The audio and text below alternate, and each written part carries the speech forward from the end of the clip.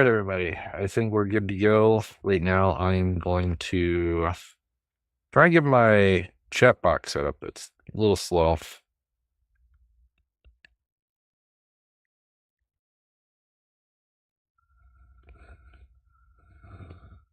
See how we're doing delivery-wise. I'm also waiting on some cards.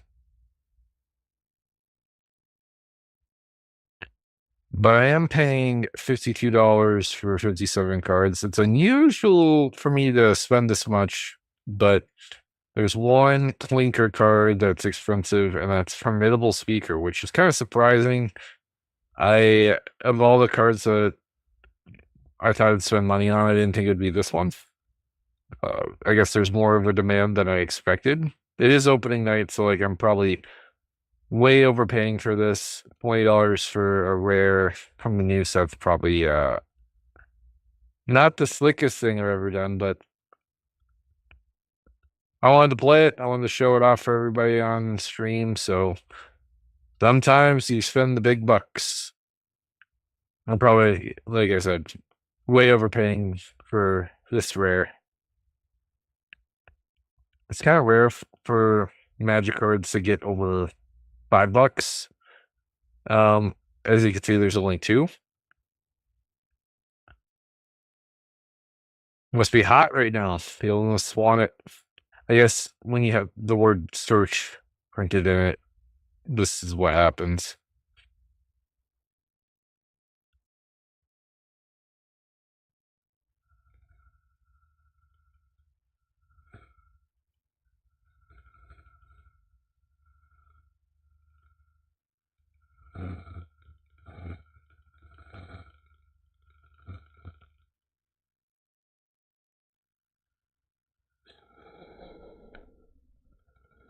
Oh, I guess I should pay attention to this. It's got 56 of the 53rd cards, so it's going to propose a trade here any minute, and then we could start with the games. I did include, I think, the description of the list below. Let me just double check. Get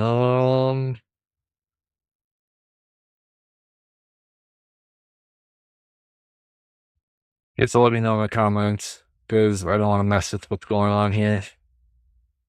Alright, we're getting the cards.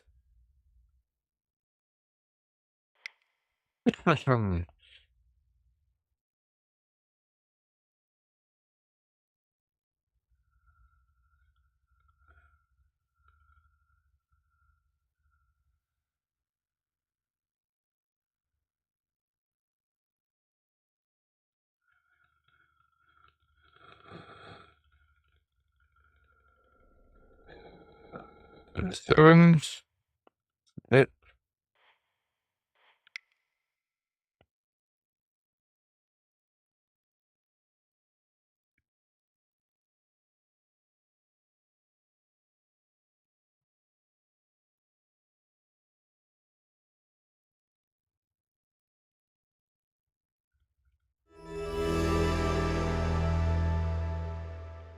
Alright, no, I just gotta make sure the versions match. Sometimes they'll not do that.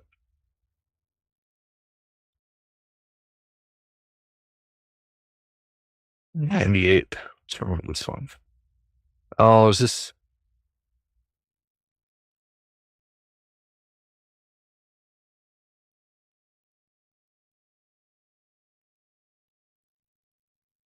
Card that's missing is, I think it's the Great Henge.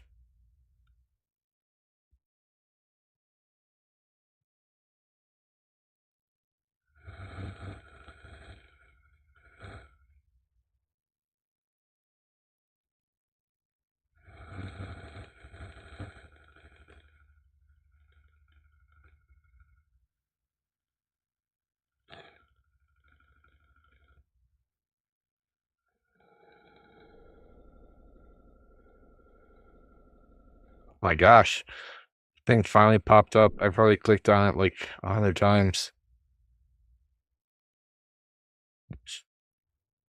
But it's still sluggish.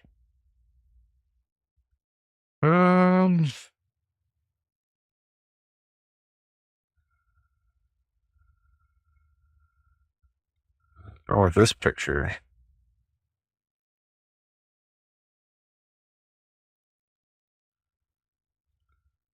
I don't know what it is about like double face cards and it being in the command zone that this game seems to struggle. There you go. Done. Fixed now? We're good. Okay. I think the number one vote was Fortos, which is I prefer Morcant, so we're gonna definitely start with that. And while I'm waiting for this window to finally load, I'm just going to try joining a game here. There we go. Oh no, no! Ah, crap! I'm playing with the wrong deck, but it's in the right bracket. I was supposed to start with the High Priest, but I guess we're playing Jekyll and Hyde instead, which is the Bridged list. Trying to be efficient with my time, so I don't see the point in resetting when I was going to play this anyways tonight. Well, we got all of our green sources, but we don't have our white, so it's kind of a bummer. Yikes! This is gonna be a bad matchup. Grayson kills a bunch of our stuff. Indoraptor kills a bunch of our stuff. I did have this fear that if we played Lorwyn Eclipse, we'd have to play against a lot of control.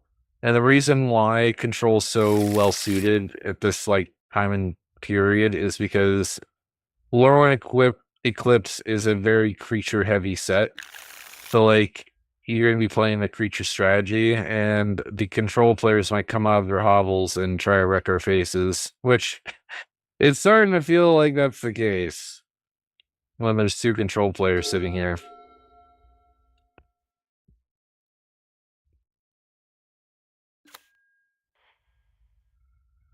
It's heal all. Don't waste anybody's time.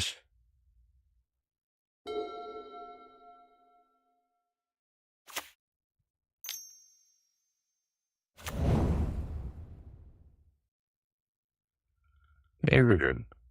I'm gonna try pulling up my. Hi, wait, go. What's up, man? I am trying to get this set up. Normally my transparent thing works, but lately I haven't streamed in a long time, so it's been a while since I guess, demanded to use it. I think we're gonna go Mantar Wildgrowth, maybe? I am streaming. Hi, babe.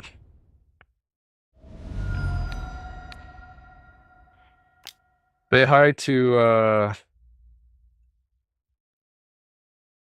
Highway Go-Go. Never met him before.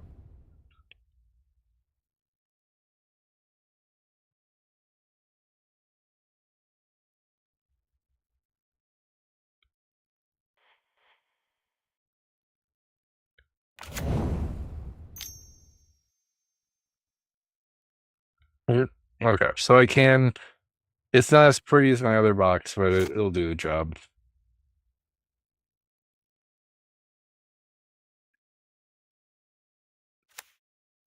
Hey, man.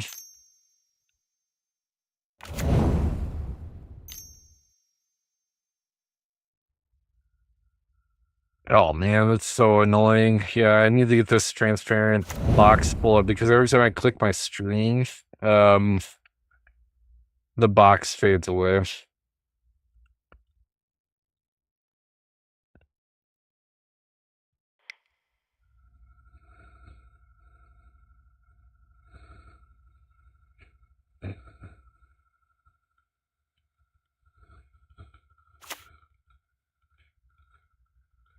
It took my computer like 10 minutes just to get the box to show up, and I couldn't even use it.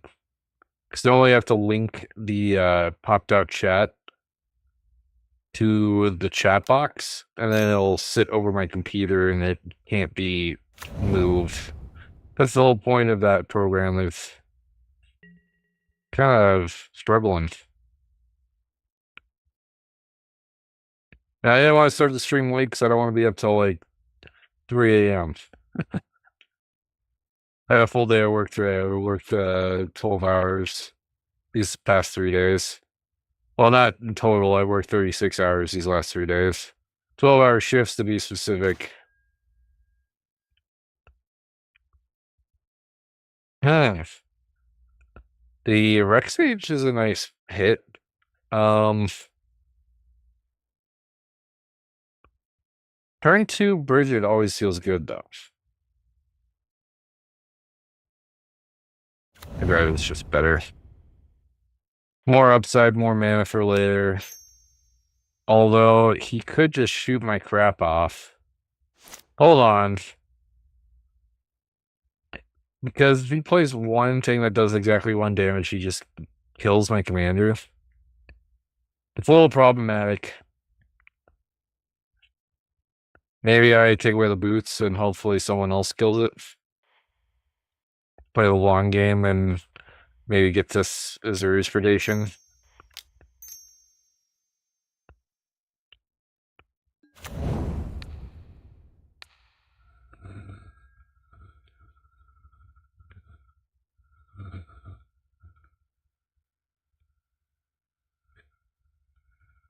I just feel like this ability is pretty effective against us, mostly because I'm sure that he has tons of effects that deals 1 damage and just snipe off our stuff. It's like, it's not that he so much is the problem, but the other 99 cards, there's probably tons of problems.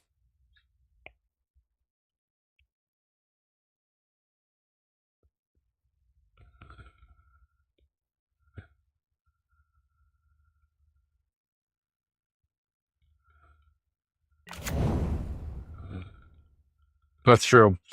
If I take away the thing that makes his Gearson untargetable, well, this opens up the door for other people to deal with it. I don't have the answer now. I do have a Azuri's Predation, and we're probably going to be playing a slow game because I don't want to just walk my commander out into this.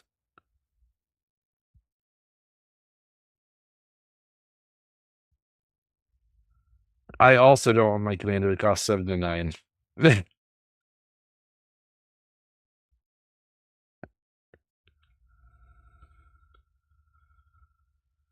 haven't played against a Nahiri the Lithomancer in a long time. This is the second set of commanders, right? From 2014?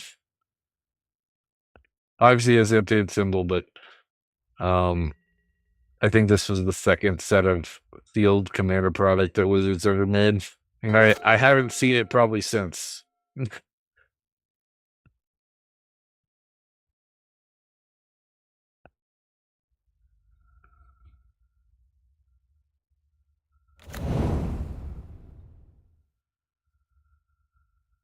Yeah, I imagine they do know how it works because no one else has played a creature except for me and him. And I don't care if I lose this, but I just have a feeling that everyone else knows what's going on with the guy on the right.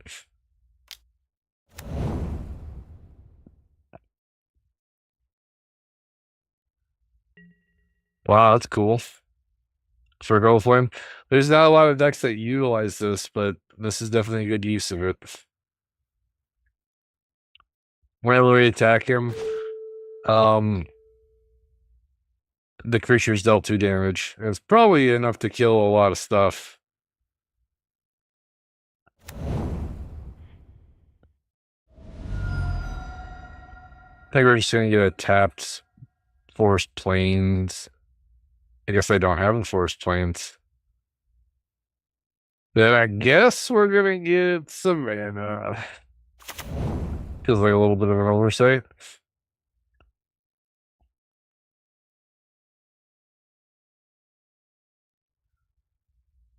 I could play Mother of Rings. Yeah, whatever. If she dies, she dies.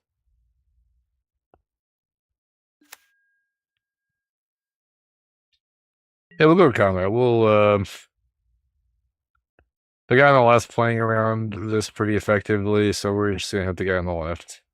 He also is a problem for us in the late game, so ideally we kill the guy on the left and then on the right first.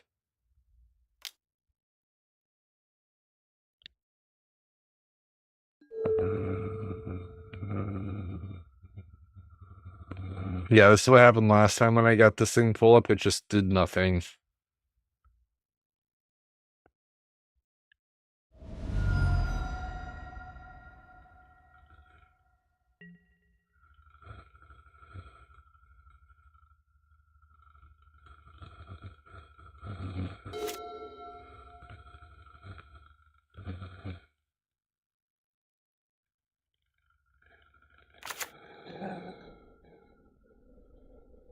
It's bracket 3.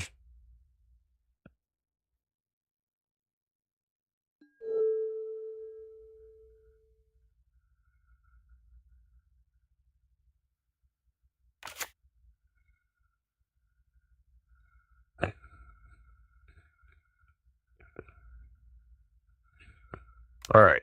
I think we're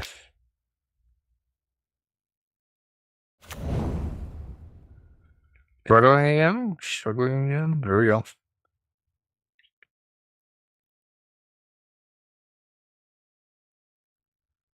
Hey, okay. We got working, boys. Now I just need to shrink this thing. I'm gonna hide this. There we go. Get that out of here. This over here. Now I can permanently look and talk to all of you.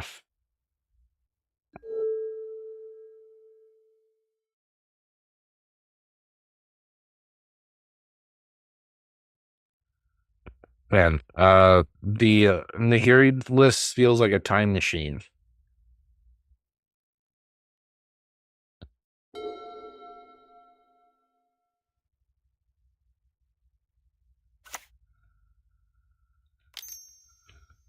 How do I look on camera here? Yeah, we look fine.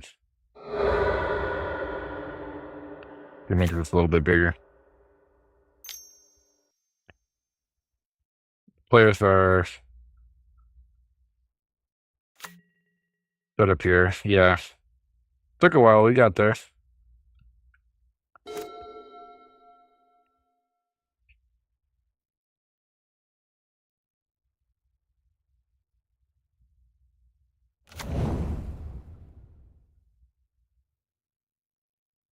I would not be surprised if my mother died here. This is like a good chance for them to kill it.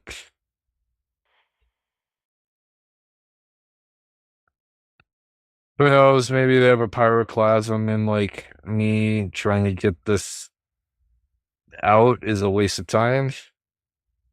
Even when this flips over, it becomes a 3-2 and it's still vulnerable. So like if he gets one board wipe, like pyroclasm, Mother Rings will die because I can't protect multiple things.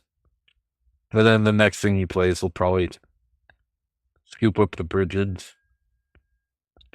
Or it could just be a straight up slug list where all he does is damage to players.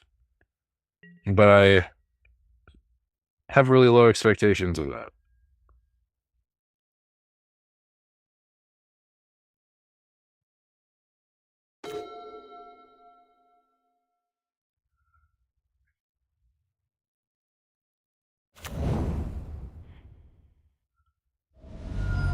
The guy on the left got a Sylvan Library down.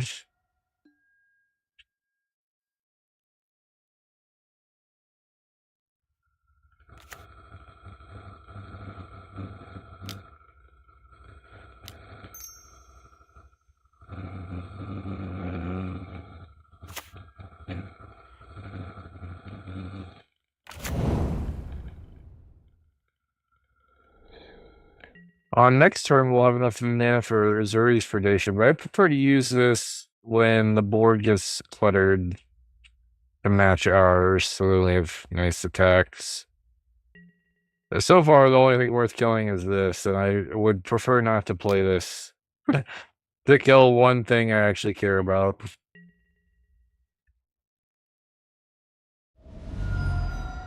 Oh god, this Kithkin token looks stupid. I don't like it at all. I miss the original Kithkin token. But we didn't have white green Kithkins, I don't think, the first time around. So maybe they just had to reinvent the wheel in a life. I shouldn't yield whenever mother learns. Just gotta click shit.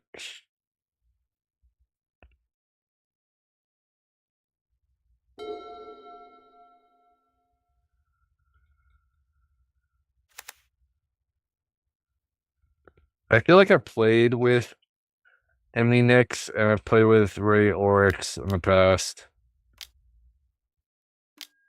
They have oddly similar names.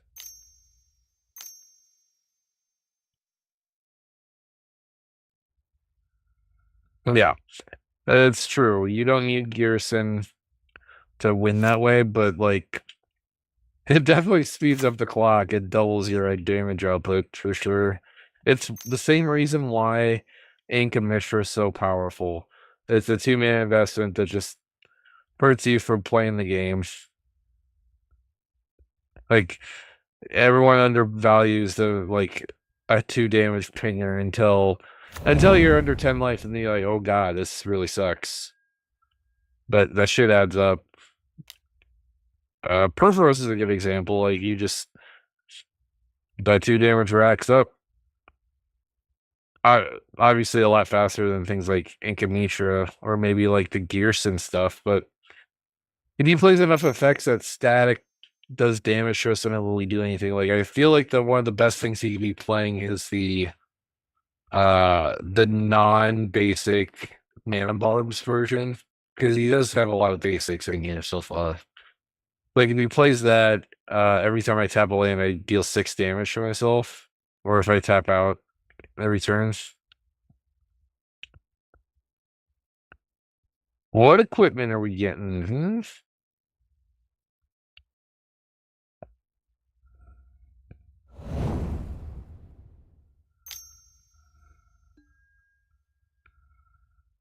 Darksteel plate. Let's guess. This deck is from a time machine, man.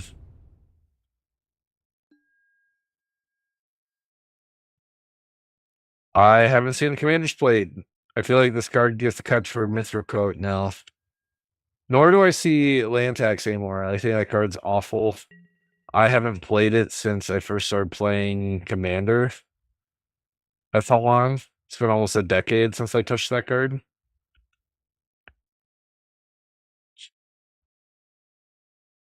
I just find it very unimpactful.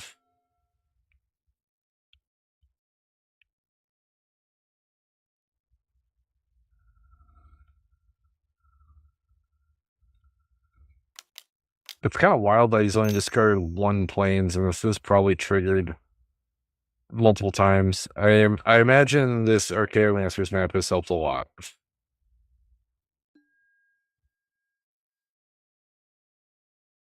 Card advantage.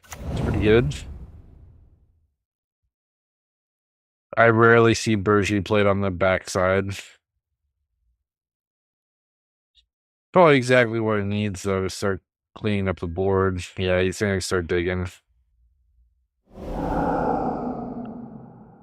Ooh, Niv Mizzet. It's pretty brutal. And he hit a land. Okay. So you can't play those this turn. But you can always exile another card and do it again. Or discard, rather. That's probably why he discarded this, is he's far away from casting it. Yeah. My Kirol list is pretty insane. I'm really excited to play that next. Or tonight, rather. I like to think of that list as like my crowning jewel of this set. It's like, I feel like it's one of those commanders that flies under the radar, and people will realize how powerful it is until like mid to late game, and then by that point, it's too late to generate so much value.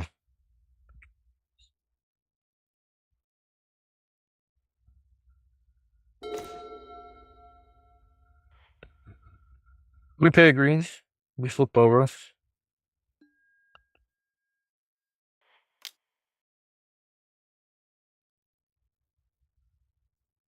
Wish we had a better draw though, because like now I have. I mean, I scoop up some good stuff. Like I kill this, kill the Gearson, and I get rid of the. Actually, I don't get rid of the curve inch piece. Hmm. I'm not pressuring the board though. I guess I could deal with this before it gets indestructible. That ain't bad.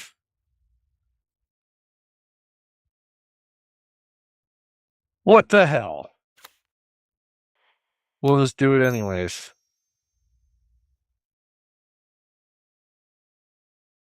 I did consider it. I just wasn't in the mood of playing a 5-color Isle. Does it each other creature? Wow, I didn't realize there's other creatures. There's a bummer. 5, 6, 7. I still have enough. I thought about Ashling. I did like Ashling. I played a 5-color list like a couple of sets in a row, and I just didn't want to play a 5-color list. That's the only reason why.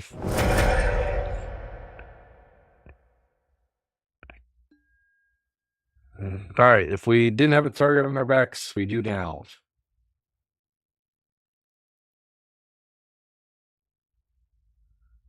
To be fair, we didn't have much else better to do, and we dealt with one problem.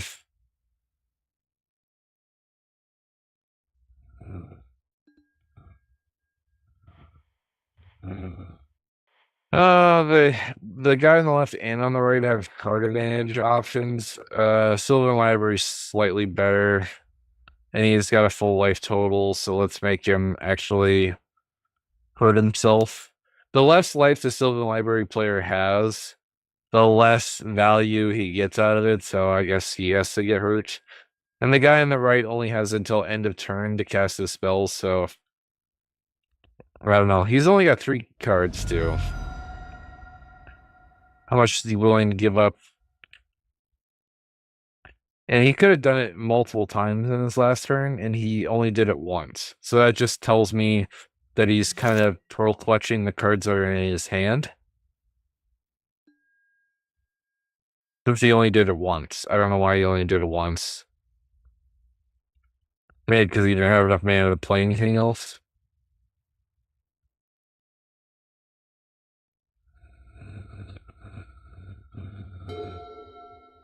I think his best turn might come up here soon.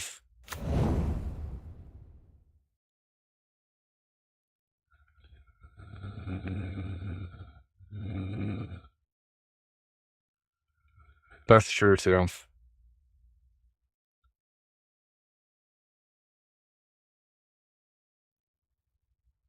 And I got, I put 12 power into play. It's not nothing to scoff at. It's gonna be coming out one of the 2 guys that really wreck us.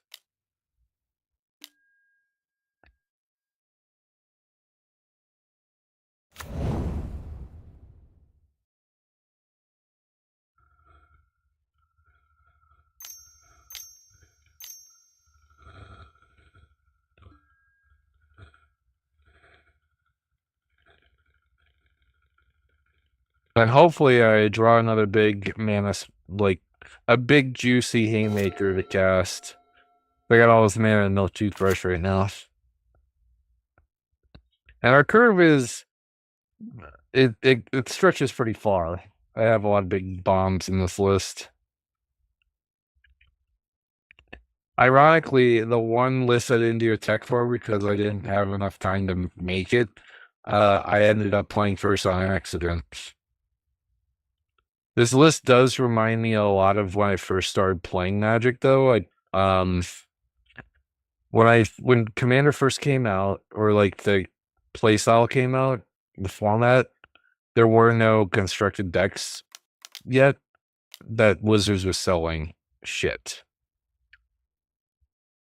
Yeah, that will get us pretty good. Hit.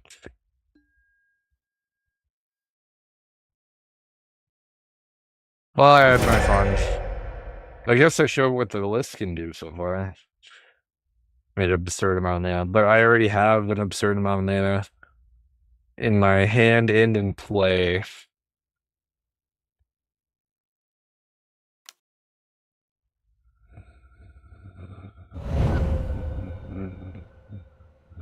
I forgot what the circlet flame. That's another reason why I didn't deck this guy.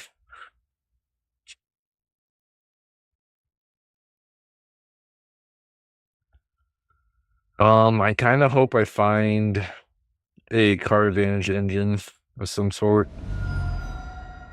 If I kind of need it, I'll be doing nothing for a while if I don't find anything. Other than just like making a 1-1 and a 3-2.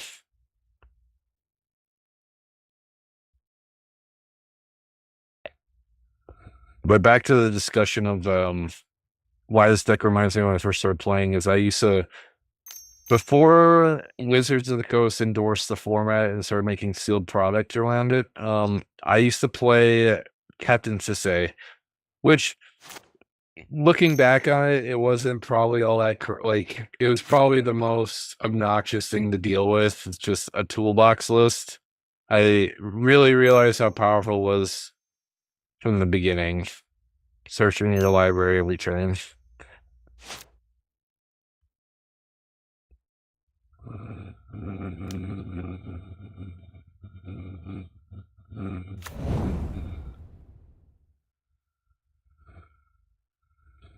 If I have 1, 2, 3, 4 planes in play, I'm a little bit of ways away from Skyrim area.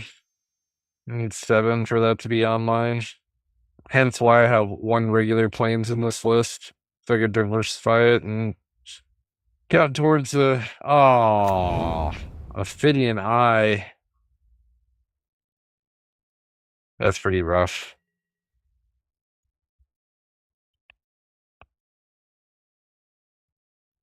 This game might be over soon.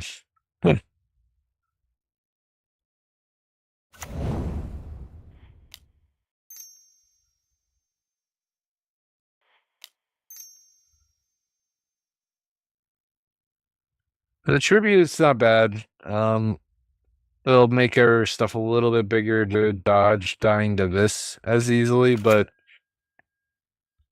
I'm pretty terrified of this enchantment.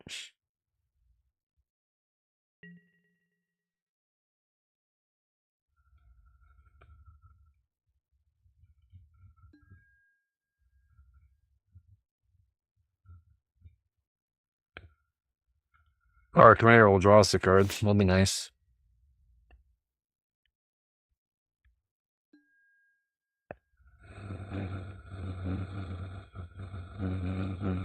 What's strange is the Sylvan Library player is not even drawing extra cards, just using it for selections.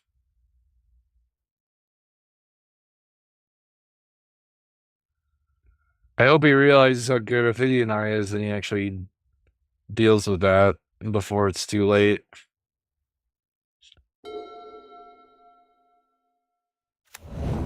Yeah, this Panther down. And the middle player and the left player have cards in hand. I just hope they get it, deal with it. On my next turn, I make a 3-3, and then I make a 3-2 and draw a card. That's not bad.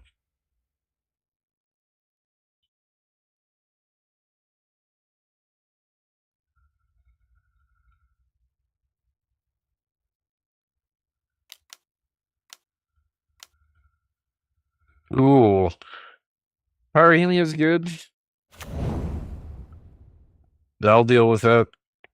It's also super good with his commander because he'll enrage his Raptor consistently.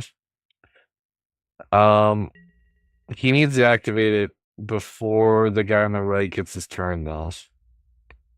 The nice thing about the guy in the middle is he has a Dark Steel Plate, so no matter what, a creature will survive, and he could never destroy his own Pyrrhenia, unless for whatever reason the Dark Steel Plate gets unequipped. It's weirdly a nice play for him.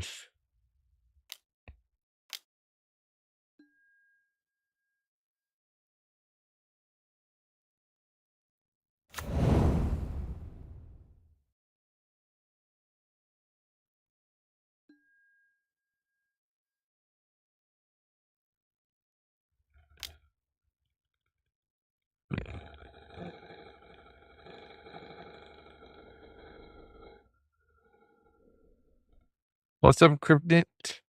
I'm just playing.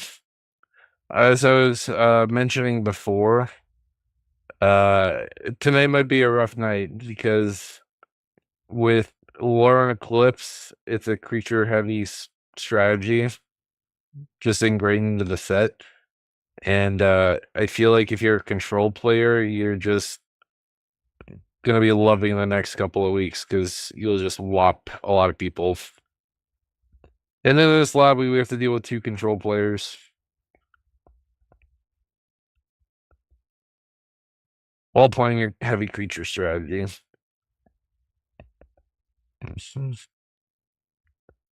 I could go over the top if I draw into it, though.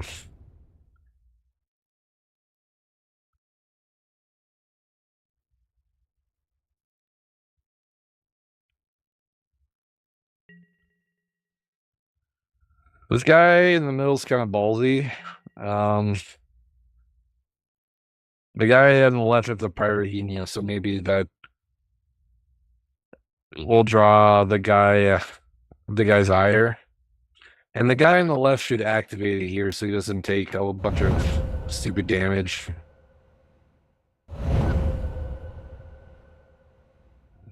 What? What is this from? Yearston hit him at some point? I don't remember that happening, but... Alright, please activate your Pyrrhenia before it's too late. Dude! Come on! I guess he can respond to whatever he plays. Yeah, maybe he still has time.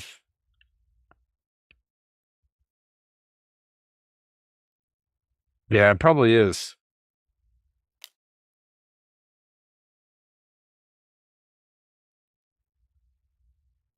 He has to kill it. He has to activate this Pyrrhenia. Please.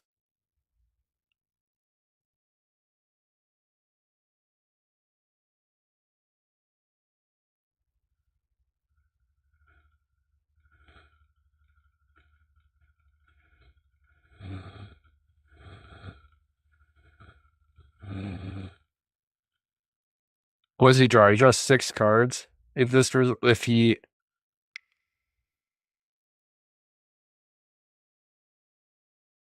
Alright, I'm passing the priority to the next guy. I typed it in there. Hopefully he sees it. But he's about to draw 6 cards if this goes off.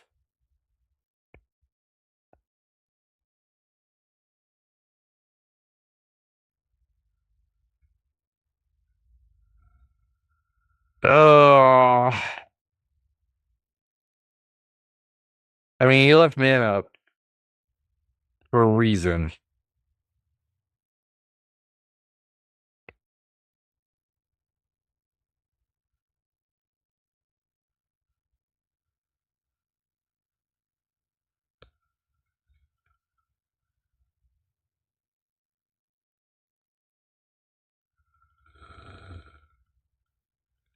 I hope so. You say that, but I've come across some... I would say MTGO is a mixed batch. I would say 70% of the players on here don't. And then there's just like some off the wall crazy dumb shit that happens in the remaining 30% moto. Like I've come across the unicorn that attacks people based on their life total to this day. Oh, okay. Sorry, man. Dude. Why?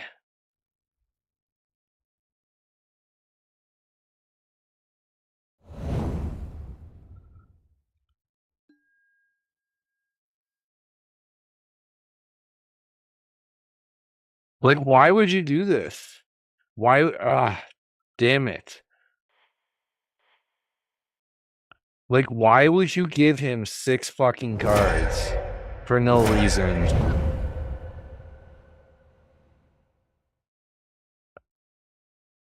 Or did I misread this?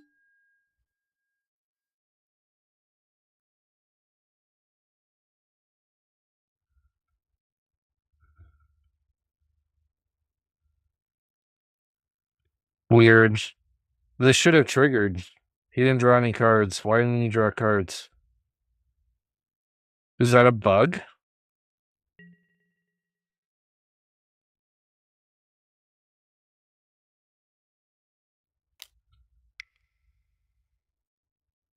He should have drawn 6.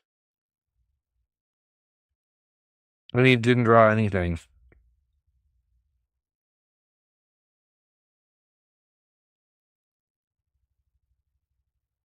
Because Gearston specifically says whenever another source you control deals exactly 1 damage, Gearston does 2 damage to a permanent player. So we should have taken 1 damage from the Scouring Sands and an additional 2 from Gearston.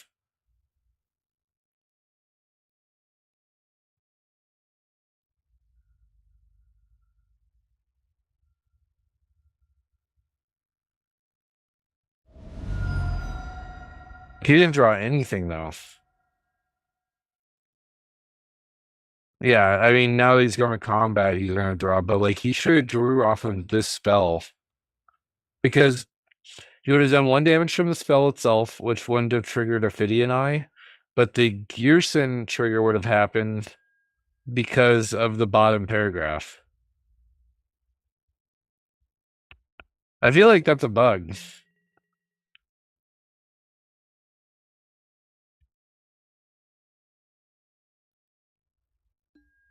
BL Nice says read the card. Hmm.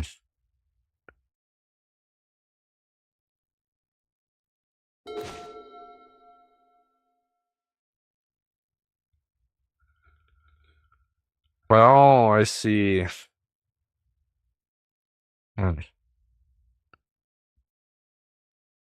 Those are the players. Well, we drew a Horizon Canopy we cracked. That's nice.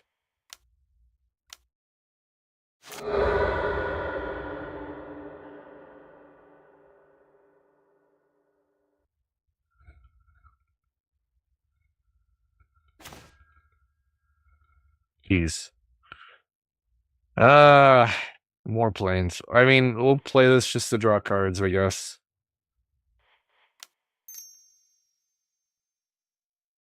I need something to do.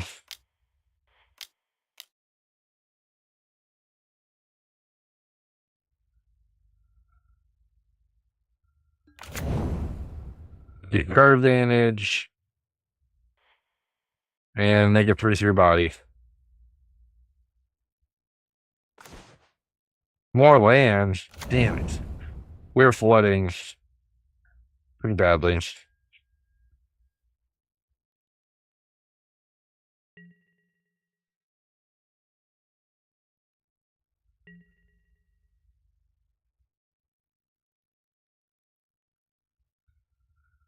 Yeah, that's my best player right now.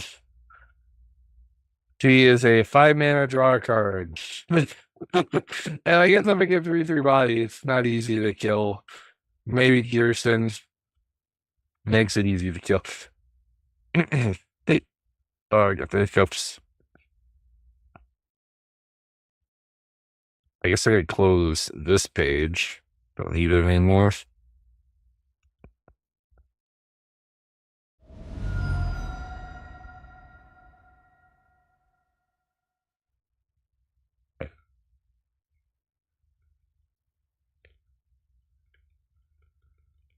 I still, like you said, wish that he hit the Gearson player with the priority anyways. Because we went around the whole table and he didn't activate it once. Like he could have activated on my end step and killed my board as well, but instead he did nothing. And he had 3+ red mana available to him. Like it's at that point, it's like why do nothing? I guess he doesn't want to hurt himself. Is that why?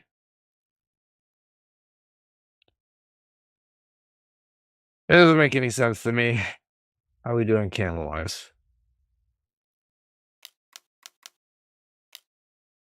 Yeah, I don't know why he didn't do it.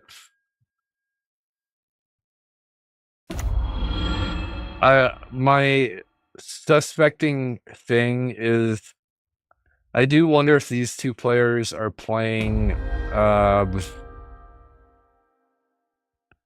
team game. They both end in very similar names. Emunix and Oryx. Like having 4 red mana up is a little suspicious when he could have just killed my stuff, but if they're buddies, it would make sense because he didn't want to kill his friend's creature.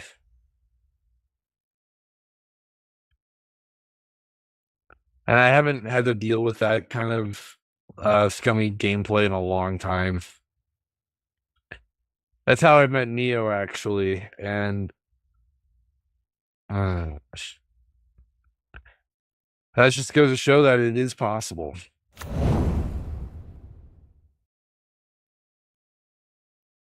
Yeah, it's possible. I could be just. Yeah, you're right. It's just a wild conspiracy theory so far. But I do have a point. Like, you have to be honest. Like, I don't know why you play Pyrrhemia, have excess mana, not use it, and just let this guy with a Phidian Eye in my board stay developed.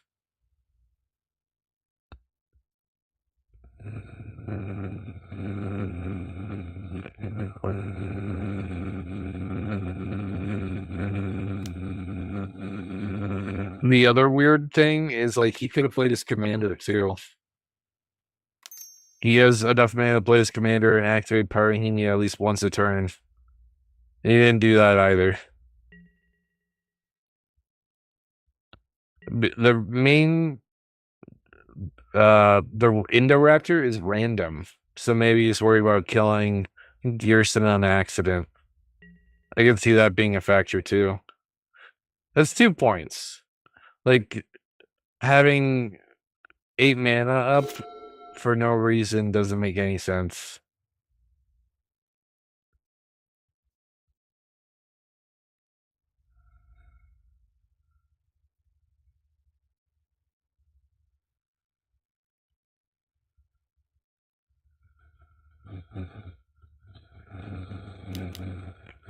And like this, his commander in Pyrrhemia is an ideal setup.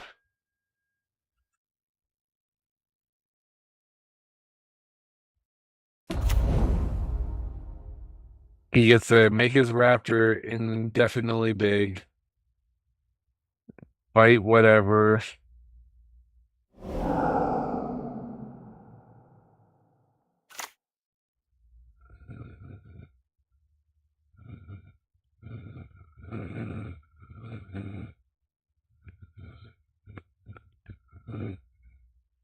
Fortune Defiant. Double red. Now I'm responsible. It's just you'll do it in step.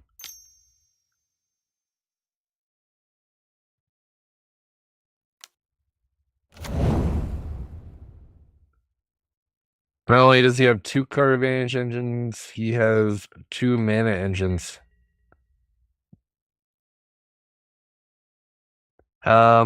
It could be, yeah, there's only like 1 in green that does that.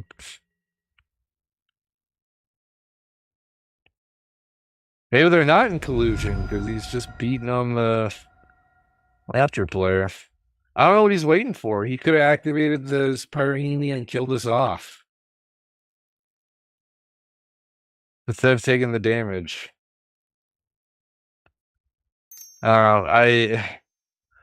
I question whether he knows what Pyrrhemia even does.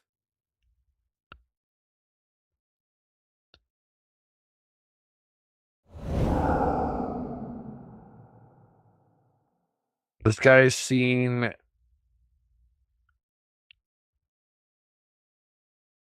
several cards because of this dude over here for no real good reason.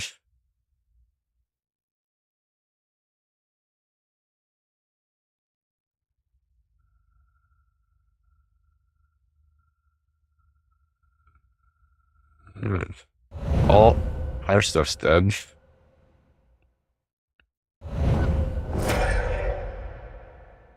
Hey, we have a 7-mana draw spell.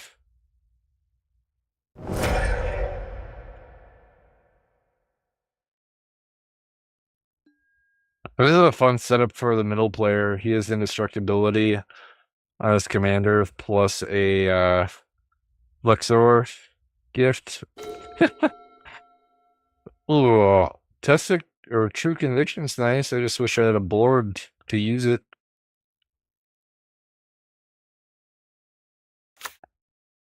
Let's play our draw spell card.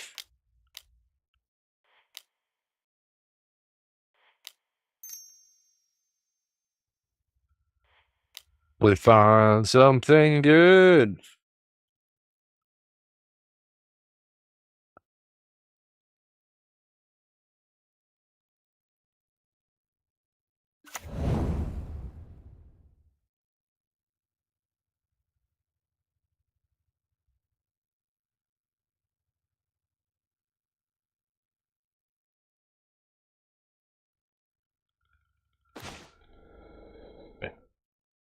And card is not bad. We get to draw maybe something once.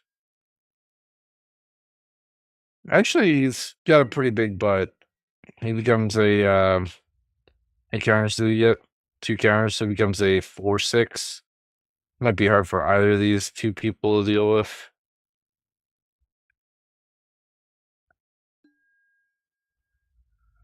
The True Conviction will help for getting some life back against 2 Slugless. Go on, use your premium now. Kill my stuff. Doesn't do it. Yeah, I'm pretty certain he thinks that if the whole board dies, he loses his card. He doesn't realize that there's an indestructible thing in play.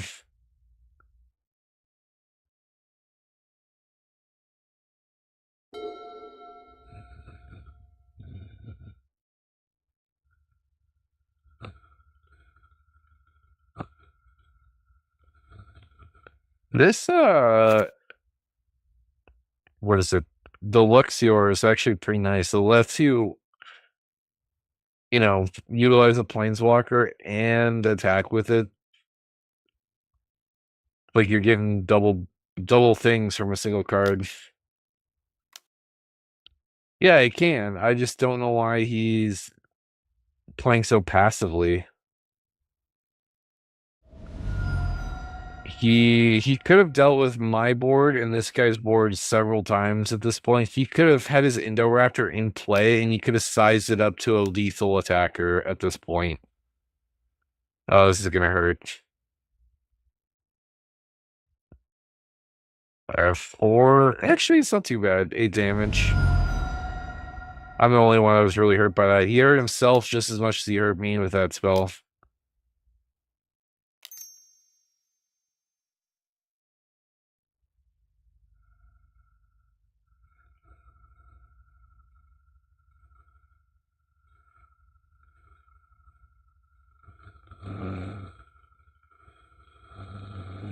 Now, the Parhemi is good with this commander if you keep it alive. Now he kills his own commander.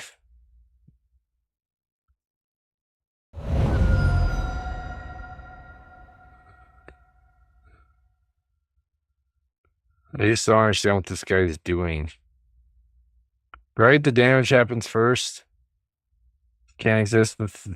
Oh, shit. What am I misreading here? Why is it 24? Oh, he played Bane of Progress, or he played Price of Progress first, so it came in with all these counters. Okay. That's pretty scary. Yeah, now shit survives.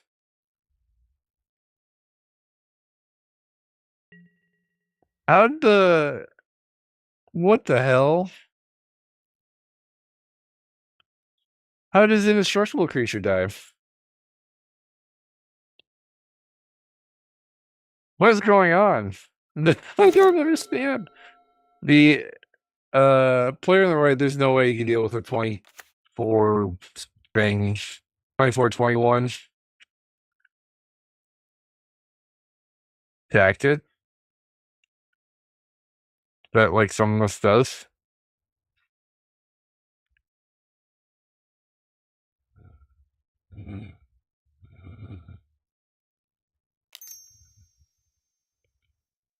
I sacked it.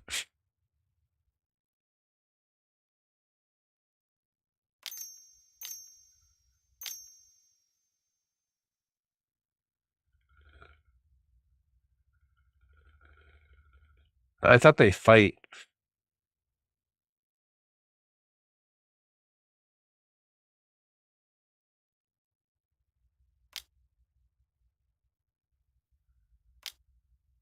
Yeah, his commander had indestructibility.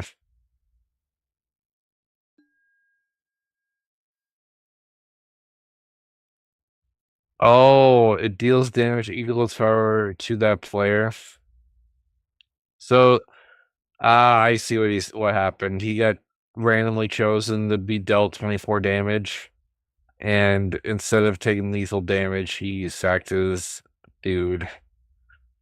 I don't know if it was lethal. Actually, no, it wasn't. It was non-combat, so he would have put him at 6 life, and that's why you have to sack it. The last time I played Indoraptor was when it first came out, over a year ago.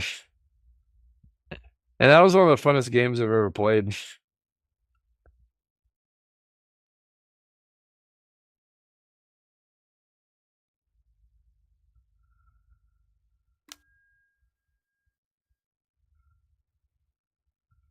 Because I got enough fodder unless Gearson here kills off my stuff. And then I'll have a 9-mana draw spell.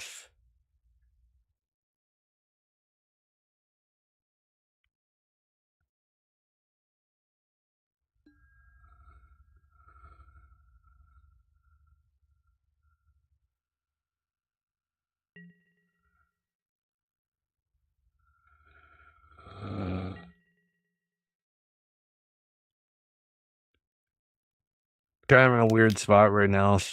Um, if this guy like kills the board multiple times in a row, the guy on the left just has this free avenue he literally wants. He's only at 17 life though. He could be burned out by the Gearson player if he gets string enough spells together.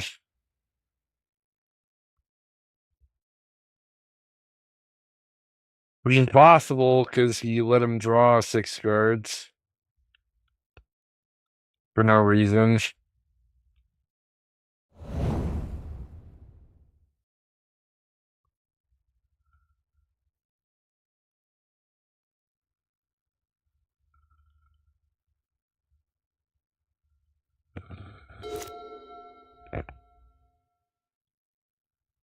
Yeah, I do feel like if this guy had killed his commander several turns ago, he had multiple opportunities to do it.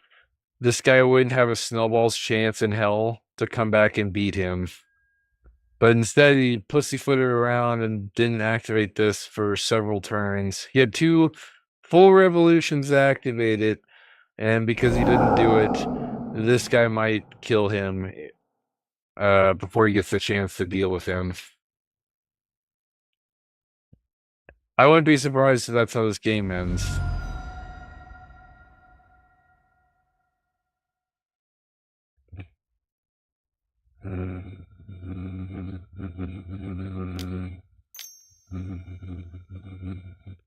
If I was the guy on the right, I'd be just dumping all my shitty cards from my hand with the horn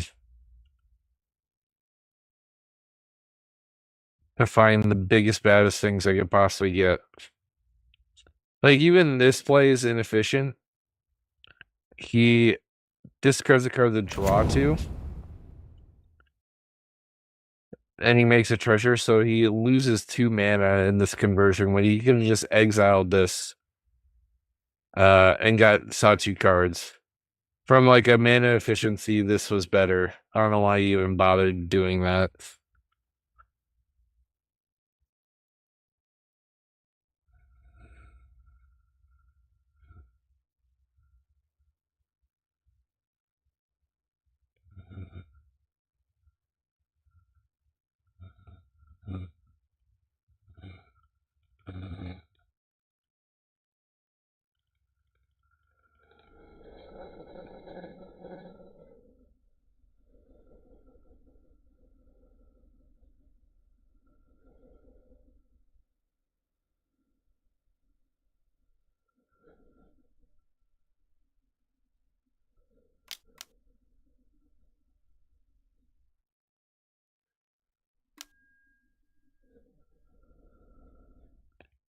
Can I kill my token off? Okay. Uki. Well, I mean, though, if he leaves us vulnerable to the guy on the left, no one's gonna be able to come and help save this guy.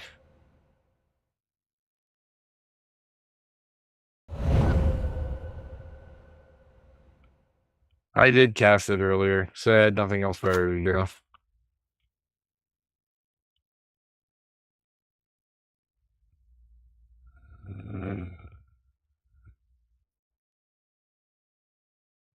I don't know. This is a tough spot for this guy on the right because, like, he wants to do the thing for his deck, but the thing that to do the thing that he wants, he puts himself at a disadvantage.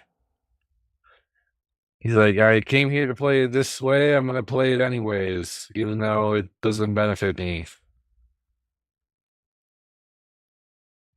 I can't help you if I don't have creatures in play.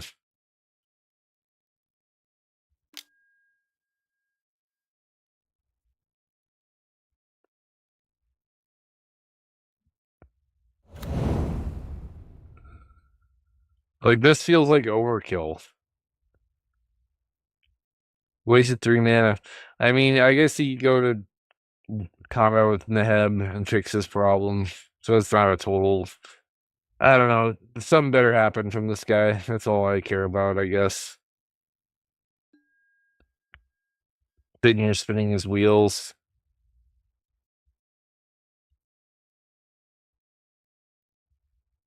And the guy on the left basically gave him a gimme. There's no reason why this guy should have seen half of his deck. There we go. Draw your cards.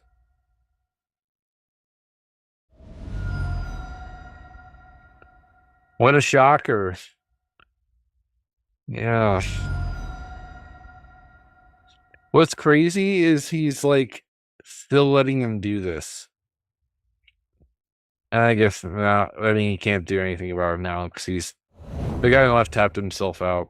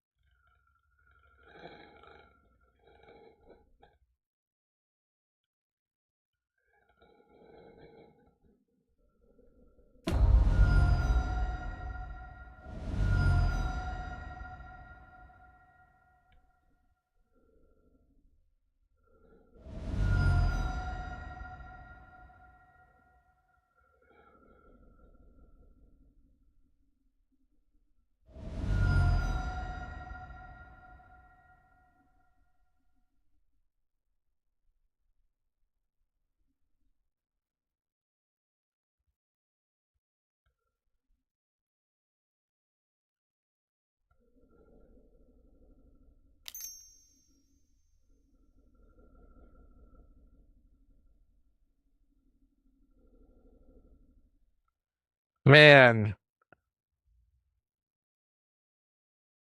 Why would you wait for him to draw 9 card? Ah, Jesus Christ. Game's super frustrating. The guy in the middle and the guy on the left just drive me nuts. Like, why? Why would you let him do that? Why would you let him draw 9 cards, 10 cards? You drop below 20 life and now you care? It's a little fucking late now. I do feel like this guy on the right's in a bit of a position where he just doesn't care. Like, if he gets untapped and he has that many cards in hand, we're pretty screwed. Oh God, we still have like Neheb going on, trying to make more mana. Yeah, go ahead.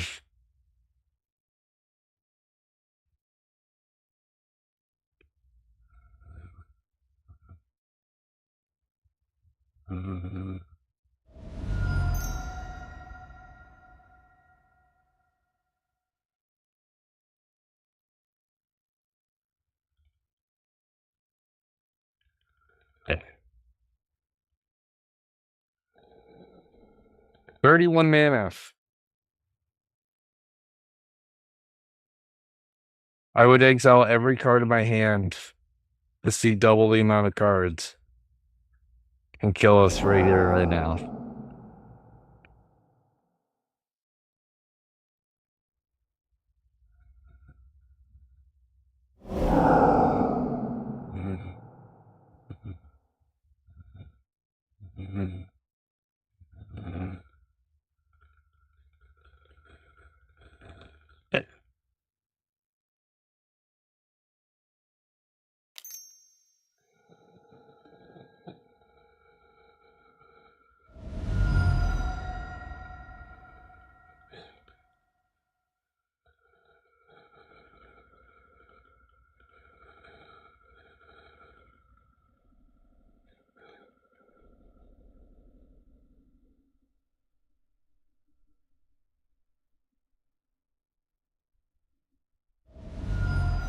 Oh, now the guy in the middle leaves. Oh, he's dead.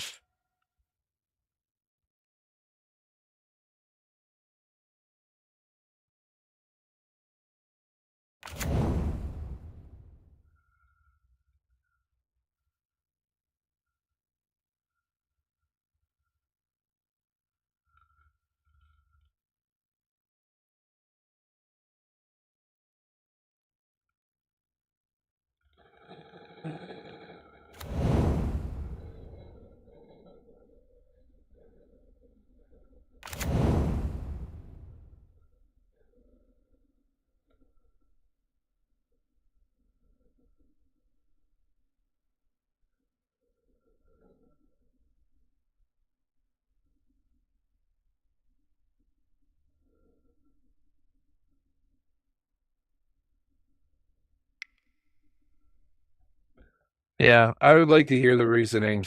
I would like to know why the guy on the left never activated Pyrrhenia 2 turn cycles, or why the guy with Swords to Plowshares didn't shoot this thing off before this turn. We die here. What a stupid way to lose.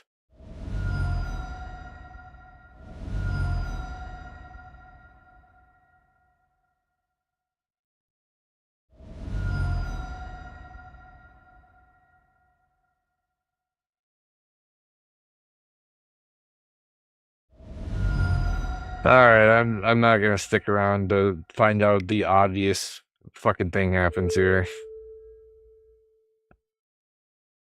So ridiculous.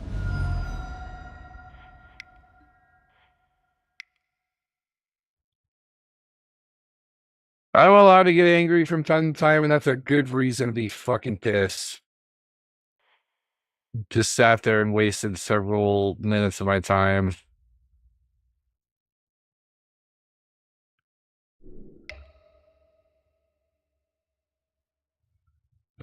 All right.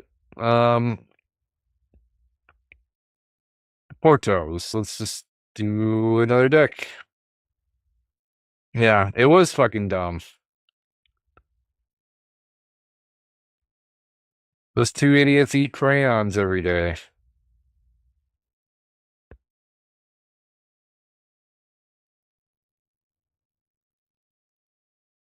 Hey. Oh, there we go.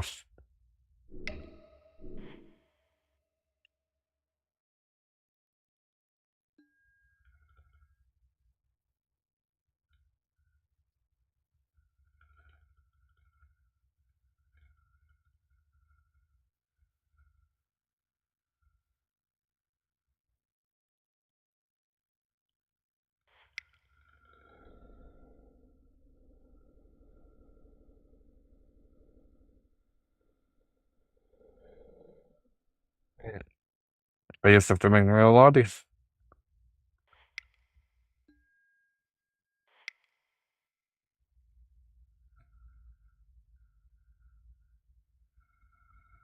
Um,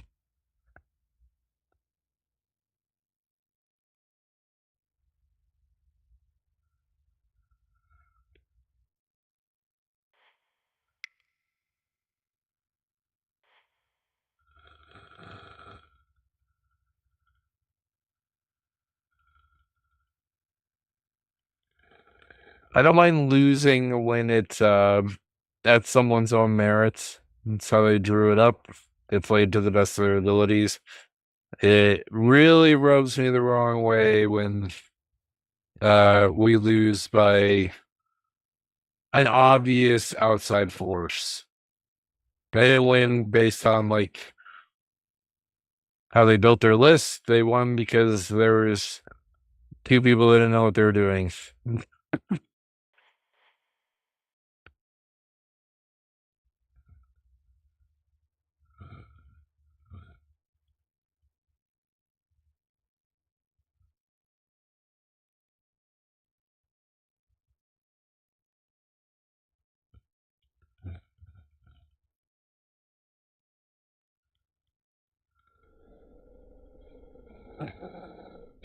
I think my future plan for the channel is I'll play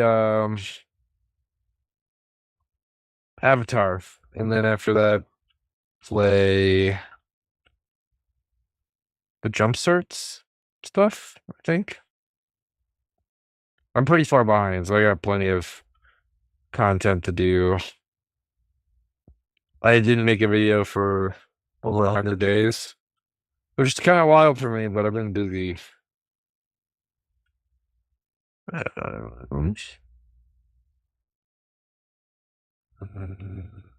Oh yeah, I got Spider-Man as well. Obviously, I can't play Spider-Man on Moto, but the universes within versions. So at least I'll be playing a lot more decks in the future. 8, and then maybe 3 more. So 11 total. Yeah, these ones. Those were from a while ago. There we go. Plagon. I haven't played Plagon, Evereth, or Dionysus yet. I do want to visit them.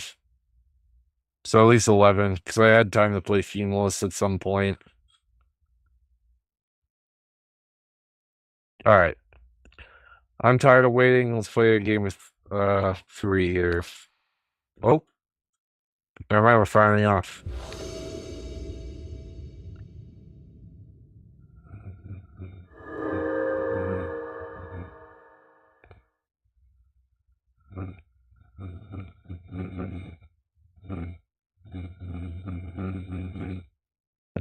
Okay, we are against a Junie deck. Junji. Either reanimator list or discard list. Doran, just a control list. Okay. Um,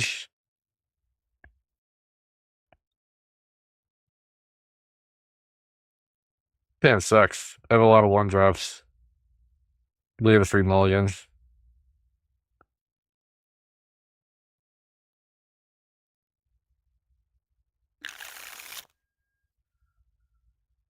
Necroskitter's fun. You can start stealing people's stuff. But once again, we have a very slow game. I don't even want to play this on turn 2. So it'd be a turn 3, turn 4 kind of game. I feel like when my curve is below 2, I should not be playing on turn 3, turn 4. Whatever. One card down. There we go. I mean, not much better, but it is better. We'll ditch probably the forest.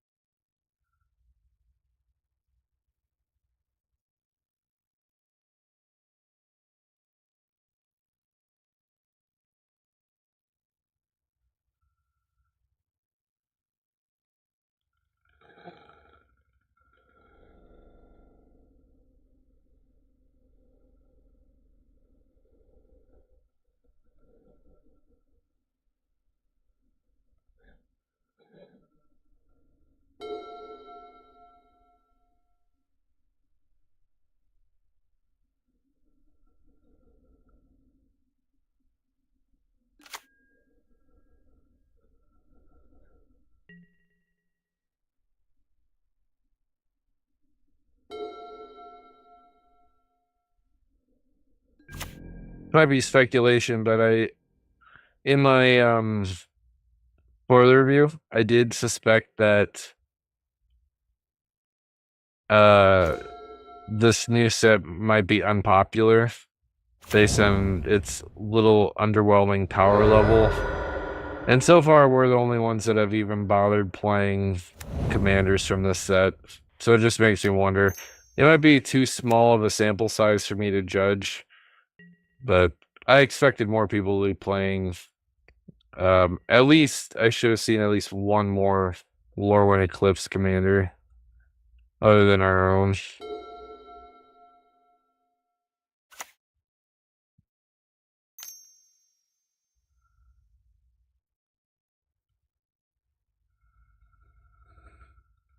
Poor all the control players came out of their holes to wreak havoc tonight. Why am I being asked? Okay, there we go. Come on. Hit the yield button for reasons.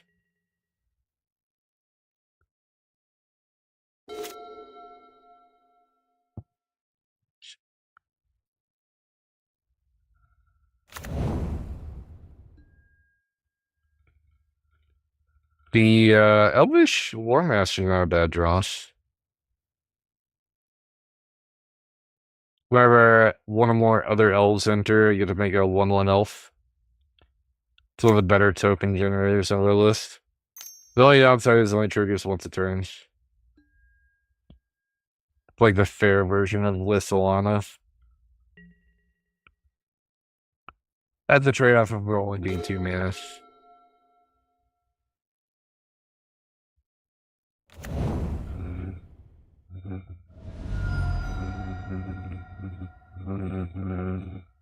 We'll get this, and I can't play it, so... Or I'll save the 2 life. Just do one of these maneuvers here. My Massacre Girl will be really good this game.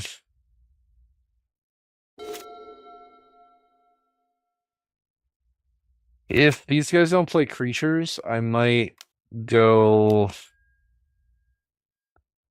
Massacre Girl first, because I won't generate any elves, or I won't be able to put any -1/-1 counters on anything anyways. If that makes sense, I'd rather set up a card advantage play. If there's nothing worth killing yet. But just so far, nothing in general.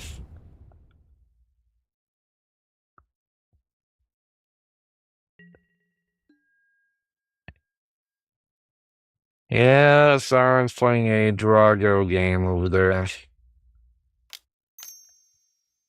Favorite dot. Anger.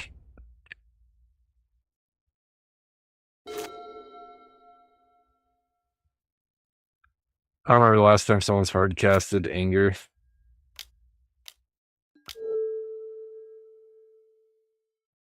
Oh, Jesus. I gotta restart Magic Online, I guess. No, like a midstream crash.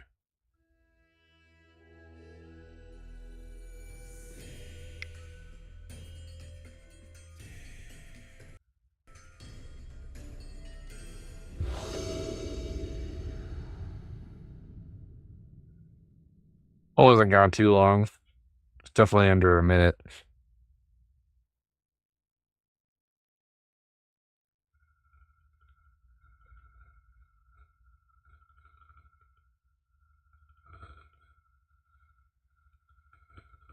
When my board reloads, holy cow.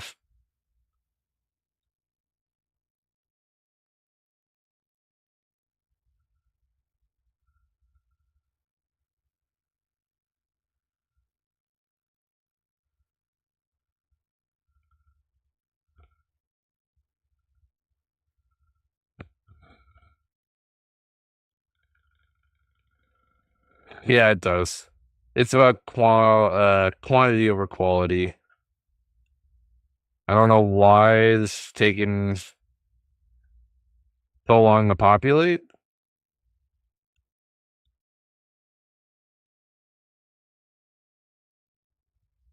Might be a wash, which would be a bummer because I would have rather just played the game.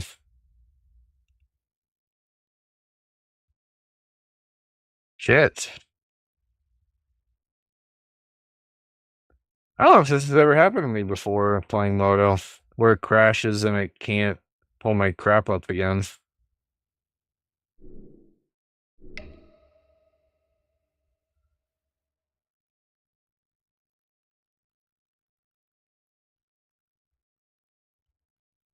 No, I don't think anything happened weird card wise.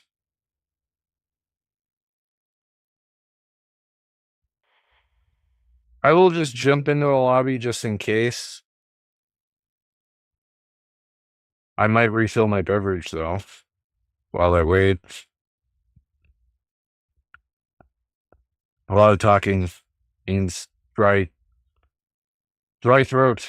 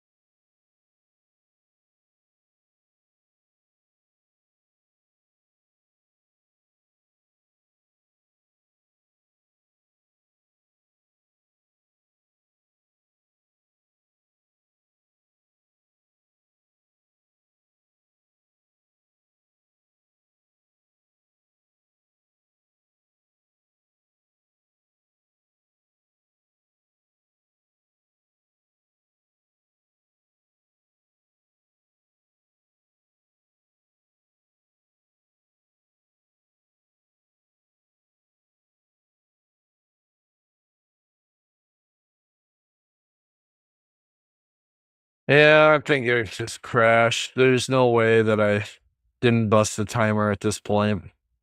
I've never seen Moto do this before, though.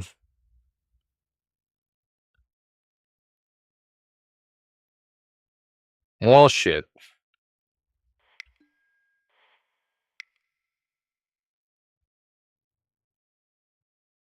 And I'd also be really crappy if I just like sat there and I was sucking up timer and wasting everybody else's time. So it's probably for the best that I just quit out, being a little considerate. Maybe it was a little inconsiderate of me to use that time to get a drink. How are we doing camera wise? I might have readjusted myself. Yeah, we're good. Okay.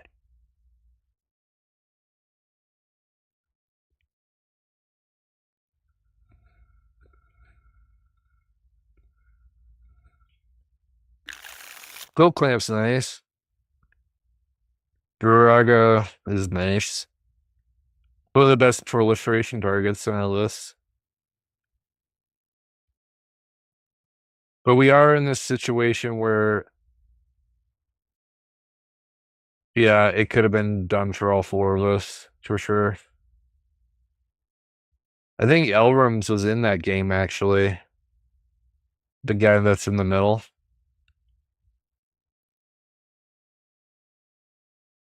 Yeah, I would rather you have to play Jiraga on turn 3 minimally, so you get 8 counter on it, so you start stacking it up.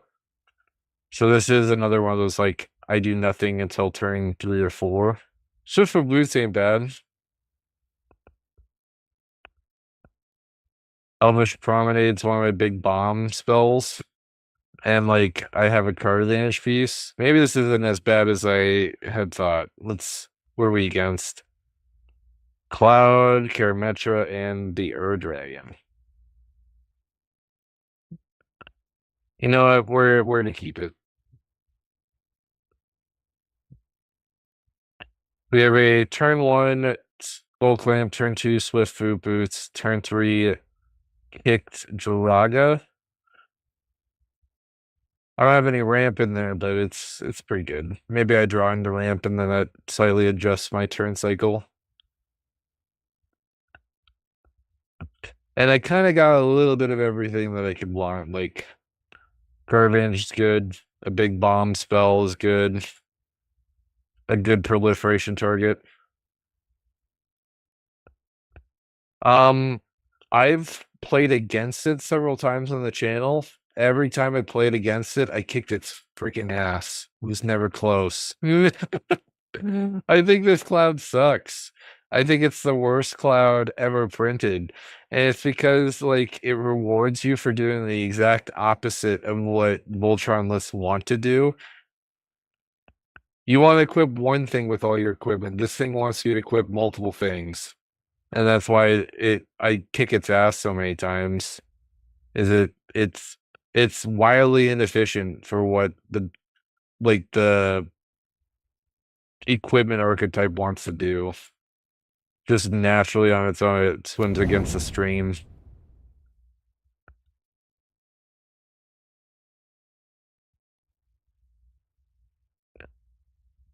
That's another one of those things that I remember of being of the commander list that came out. This was the most expensive. And to my opinion, I thought that was the strangest thing ever because I thought it sucked. Like, what?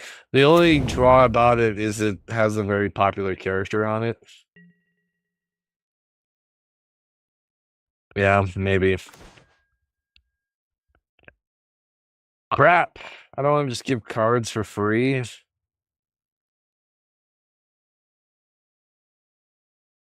This might be a turn 2 Skull Clamp. I'm not. Maybe that's stupid, but what am I equipping my Skull Clamp to? Nothing, really. I'm not going to be using this till much later. There's no real reason to just give him a card for free.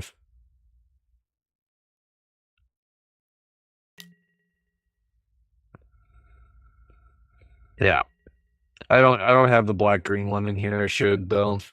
I am not a big fan of tab lands. if I can avoid it, I do. And then like situations like this come up where it's like, oh man, maybe I should be playing them. I mean, it happens more often than I'd probably give it credit for.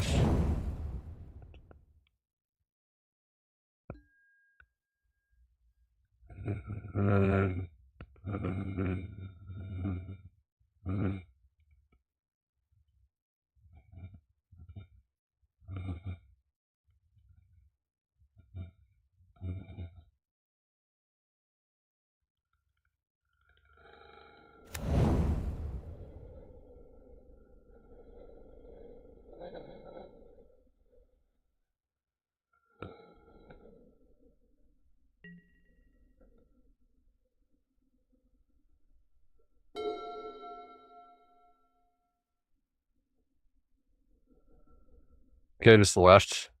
All right.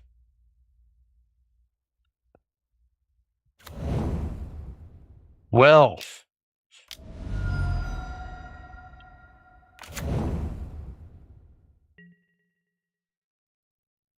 see how we do against two people instead of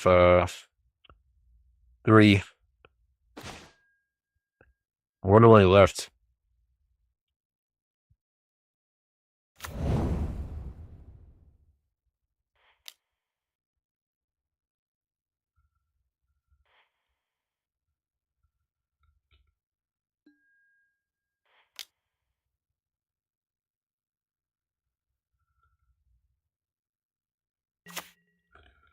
Man, Shaman attack is nice. I just prefer not to draw it this early in the game.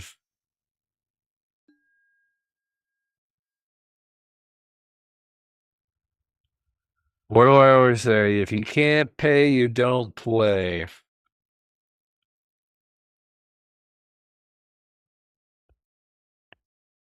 Every person I know fails this test.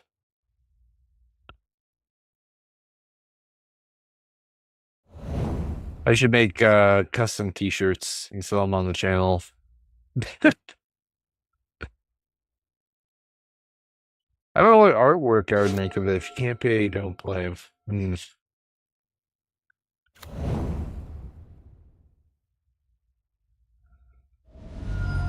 I'd have to make a bunch of sketches or something like that.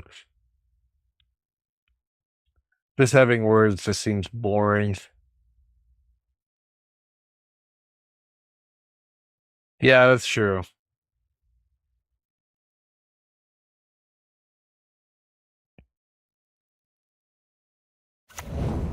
There's always a first time for everything. If I lose to this cloud today, then I'll eat my own words, I guess. Dude. Yeah, I guess that's true. If you don't respect the deck. This guy probably has the same opinion as me, and that's why he's not paying to let this guy draw. Maybe that's true.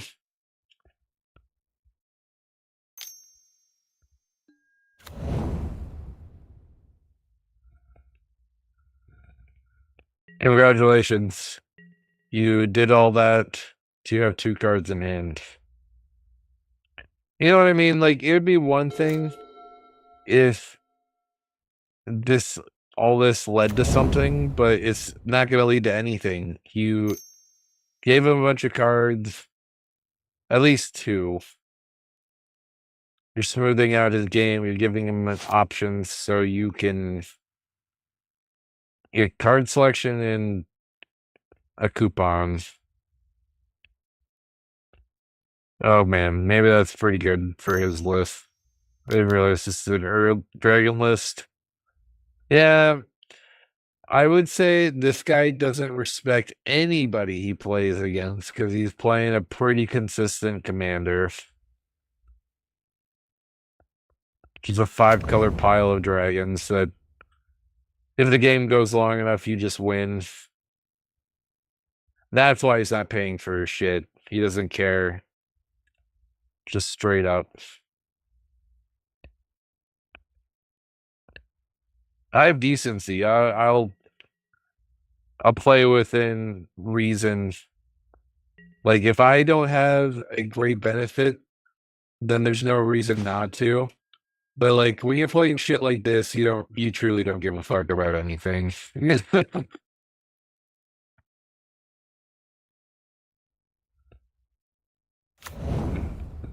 He's just living in his own world over there.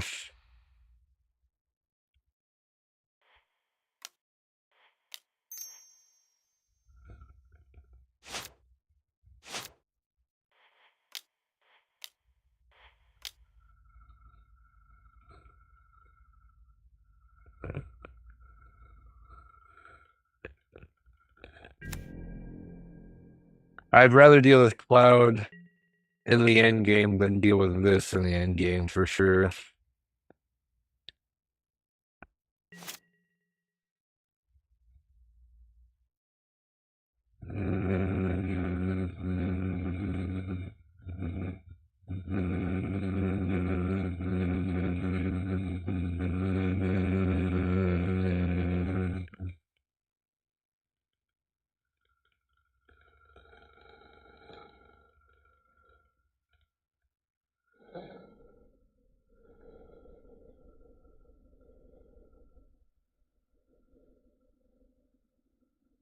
Yeah, that is true. He will be priority number one, and then maybe that gives me enough time to set up because I did have a slow start. And maybe I'll generate enough value in the mid to late game where if the dragon player dies, they can make a comeback and beat him.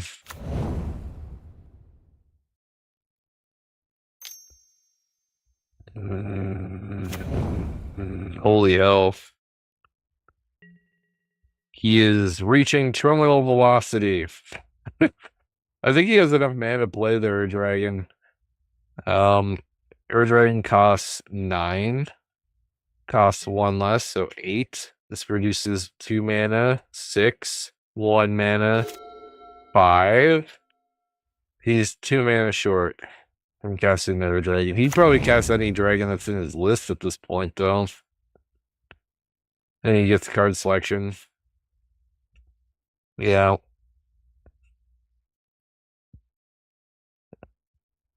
The dragon ones are slightly better because they typically produce more mana on their own. Wrecking Ball arm? What the hell is this? Ah.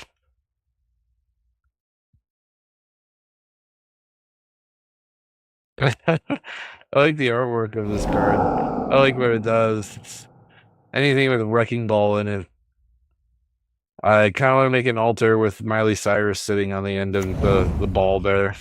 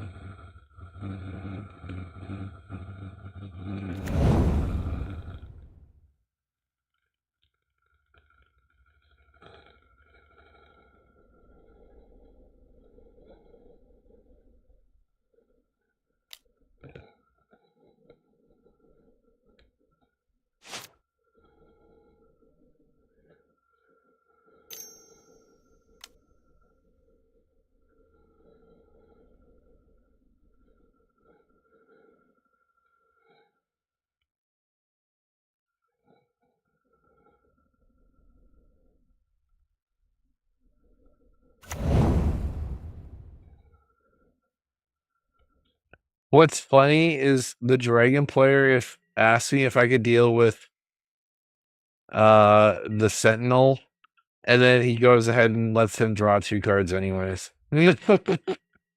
Obviously I don't. And obviously he cared enough to ask. What a dude.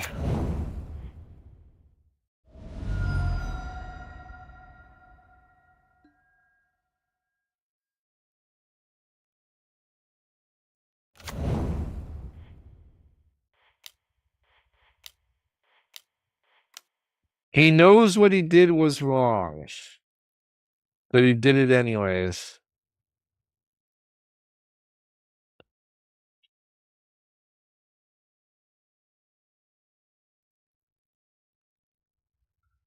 The hell?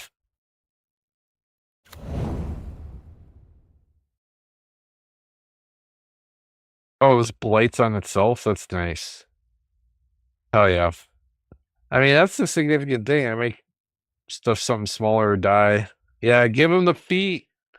Suck my cloven toes.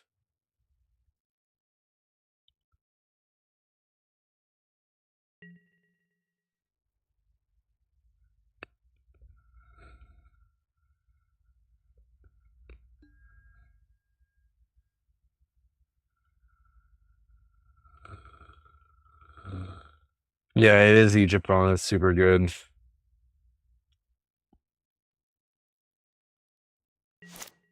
I think next turn I dropped Shaman of the Pack.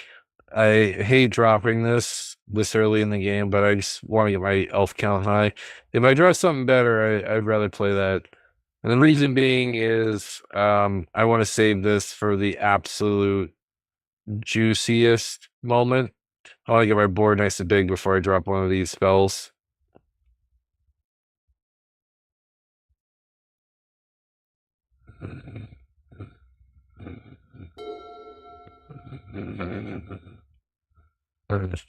I might be able to beat this guy, the dragon player, before he gets enough mana to cast their dragon, which would be nice. They're picking off his coupons and Nanodorks. Oh, Dragon Tempest. That's a really shitty enchantment to deal with. Gives his dragons haste. Starts shooting stuff off. Yeah, there is. Is that from Jumpstart? It's from Kaldheim. Puts in Elf Warriors for the same amount of mana.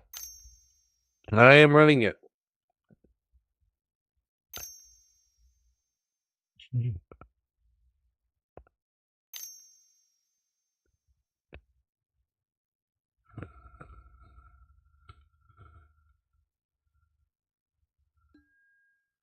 Oh, Jesus.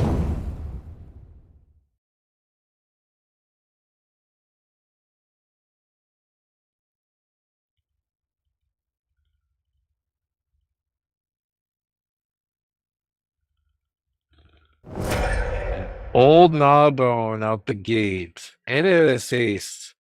Groovy. Although, I get... Does he have enough mana? Makes 7 treasure tokens. He's a couple short from casting Marriage right in the same turn.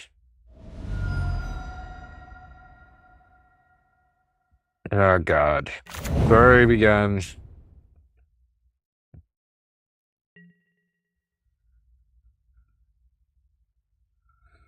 That's a lot of damage.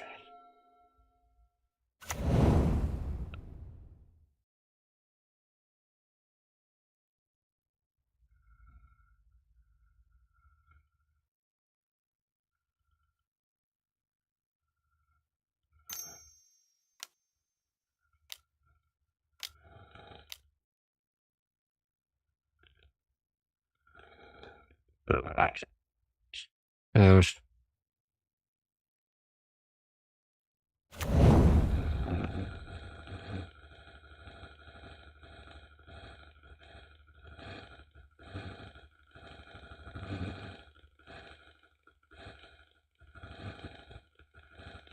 Did he get tagged back for 7?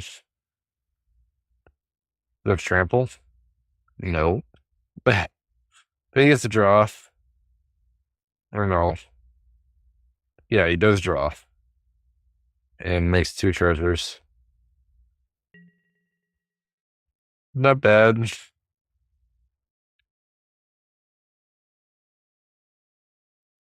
Yeah, we see we're gonna be gunning each other at the throats here.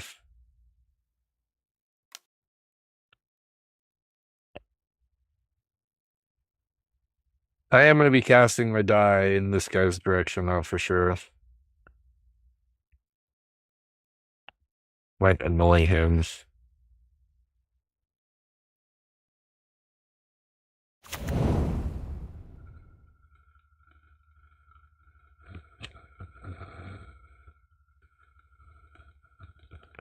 But he'll have to spread his damage out between two players instead of just one, which buys both of us time. And if the guy on the right keeps dropping stuff like Black Blade or Forge, then I don't think it'll be coming my way for at least the foreseeable future. He's got plenty of life left.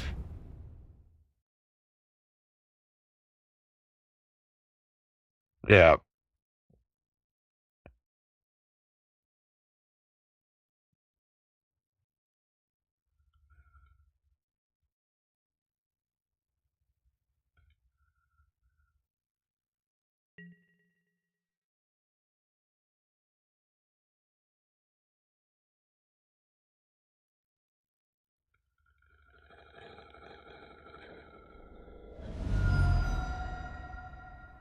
Holy shit. He would rather take 12 damage than lose his goblin. Oh, it can't block because of the wrecking ball. Never mind, he's screwed. Hey, should help me. You better attack him now.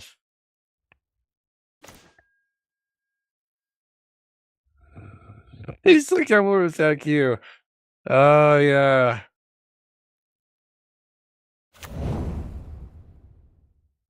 I want to attack you. Please help me. I'm the big dog dragon player. It's so freaking. Don't listen to my lord. He lies. Oh my god, look at this chat. They're both like trying to make sweet love to me right now. I love it. Um, hmm.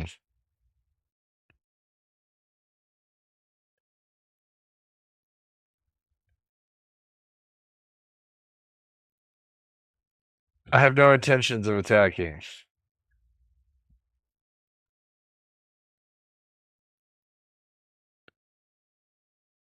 Yeah, but they're both trying to bargain with me.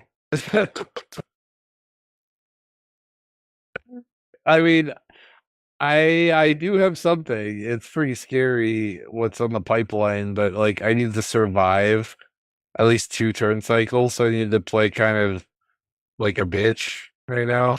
So I wonder if I should save. Oh God.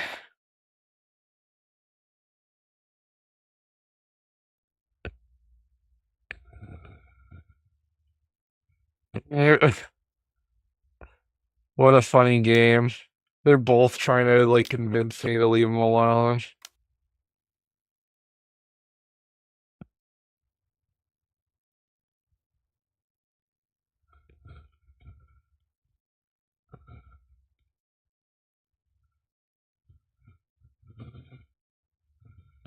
Now is the time.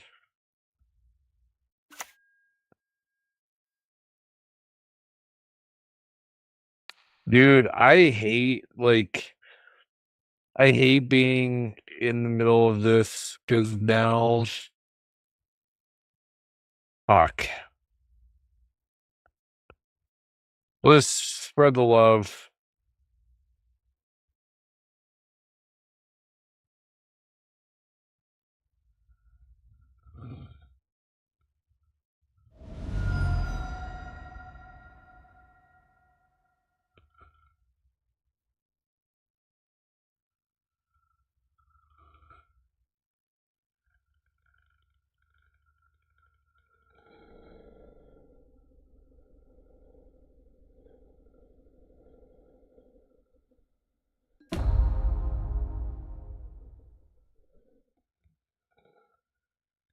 Can't draw a max of I don't think this is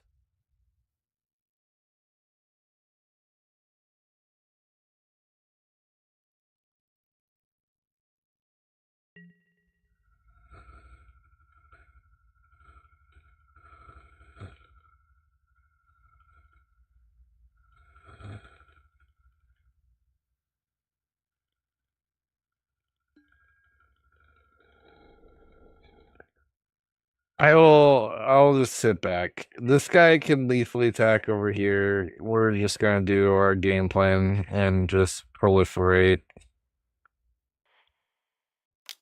There you go.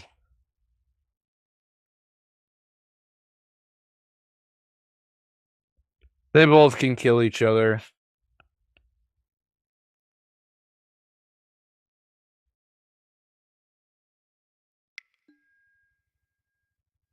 Yeah.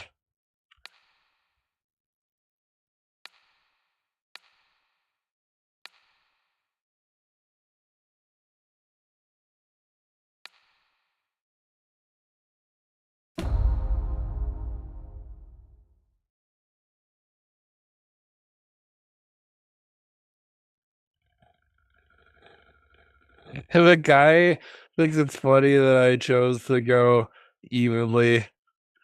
I just proliferated the counters on their shit and then shrunk their boards, made my stuff bigger. Man,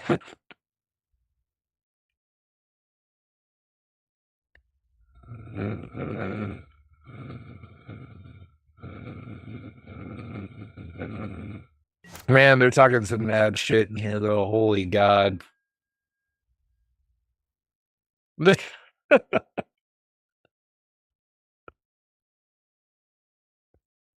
Hopefully I'm not like hopefully I didn't piss either off and they're just like, let's kill the elf player now. I could see like I didn't choose either side in this scenario.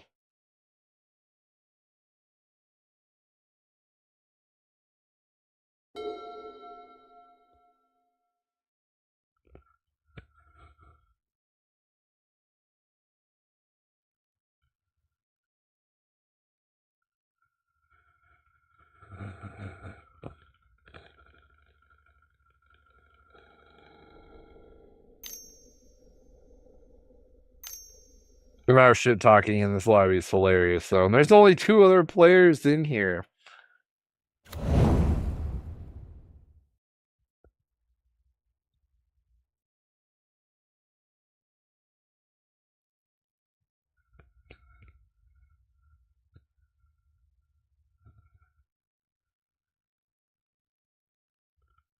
I do have a 6/6, a 5/4, and a 3/3.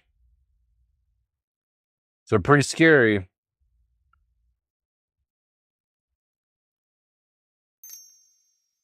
I have my heroic intervention on deck.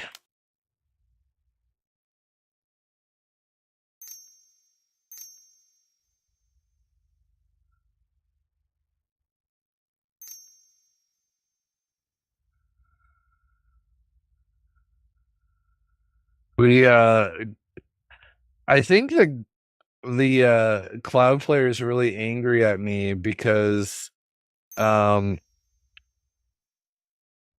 I don't know if he's referring to me as the small bean.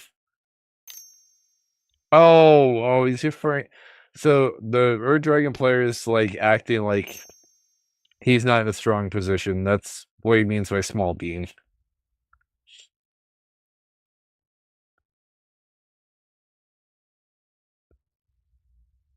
Based on the other dialogue that the guy on the right's talking about.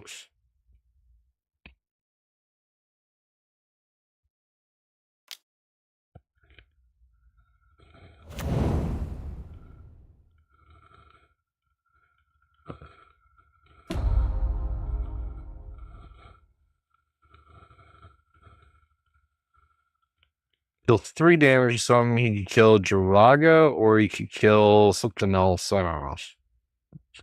I don't know. These two seem like they hate each other's guts. I'd be surprised if Jiraga dies here.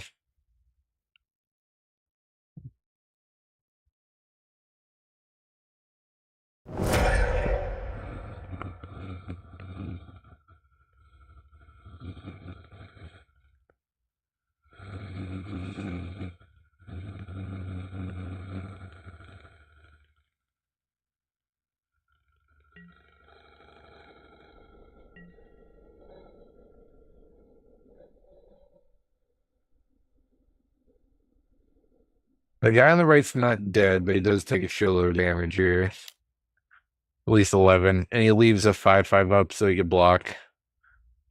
So he draws 1 card. It's not as bad as he probably thought. He's willing to give up his dragon so he can Is it whenever a dragon or is it just itself? Oh, it's any creature. Holy shit. That's obnoxious. Makes 11 treasure here. He only's got one card to play, so it can't be too terrible.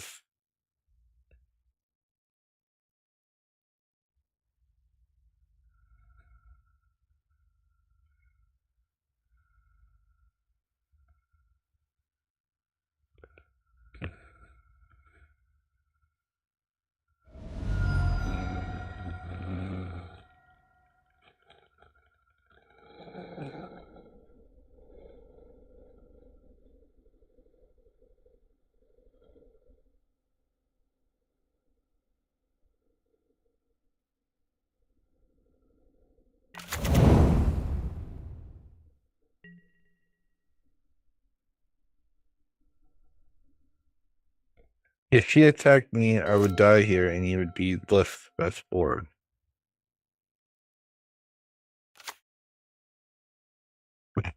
Man, these two hate each other's guts. I'm just here along for the ride, don't mind me. Eventually, I'll kill you both. This is one of my favorite positions to be in when you're just amongst two heated players and you're just, you know, awaiting your inevitable, your time to shine. I feel like I've already won, and I feel like this game has at least 2 to 3 more turn cycles left to go. I'm just, I'm gonna get someone with chip damage. That's how this will end, I think.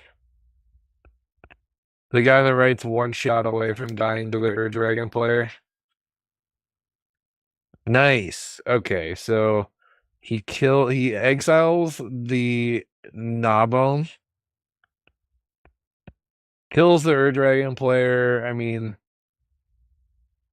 he still has 4 cards, could go to 5 and find another answer for my board.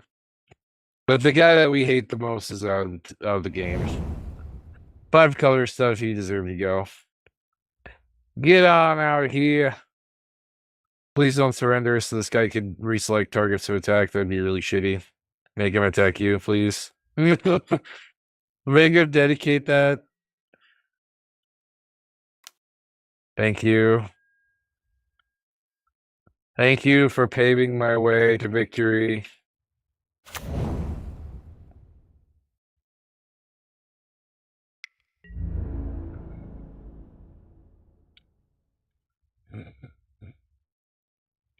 I will give Jack some respect. I feel like he only talked to defend himself. The guy on the right was definitely throwing a lot of shade his way. Just saying he's a small bean and accusing him of being a small guy when he wasn't, but I don't know.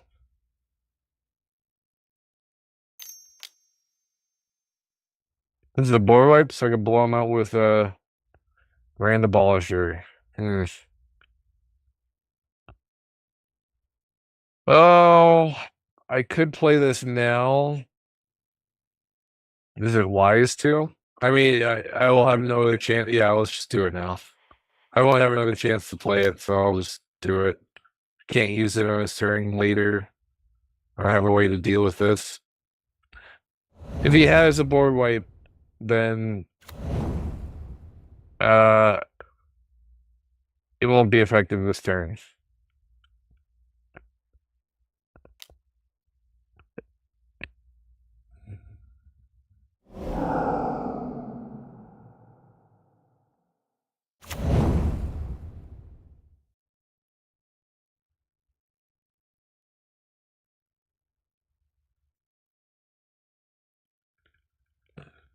My Wolverine Raiders gets a lot worse. So now I make 2 L's a turn.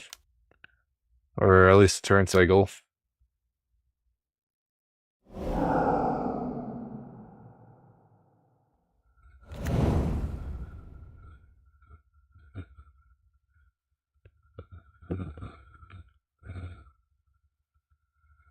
Dog mate. Can he play it? He can play it.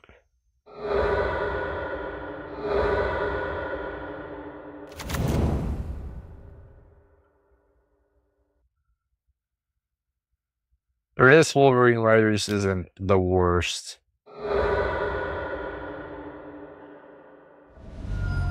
Better than dumping this now, I guess.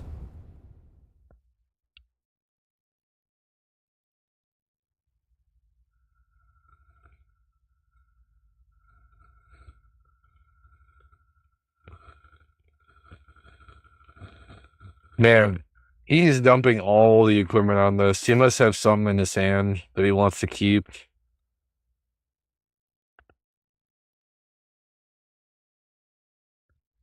Administration's good. I like drawing cards. I also like a nice proliferation target.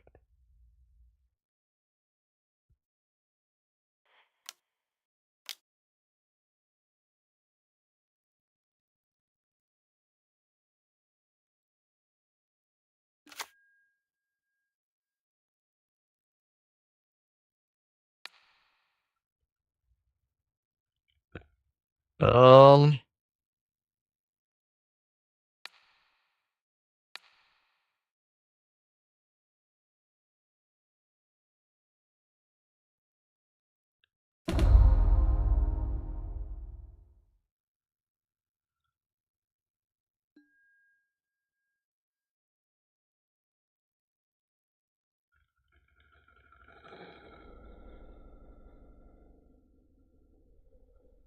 this 5-4 instead of 3-3.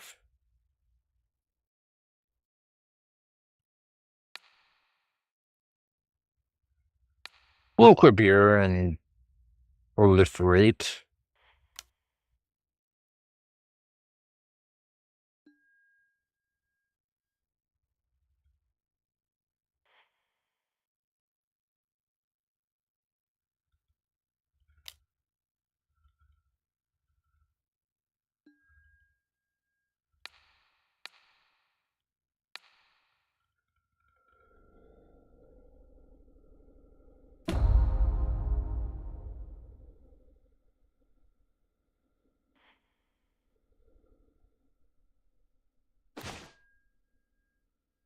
Ooh, hunting triad's nice. I do have a mana problem.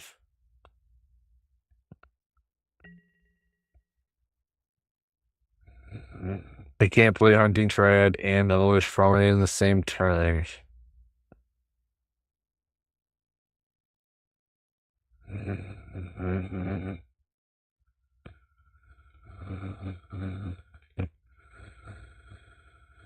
I guess I attack. This stuff takes me back and it's like whatever. A drop in the bucket. Oh, I fucking did not mean to do that. I should have attacked.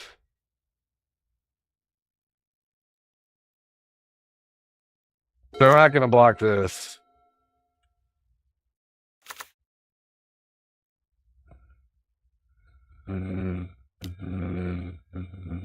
Holy shit. We're dead, I'm pretty sure. The trample. He can move it over and give it trample, I think.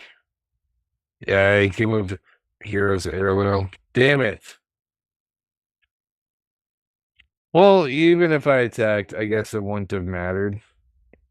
This is the plus side.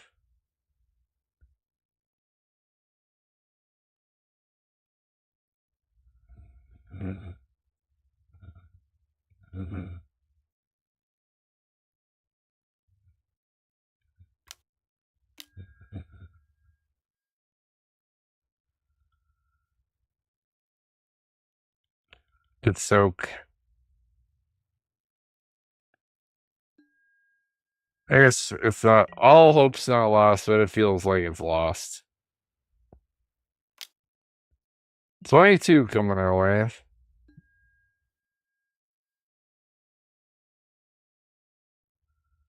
I block the menace or some shit.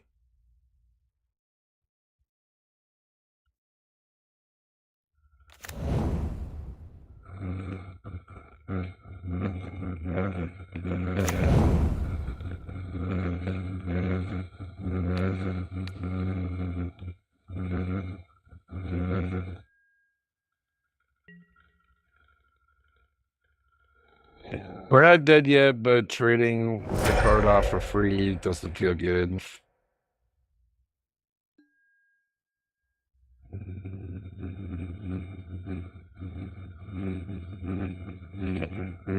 That does not help us in our situation.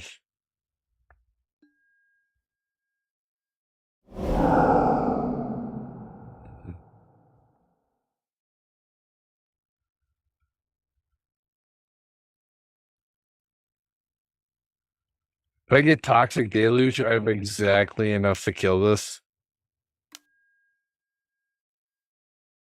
That'd be pretty wild.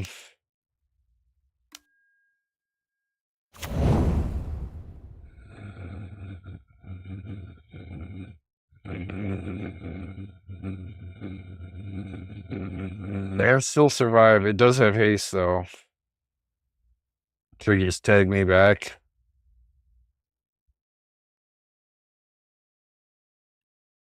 Man, all that shit talk about this guy and it's biting me in the ass. I jinxed myself.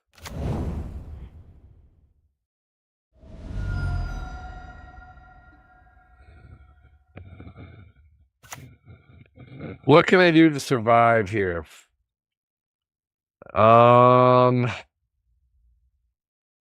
Absolutely nothing. GG. Oh, yeah, you got me. Damn it. All right. Moving on up. Kirol it is. They win.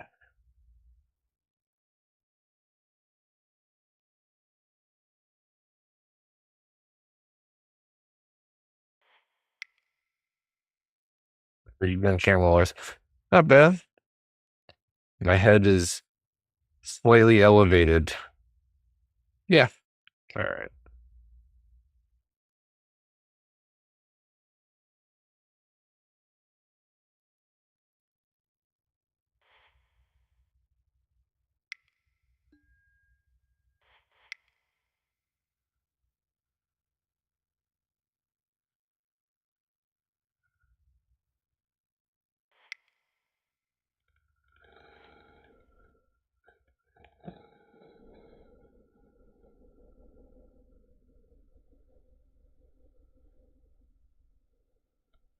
The 007 Eric.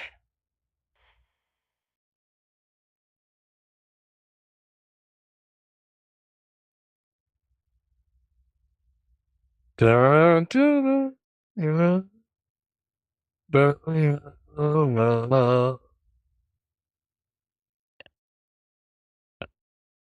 What else is going on in the lobbies here?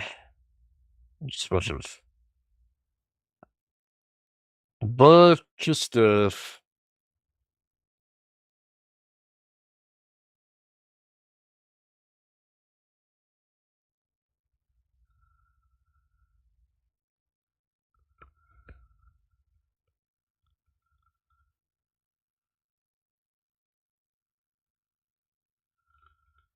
That's true. I did not make enough elves and my problems did not go away.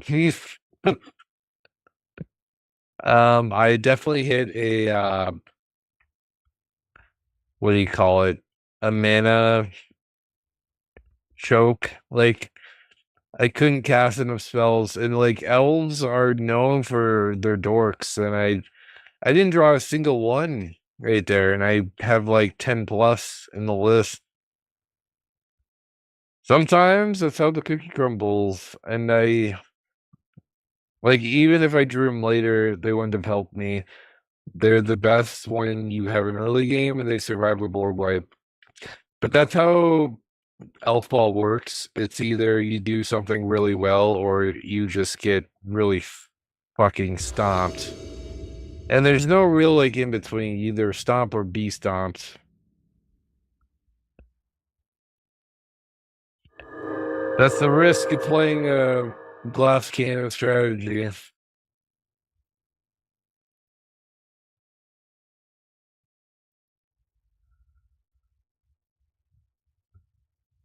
All right, this is the deck I've been really looking forward to. I could see myself playing this for a long time. Laugh rule. Oh boy. That might be just the better elf list. Hey, it's our first other or Lorwyn Eclipse list, and it's a theft deck. Fun. A polymorph list too.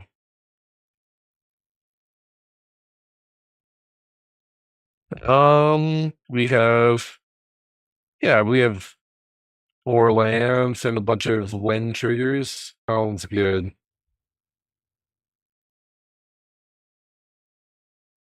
Oh, oh, the guy playing this thinks they've cracked the list over there. It's not hard. You have a Lorwyn and that was it called? Cloudstone Curio, and that's all you really need. Or something that bounces itself that's a fairy and or merfolk, or what is it, fairy or merfolk? Elf or fairy, yeah. Which I don't think there are any that do that, but I think you need to be playing self bounce for that list to work the way that you want it to, anyways.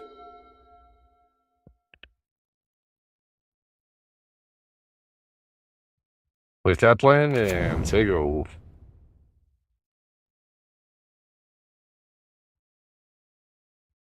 And he leaves. The guy thinking maybe cracks. All right, I guess the middle guy left too. Guess it's a one-on-one.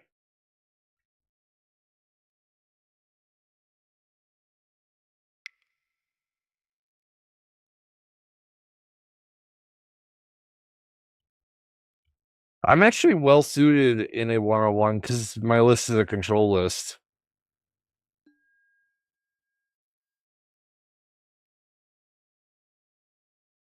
Yeah, I would be a daisy for do. It's so cracked it fell apart.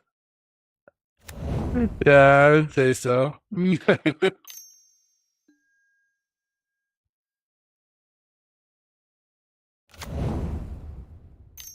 Got laughter and ran for the fucking hills.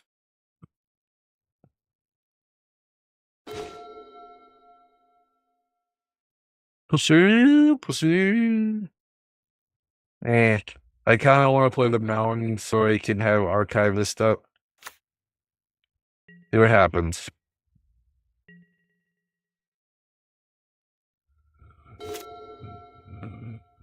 I like 1v1 commander. It means there's less stupid assholes playing, like in our first game tonight. Oh, come on. He didn't draw land, so he surrendered. Yeah, fuck that. We're playing this again. That doesn't count. Wow, what a waste of my fucking time that was. All right. That annoys me. If I don't have the perfect hand, I can't afford to play. You know how many games I play? I've played at least 4 games where I kept unideal hands, where I kept as close to perfect as I could get. And I feel like people surrendered that game because they didn't have the perfect hand. Oh, God. If I was playing in paper, I would be holding people accountable for that kind of behavior. You have to be ready to lose sometimes, my man. Have some balls.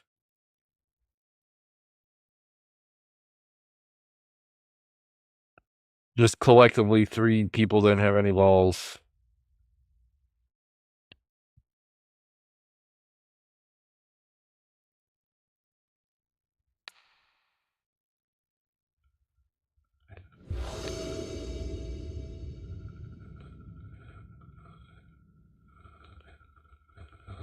When I had a really medium hand, all I had was the archivist. That was like the most exciting thing going on for me.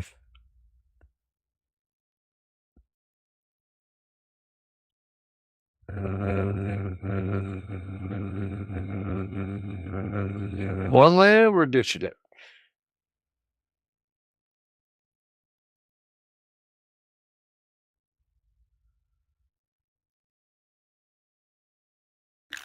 Who is this? Taco Master?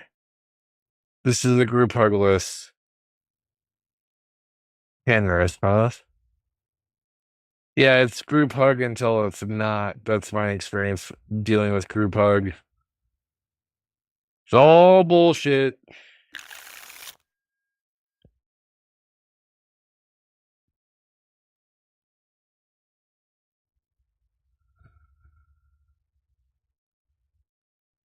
I guess we play it. I hate keeping these hands that are do nothing 2 turns, but I think this is one of them. I like Grass to Fade. Let's just kind of bounce back. Yeah, group huge, whatever that means.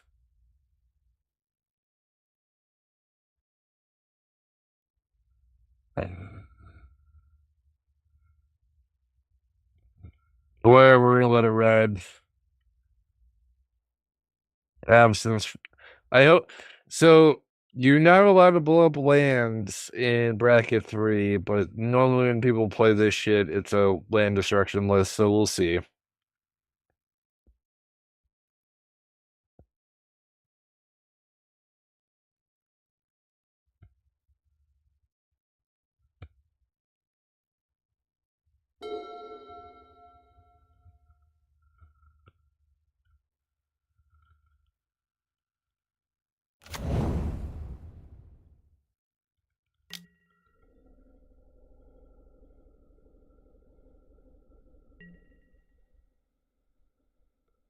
Interesting. So this is like a there's an enchantment that puts counters on stuff. There's also a creature that does it, and then this also combines the death trigger of like the Ozolith. It has like 2 different well-known +1/+1 counter archetypes on one. It's kind of nice. You don't waste the value you invested your first few turns into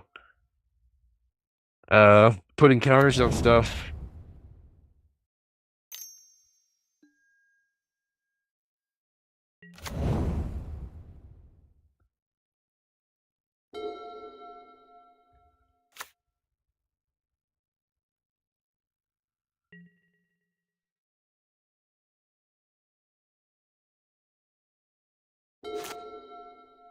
Yeah, I keep drawing my big expensive stuff. I guess this is okay. Like, I hope I find another creature because I really want to copy the trigger from this. That way I can copy triggers on everybody's turns.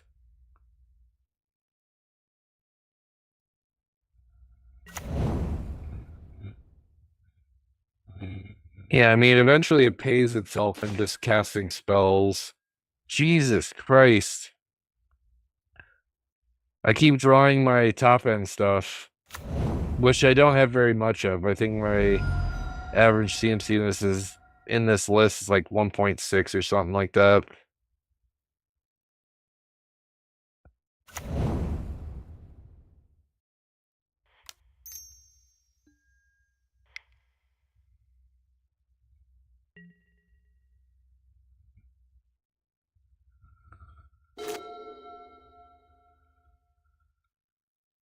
Yeah, now I'm having the inverse. I feel like I'm getting mana screwed.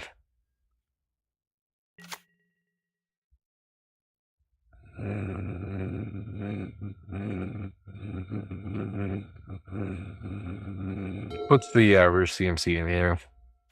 I'm gonna look that up.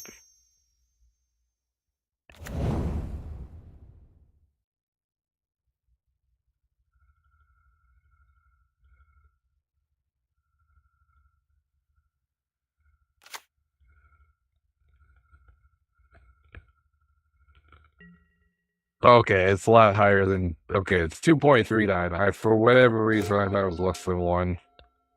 So what's happening to me right now? It's more likely, but I still feel like this should not be happening to me. More likely than I gave it credit for, but it just sucks. So the cookie crumbled.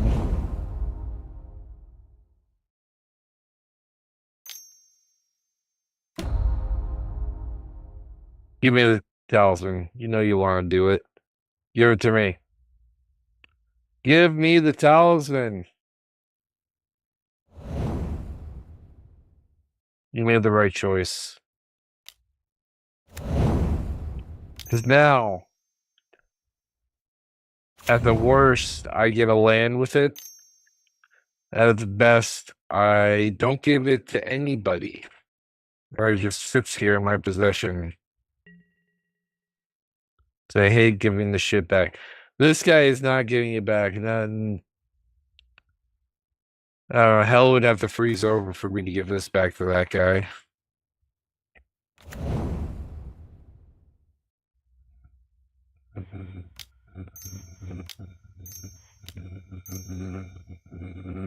Feels bad to do this, but I got nothing else better to do, and I want to take away the soul ring.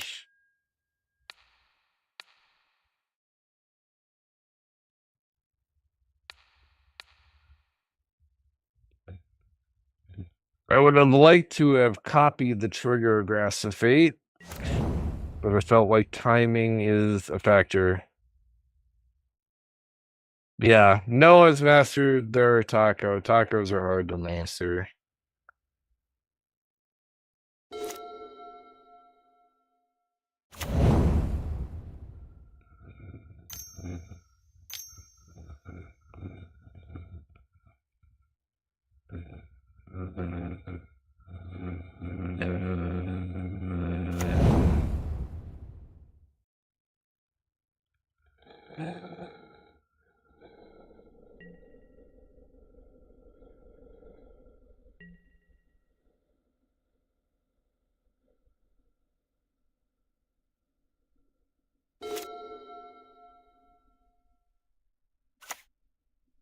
The group HUD player's not happy that I took away the soul ring. Ah, god damn it. I take away two really good stuff, and then the middle player, I don't take anything significant, and he drops a Smothering Tide the turn after is classic.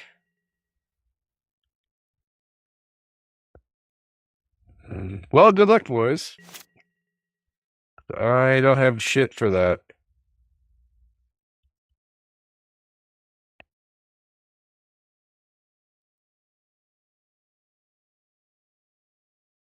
Man, I have a lot of mana rocks in this list. I also have a lot of effects that let me catch up in lands in this list.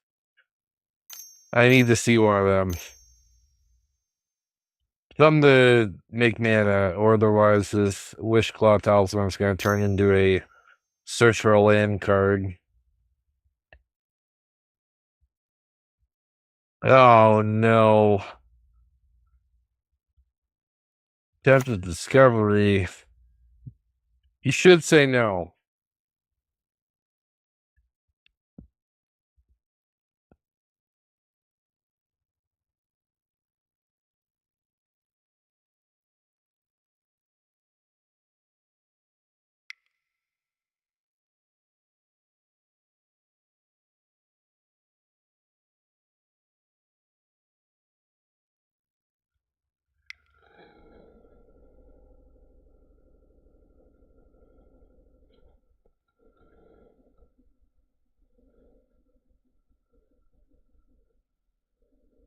You should always say no to attempted discovery. But I'm desperate.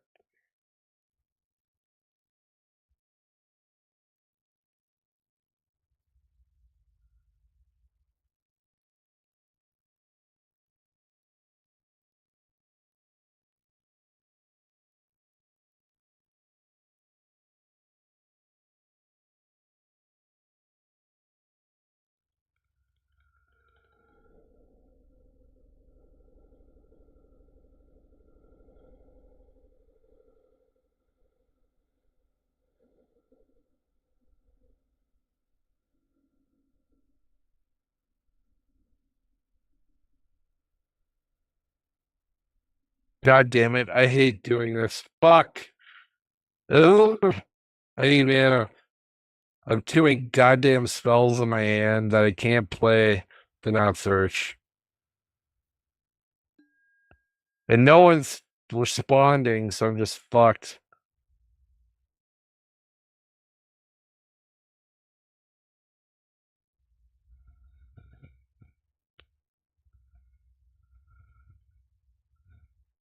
When too shitty of a position to be like, I'm not gonna get a land.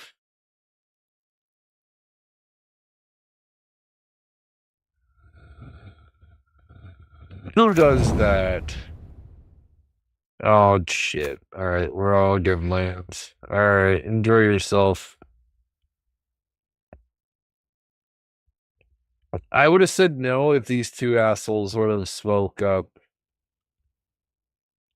But I am that desperate.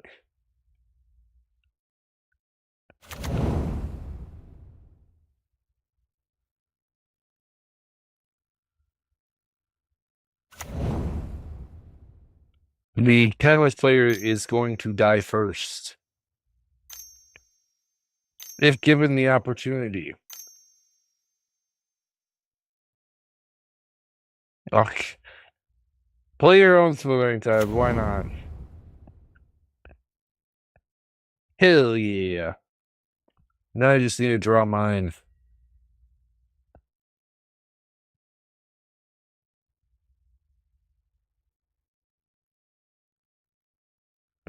That would be pretty wild if I did. Nope. Yeah, we're not paying for this shit.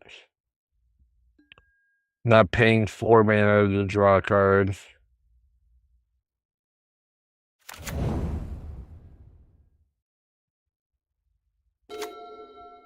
Not in a million years.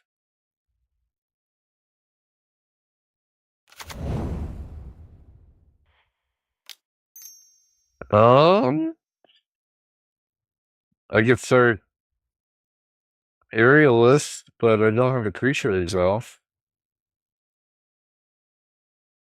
Oh, non-land permanent? Hell yeah.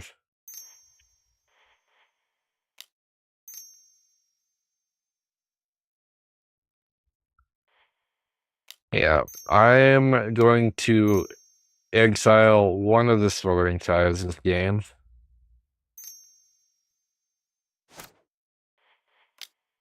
I'll probably take it away from the 5-color list, because fuck that guy. Damn it. I don't want to play that. I want to play this. The mono white player can have the shit. Whatever. The 5-color list has access to every card in the game that I have a problem with.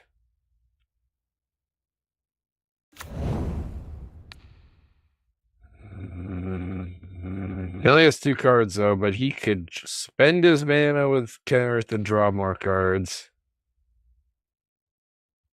You gotta pay 2, buddy.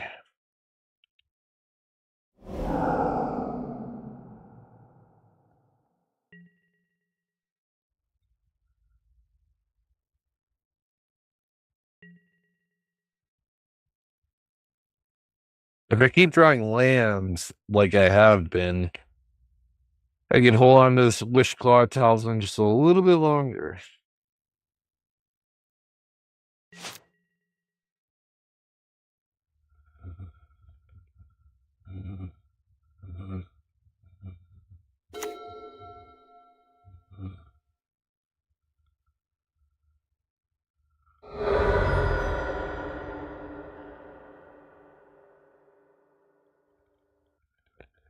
The Swirling Tide does eat at your timer. I am the slowest player here, so I need to be better about dealing with that shit. Although I spent 3 minutes of my time asking people what the hell they're gonna do, and they didn't fucking respond, so I would say I'd probably be tied with the most time here.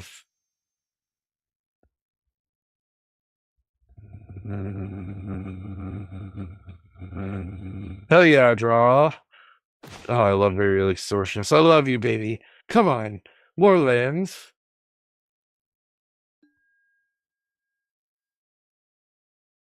Oh yeah, there probably is some asshole in this world. When there has been, if you can imagine the occurrence, it has occurred. It's like Murphy's Law, but for Magic the Gathering.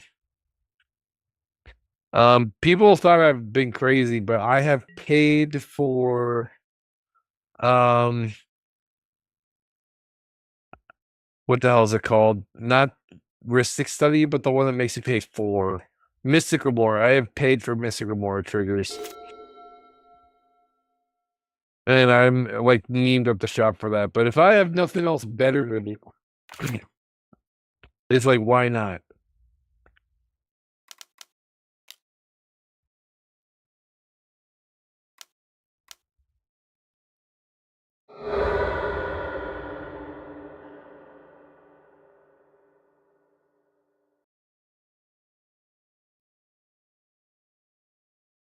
Like, Sorceress has drawn me 2 cards so far.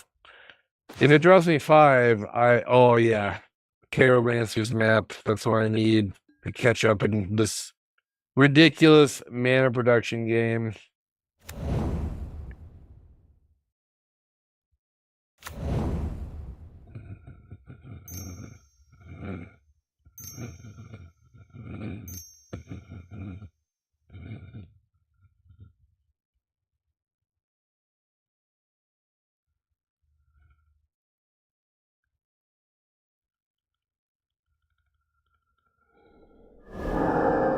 Ooh. Man, this extortionist has been fun already. This is why you should never give up too early. Is like, I feel like my hand was pretty awful, and it's because of the dynamics of 4 players. The game is like shaping up quite nicely. And if you just have like a little bit of grit, um, you might be surprised with how the game somewhat favors you. So right now the game is somewhat balanced still. No one has a clear lead yet.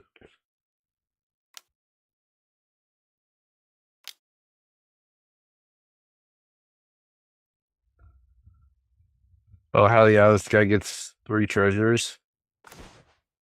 After you just sent a card to exile his commander. I like the strategy.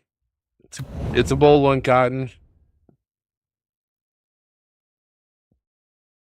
You best believe once I attack with this, I'm dealing with that.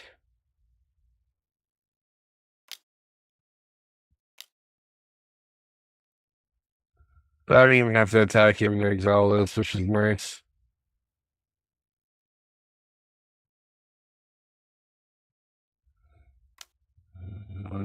Why does this guy have 8 life? What is this? Ah, he's permanently okay. Good job. Good job. Pat on the back. Where is I don't know how you gain 8 life. When do you do that? Um oh Swords to Plowshares did it.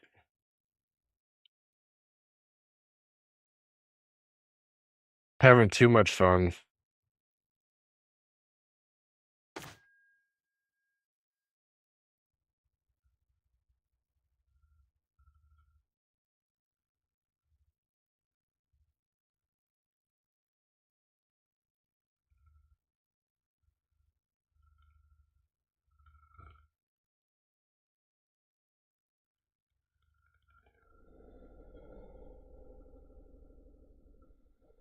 Man.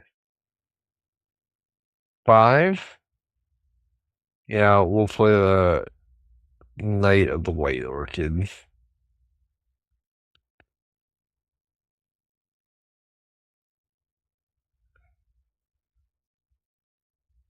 Can play Kirol and the Orchid. We have 5 to 6 mana, depending on the order that I do this in. If I do Kirol and Archaeomancer's Web, I could search twice, but I don't have multiple targets.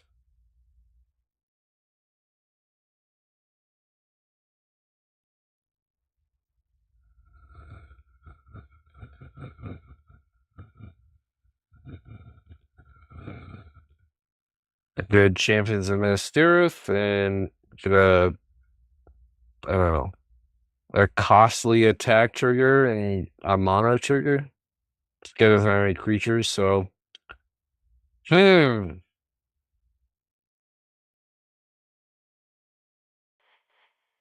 think developing mana is more important at this point.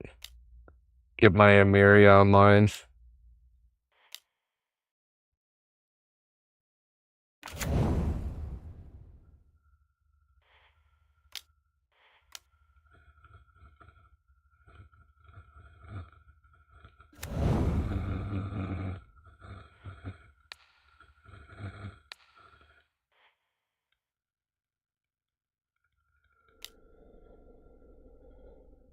Get 2 lands.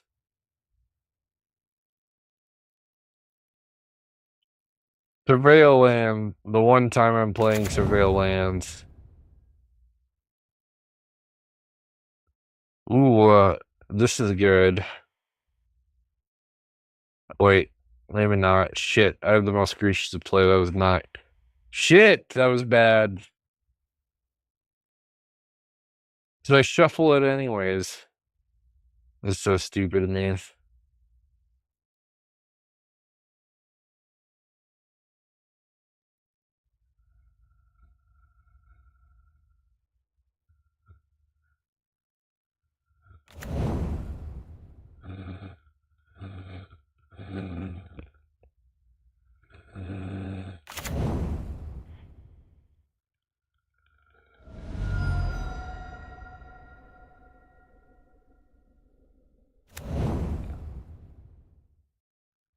Well, we're kind of in mana now. That's kind of nice. We are going to attack the taco player.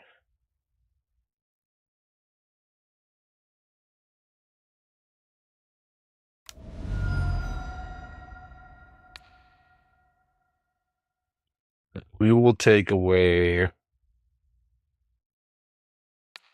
this. I can pay 4 more for his command.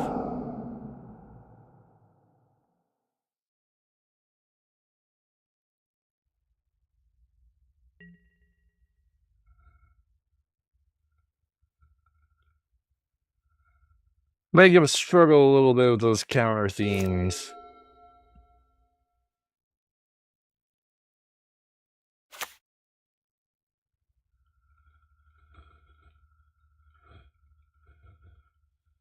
Jesus, the guy on the right has 10 lands. I didn't realize they was that far ahead of mana.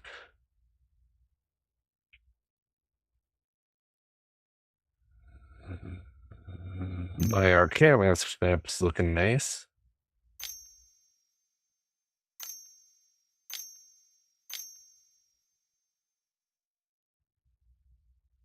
Yeah, it feels hilarious to put that shit back.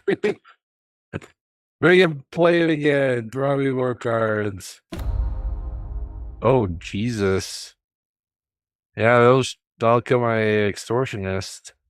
Or my commander, whatever he wants to do.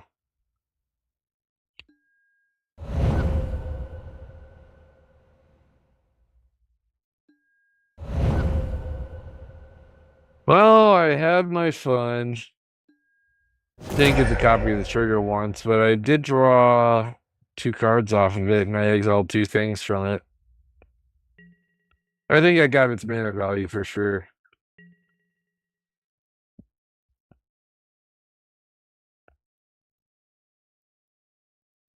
How many planes do I got? I got 1, 2, 3, 4, 5. We need 2 more planes. Map is probably going to come down next, so I could enable the Amelia. Yeah, it could be.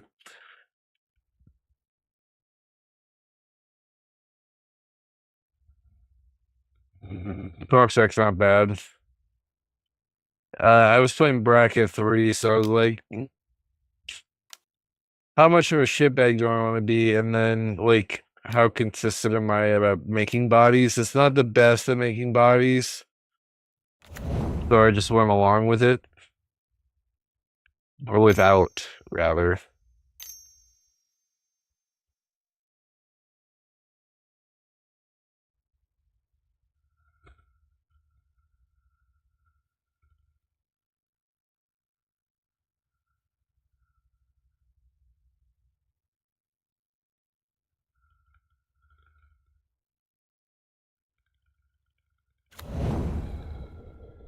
This is an angel list. Why is he playing Liar Darn? I mean, it does make his 399 and gives a lifelink for enchantment.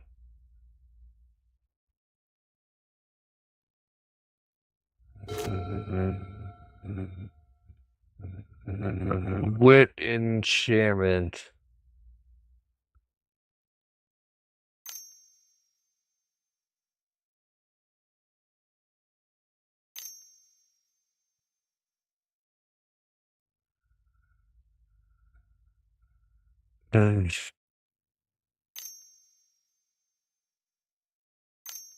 Eatings.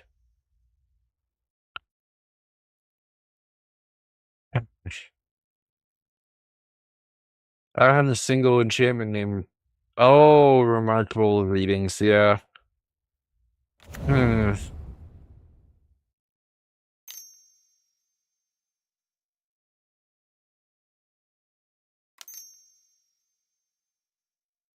It's on ETB that make the body, so it's not perfect.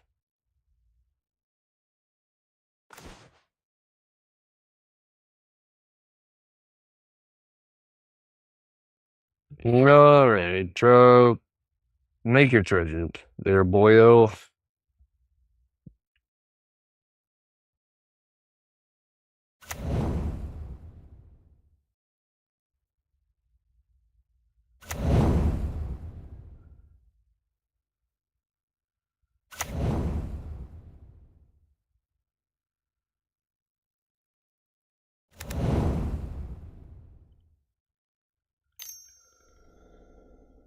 Attack the bodies. I can only do that once. It's an ETB trigger.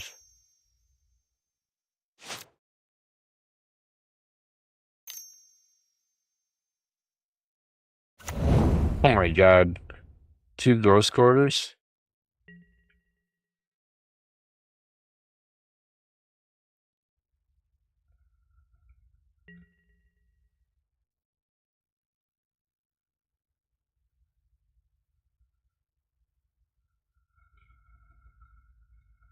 Kill this Lyra Dungman.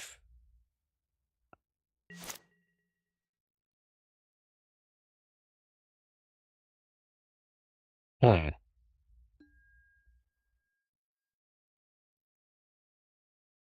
I think I'm gonna set up the readings now. Make double the tokens since I got a planes to play.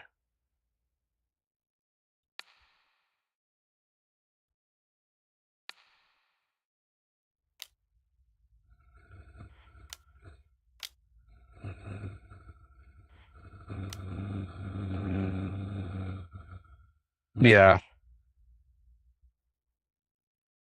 It's still really good though. I'm having a blast so far.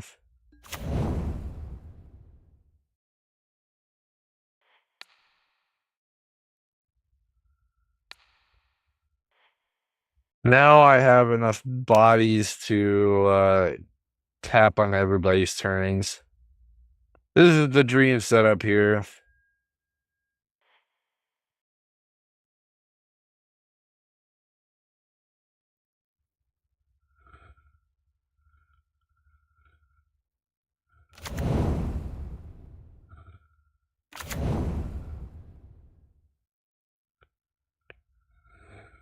Five mana? Eh, might just play the stupid nap anyways.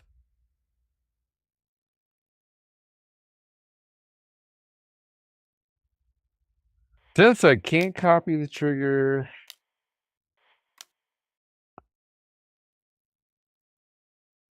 I use it to make the tokens here, so you copy my triggers on other people's turnings. I'm one mana short from like champions or Markov Enforcer, which would have been more ideal. I could one shot the stupid quote unquote hugs list next turn with my Moonshaker Cavalry. If I have enough bodies, I might be able enough to kill two people actually.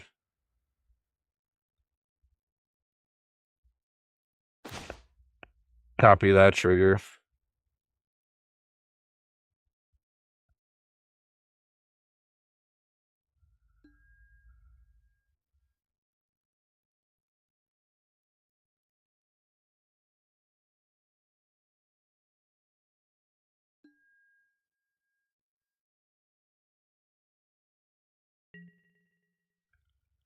I pitch the mountain.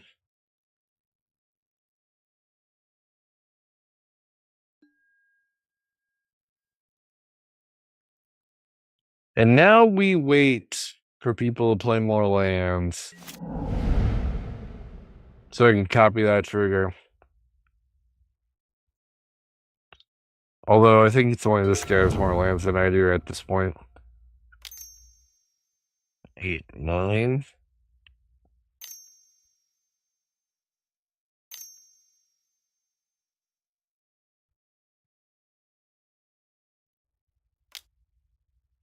Yeah, it's the one I got on the right that has more lands than I do.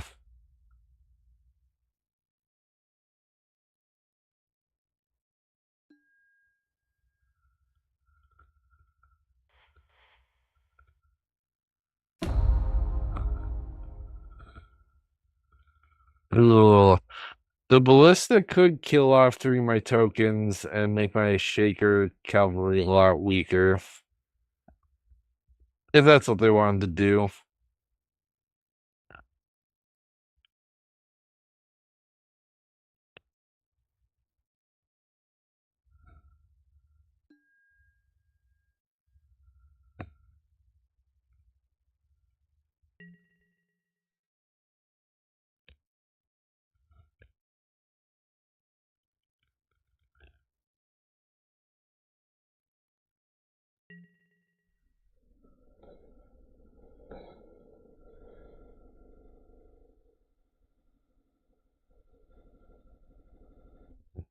What's the most mana efficient way? He could have paid 4 mana, put 2 counters on his walking ballista, but he instead used the Gavany Township, which costed him 5 instead. It kind of says a lot about his hand and that he can't do anything with it.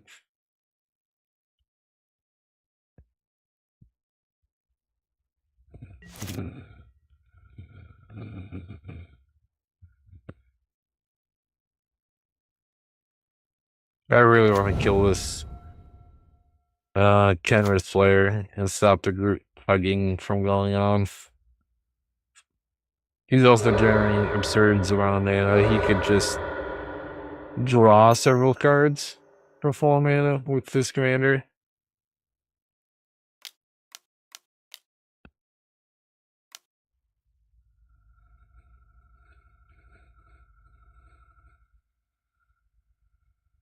Eight? Damn it, I have the same amount of mana. At least my Phyrexian portal gets a lot better. Maybe that's overall something I should do over Moonshaker Cavalry, since my board can be cut down by a significant margin.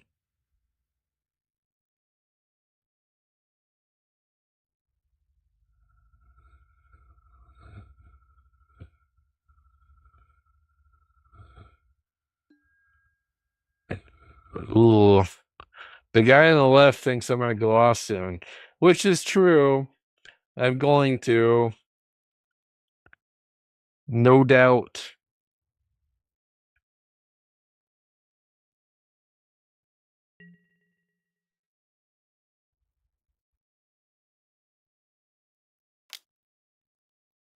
Oh, he's gonna hit the guy on the left. He's not coming my way yet.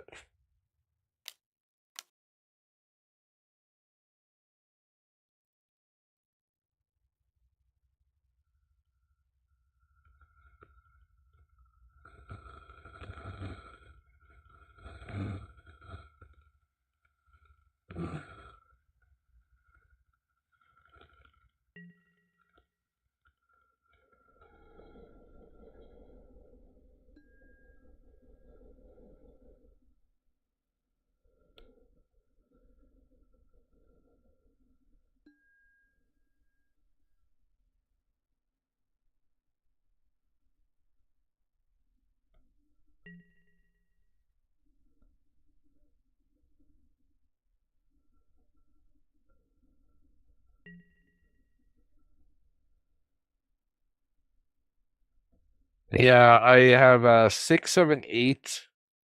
I double the trigger, it becomes 16. But if he shoots off 3 of my dudes, um, let's see, it becomes plus 10. I have to have 2 of my dudes down. He's also a factor. And these guys still have high life totals. I can't kill 2. I can kill 1 for sure. Can't kill 2 people though.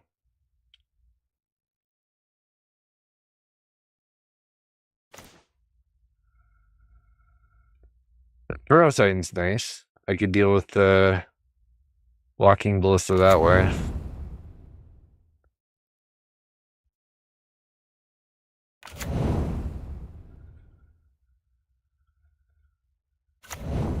I am a little worried about this shit going on over here. I don't have a tutor.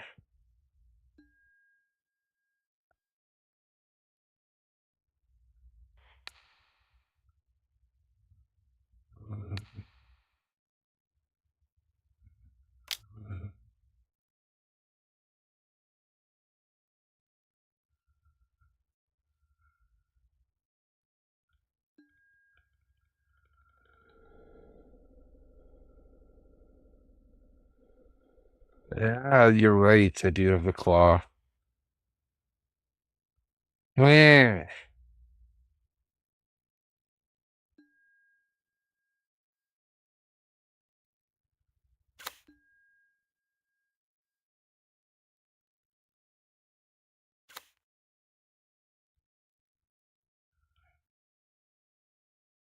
get my aerial extortionist back.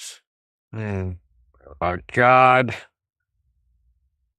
Man, I also have to pay to do these ghostly prisons.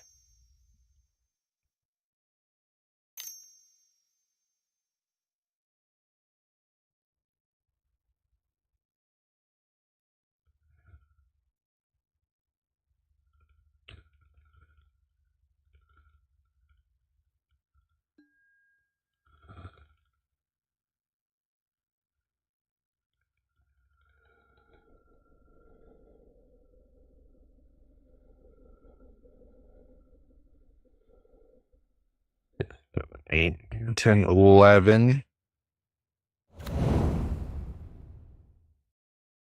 There's not a 3-drop that could really impact. Oh, it cuts down to 1 because of. eh. This ballista kind of messes with our math pretty badly. Unfortunately.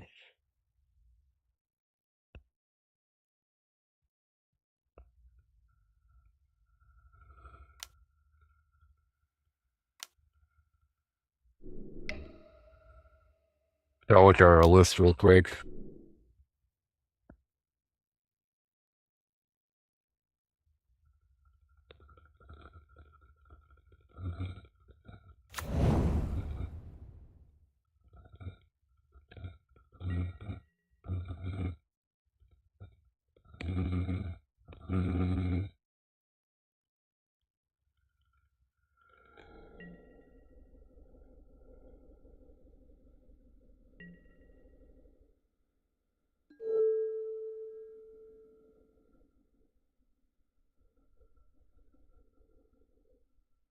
Yuri, I get Legend of Yang Chen and get multiple permanents if people are dumb enough to not choose correctly.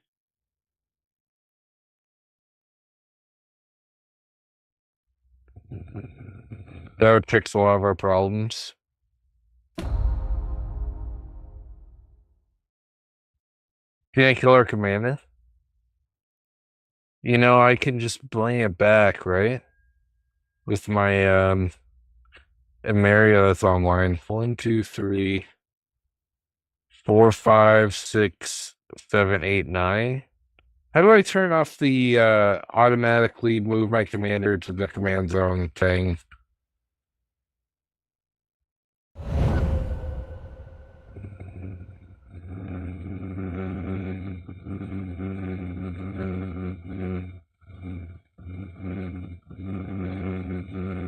You're gonna try and kill my dude, you know?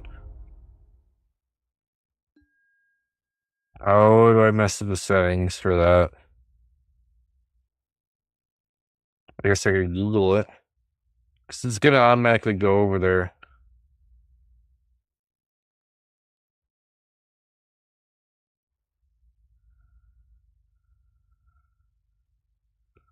I click my commander.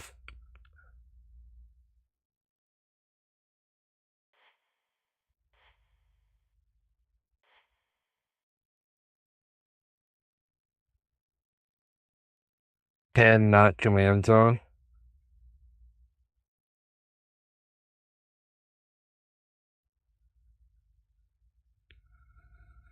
Alright. We're gonna see what happens here.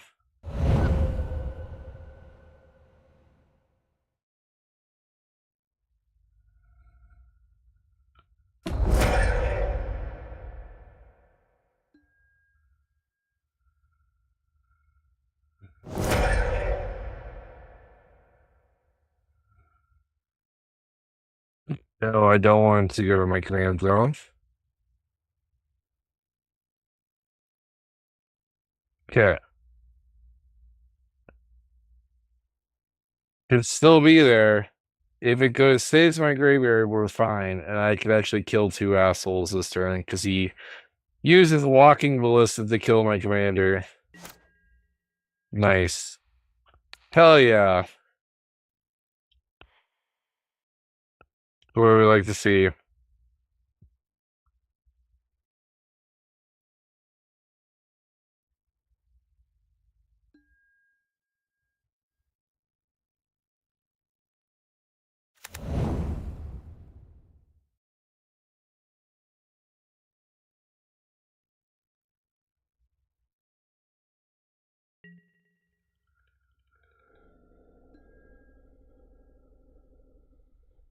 Hopefully this guy on the right doesn't have answers because he could at least see two cards. Draw a mana in hand. My Cavern Horde Dragon's now a lot cheaper because of him. I'd like to thank you, Taco Master, for making that possible. Now my board gets a lot bigger because of you.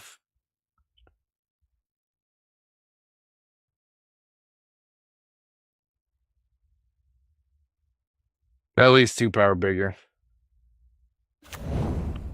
Which does add up. He enabled me to string 2 spells together instead of just 1.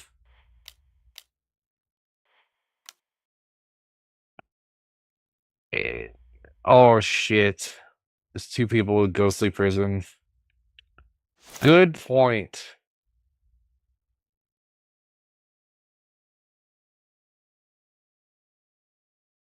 Fuck, I can't kill him. Oh shit. I can only kill the guy on the left and he's like in dead last. It's weird how the guy that's in dead last uh hindered me somewhat the most. Yeah, well I guess it's Phyrexian Portal then. And we'll just keep on gaining value here. We can double up the trigger and start stealing other people's shit.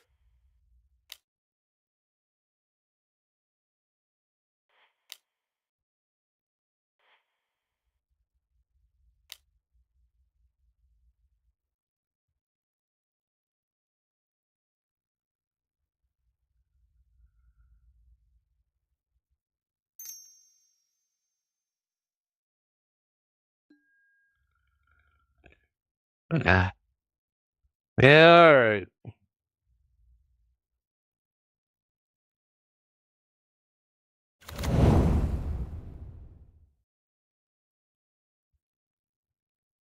Damn.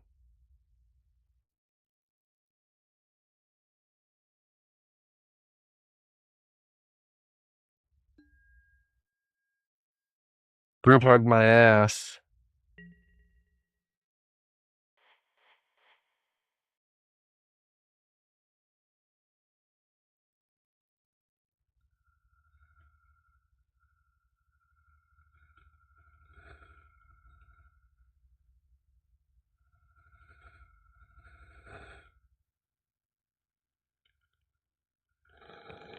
Oh, there we go. We got 6 creatures right there.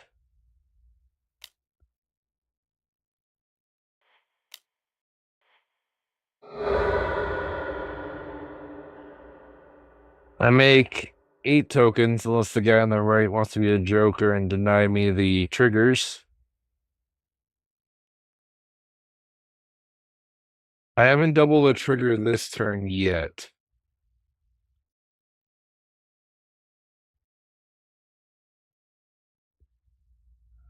So I might play Champions of Ministeria.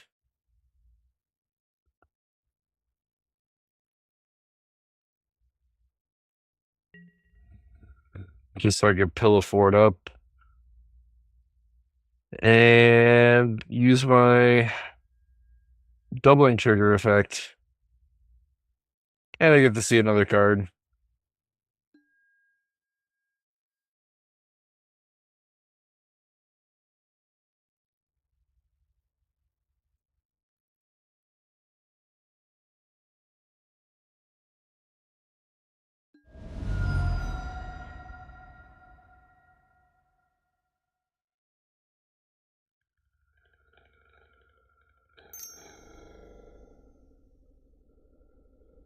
Man, he's gonna sack his treasures in response. Might as well get some extra value by using the commander's ability. Deny me a little bit of value.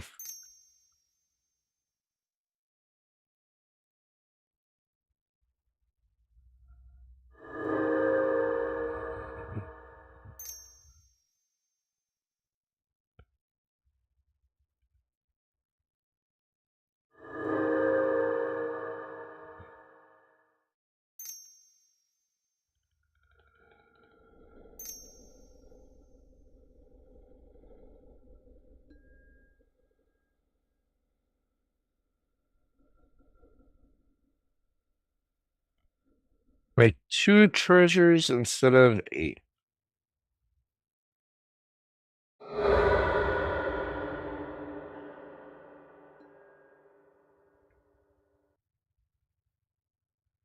Or 0, I guess. I guess he had more mana.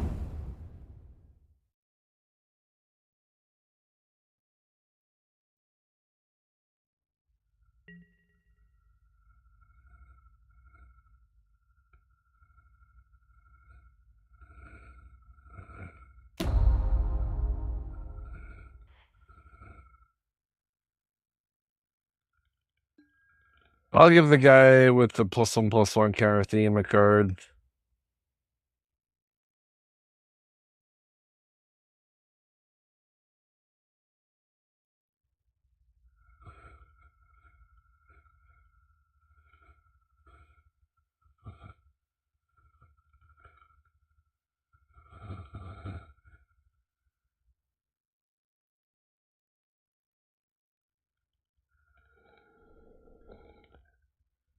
I need a way to deal with the enchantments.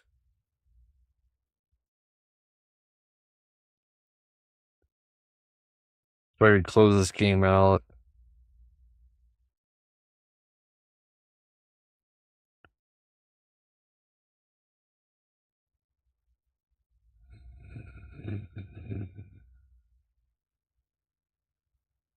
Shit.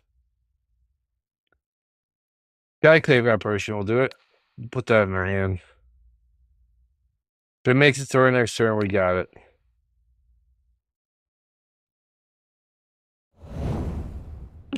Huh.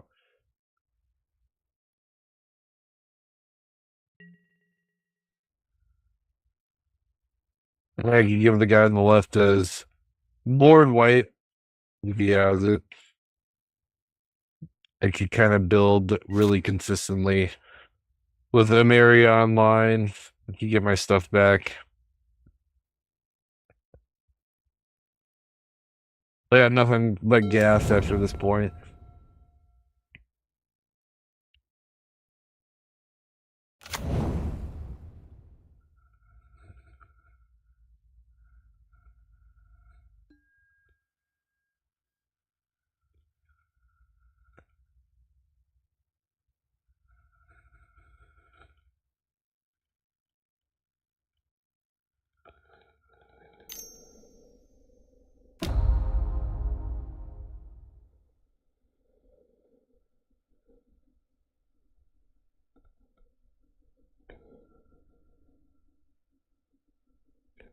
I do wonder if the guy on the right just gets to jerk off, like his activations cost two less.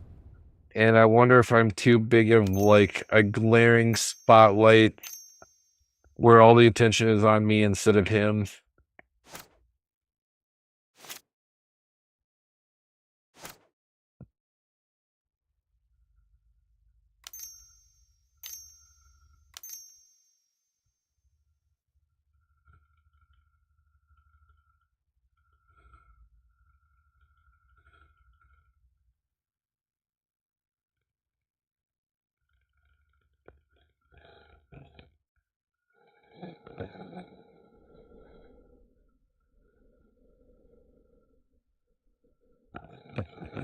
Build a counter to do what? Raw card. Agatha's Soul Cauldron. Oh, Jesus.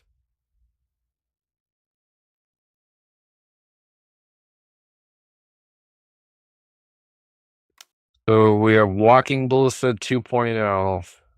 Fun.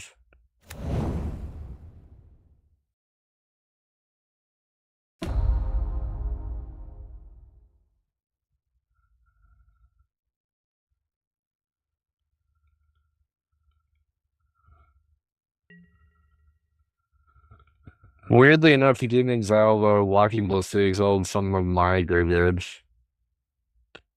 It does make my area worse.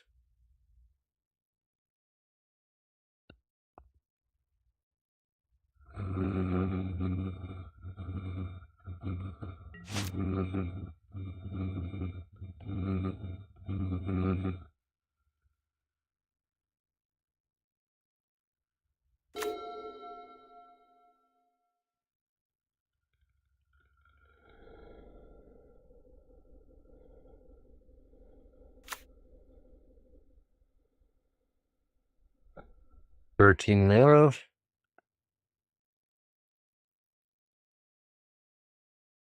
So far, the Kenneth list, I don't know if he has more of counter magic. Hopefully, it's not of the counter creature spell variety. There you go. Blow up the board. That's what I'm talking about. Although all of his stuff survives here. It's kind of annoying. Board wipe tribal.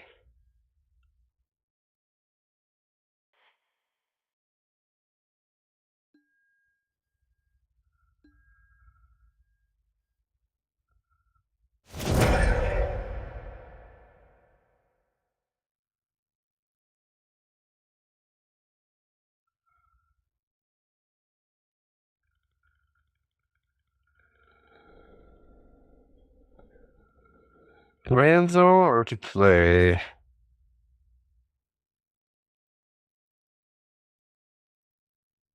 We'll leave in the graveyard.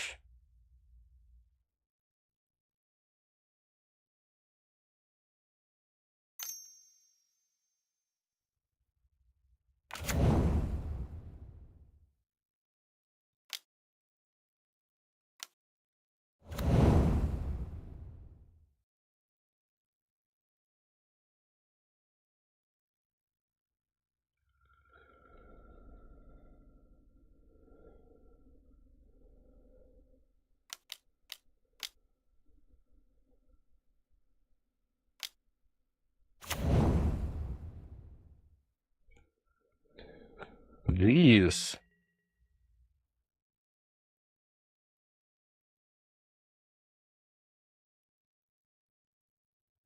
Sitting beneath? A guy on the left. I don't know why this guy gets a free pass. He has done nothing with a group hug. The most group hug thing he's done is Tent of Discovery. He's seen more cards than I have, almost. Granted, I tutored for lands.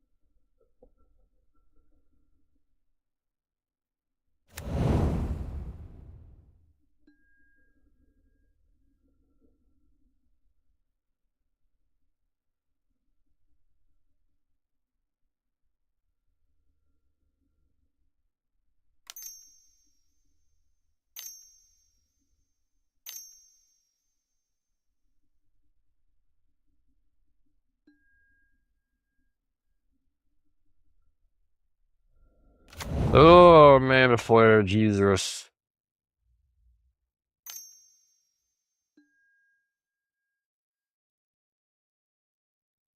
This guy does not care about anything. Hmm.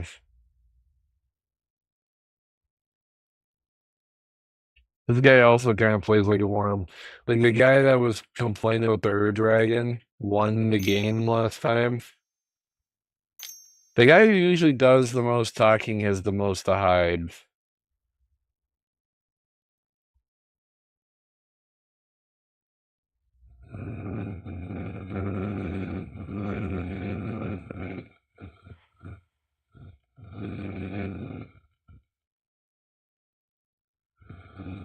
What does he blow up here?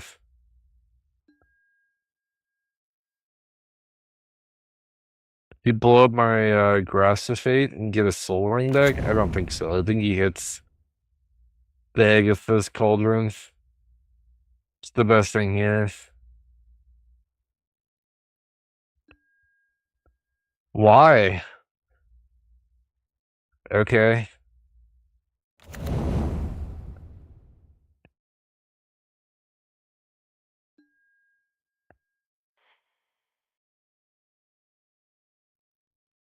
Then why is my Knight of the White Orchid over here? Oh, that's his. Not mine. I thought it was mine.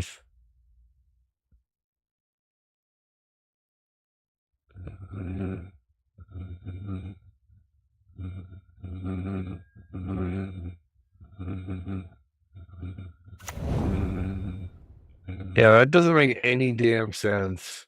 You did that for a Soul Ring, and then you gave your opponent Bristly Bill.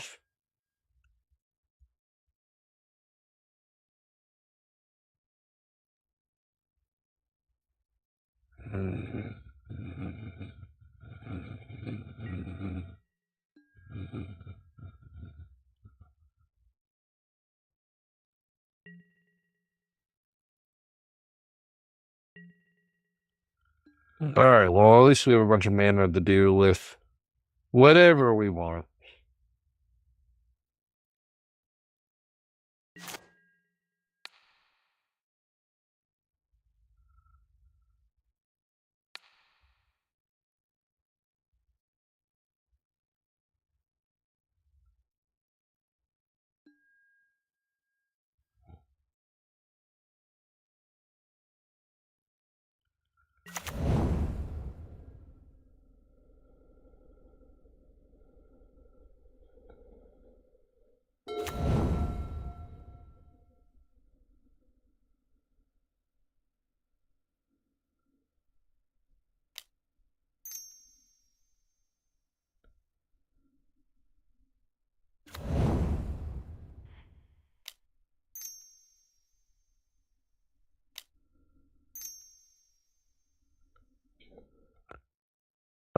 I think I'm gonna double up on the trigger that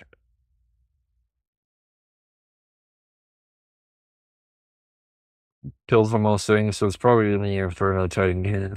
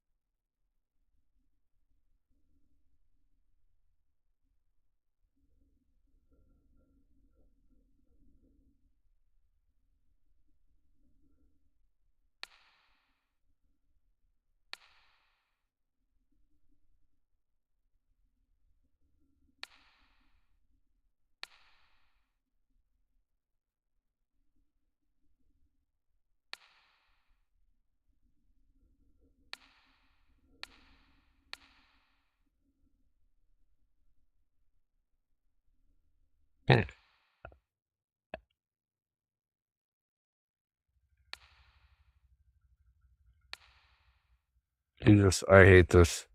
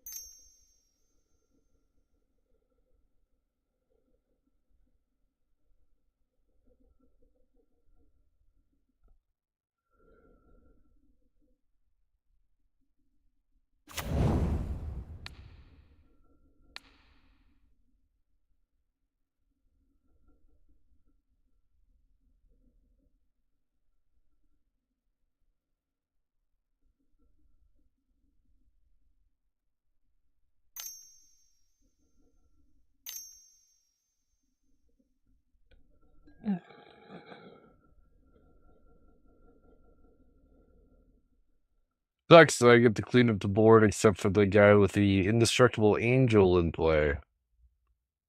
Really sweet.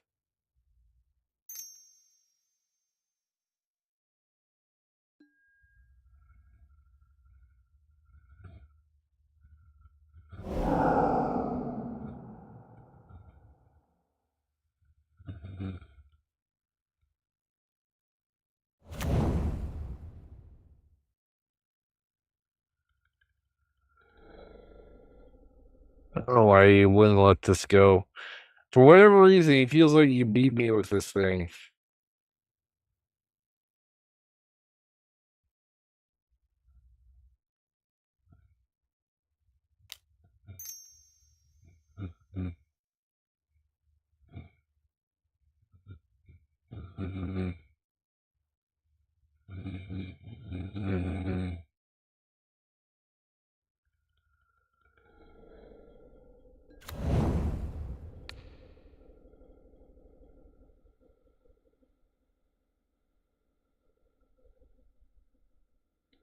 Guess to take away the mana flare, but you know, yeah, only this guy benefits from that, so we can take away that.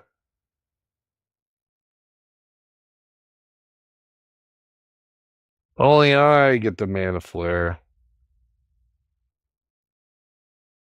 That poor order, though. Should have got my champions down.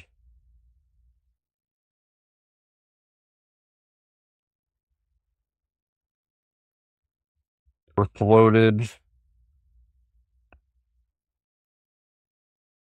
I guess I draw less ire to myself.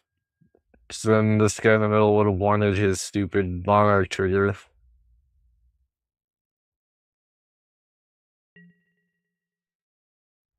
And he definitely has enough mana to pay for attacking me, so I couldn't have blocked him anyway, so maybe it's for the best I didn't play that.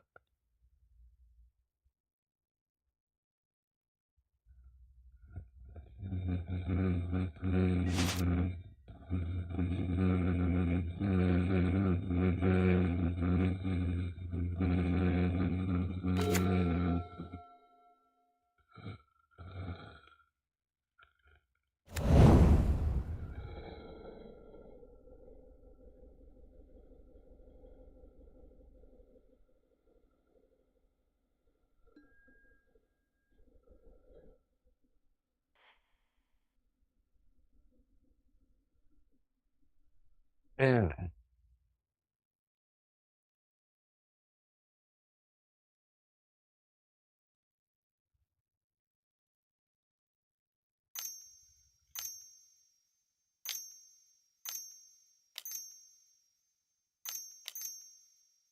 I didn't realize this, but I think I pronounced your name as Kryptonite. It's Kryptonite. I get it now. Feel pretty bad for that. Sweet, you draw cards. Congratulations. Don't change anything out here. Or then you just give the guy more registration tokens.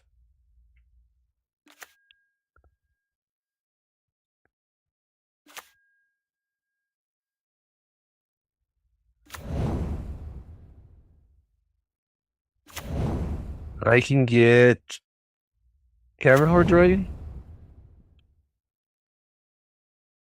Not very useful though in this situation.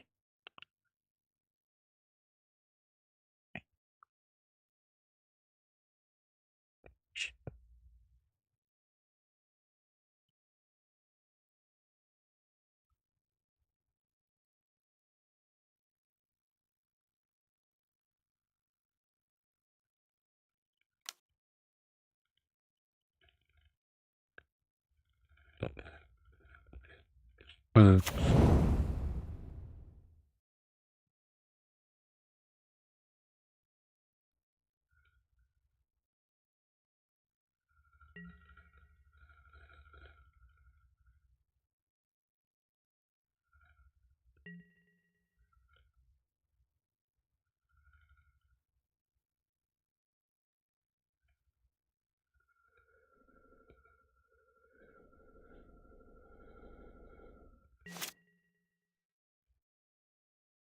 I hope this guy just beats on this 5-colored Kenneth list. I hope he does, because he can use all that mana to draw cards. First, I would animate the Zerda to reduce the activation cost, and then draw all the cards I need to win.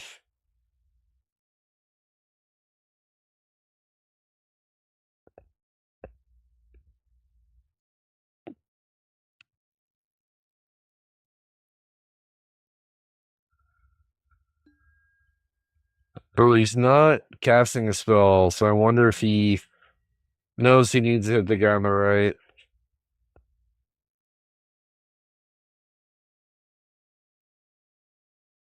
Hitting me.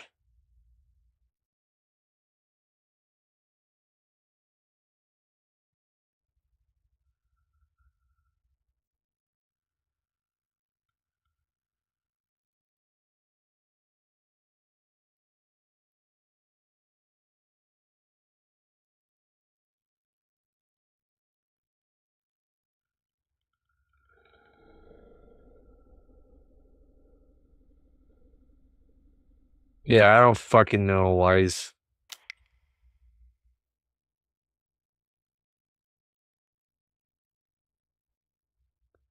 Hit me with everything. Cool. Love it.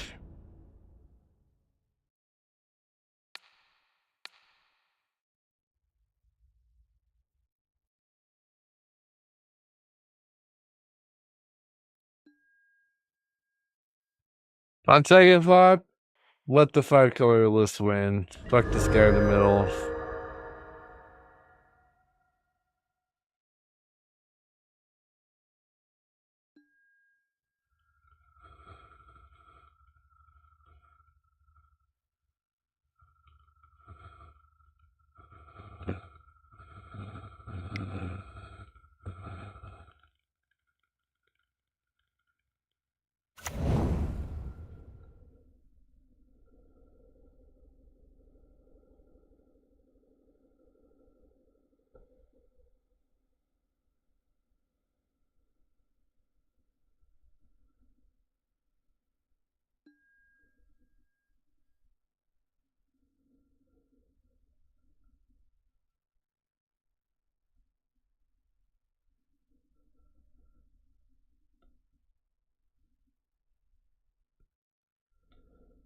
So fucking dumb.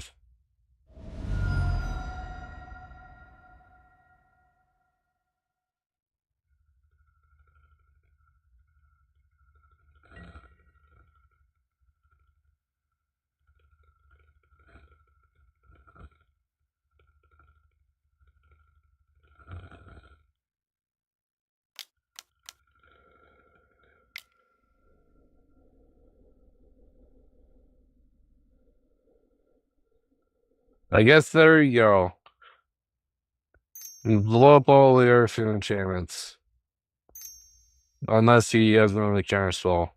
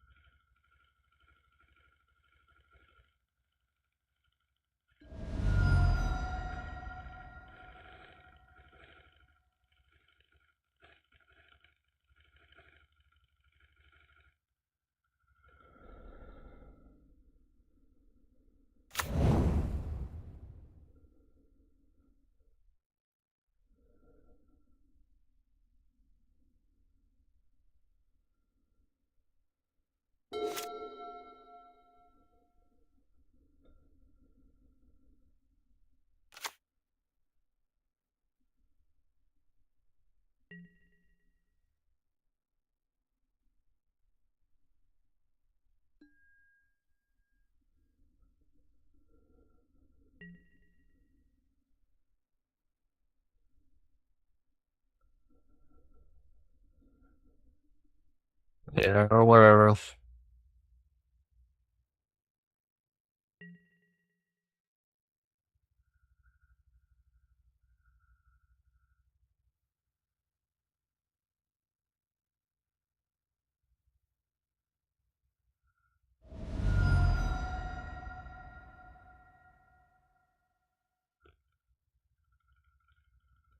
I'm betting the guy in the right dies, or at least I bet he wins and the guy in the middle dies.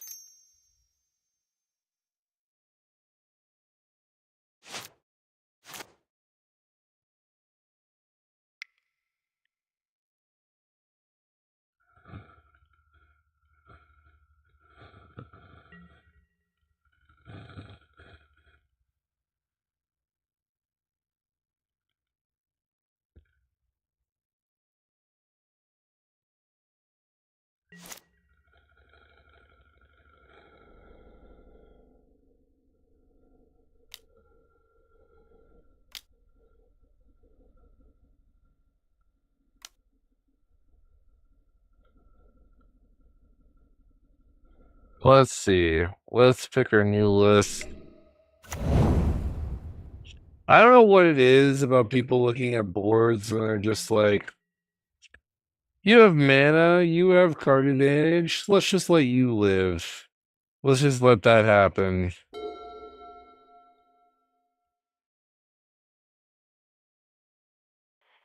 I don't understand. It's a simple equation. If you have both, you're pretty unstoppable. And for whatever reason, a majority of the people on here don't seem to get it.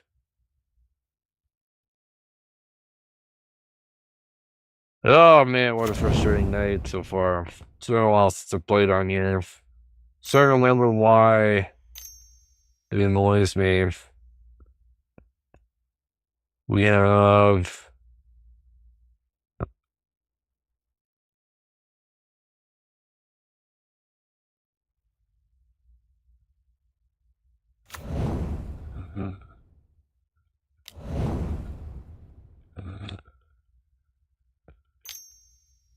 Did the white green, white red, green lights. So we have the tricolor list next. We have Becky. That's Fleurs. I'm trying to remember.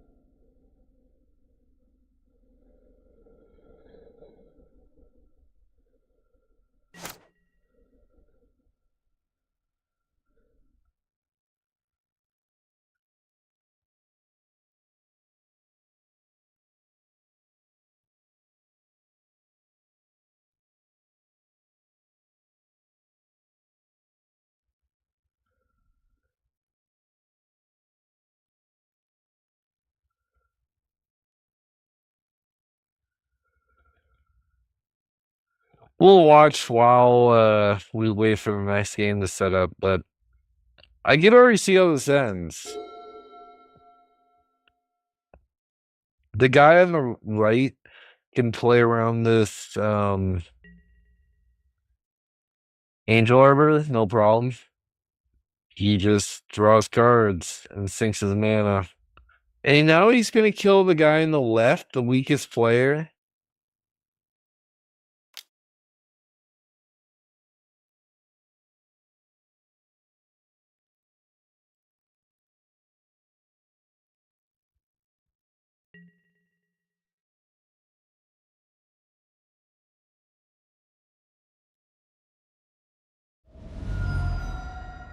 Why? I really want to know why the guy on the right gets a free pass.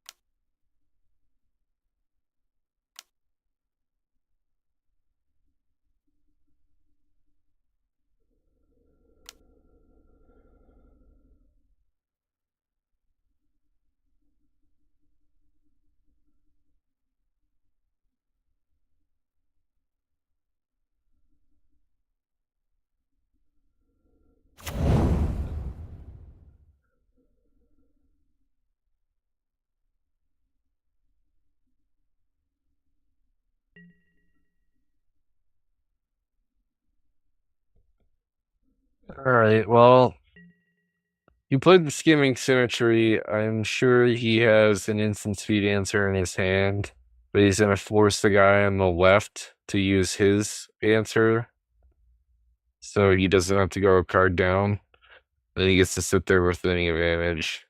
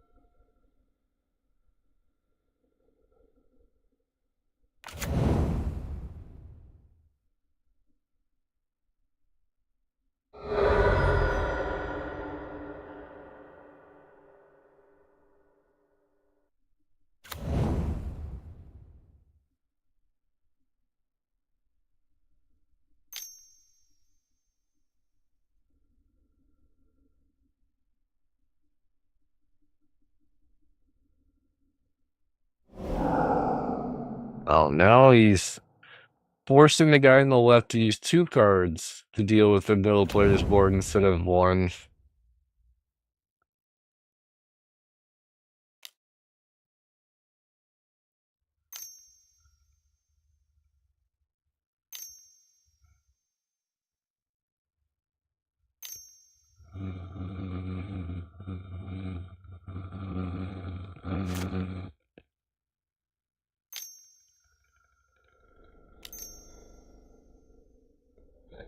Although the guy on the left has 17 cards, I guess he could play with reckless abandon. All right, we're gonna play our game. I'm gonna let this keep going in the background because I'm quite certain the guy on the right's gonna win this. These two are too dumb to know what's going on.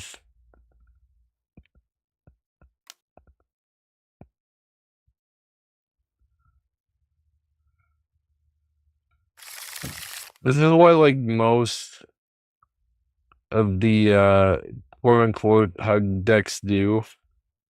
They tell you your friend until they dupe you, and then you realize they're not.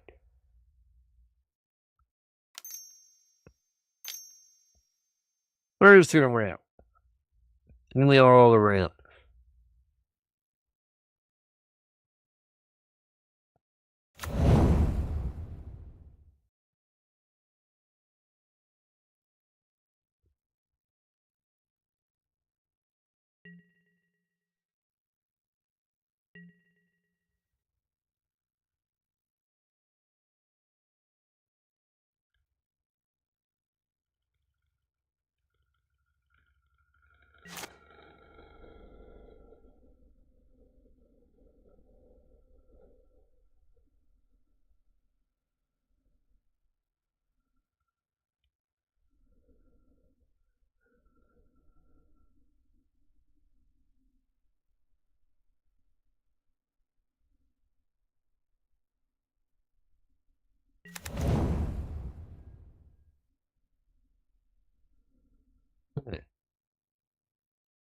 Well,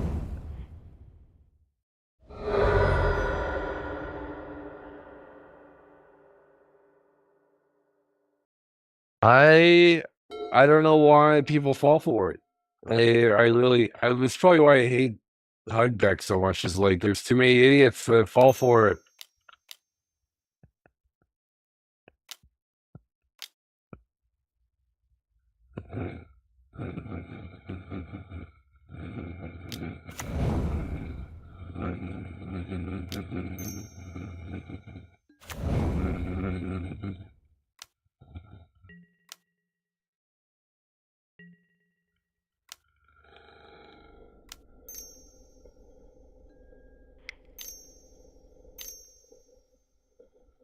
All right, where are we against? We're against this guy again who quit the moment the game started.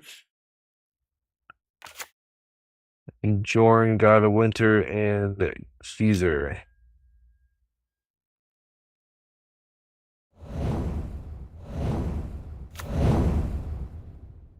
Yeah. Even the guy Olaf here knows the guy on the left quits all the time.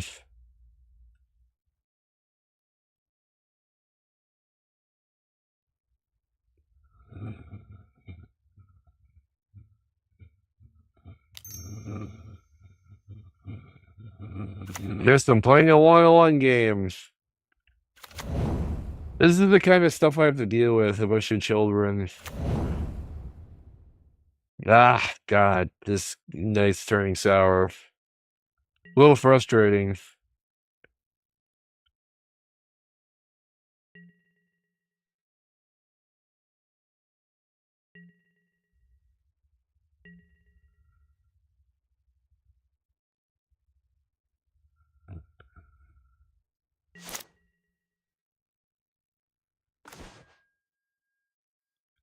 You know, I'm for how tonight's been going for multiplayer games, maybe just a nice change of pace.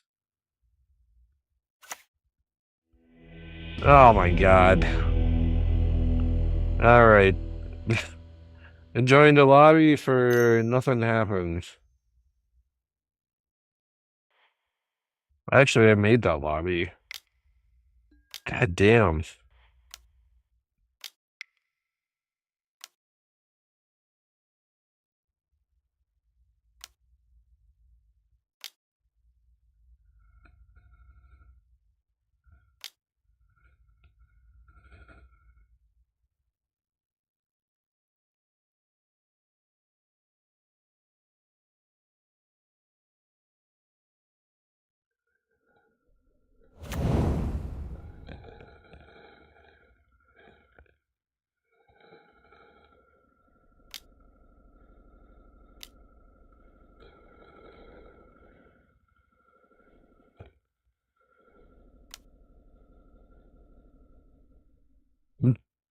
Come here, Bren.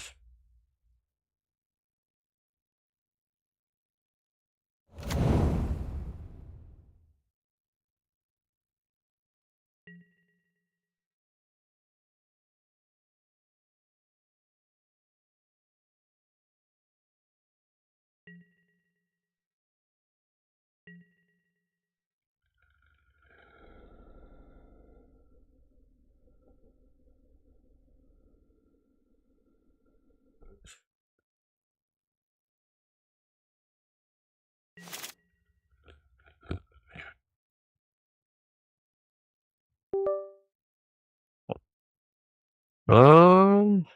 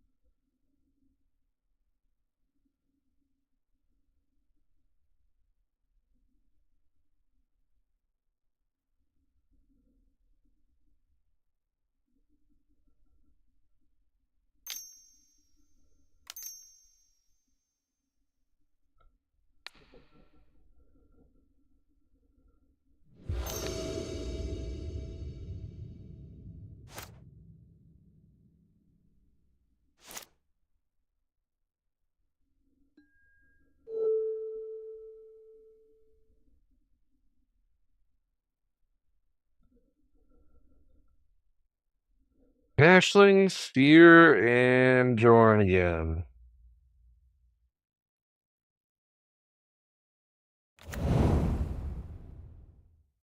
Frog of War.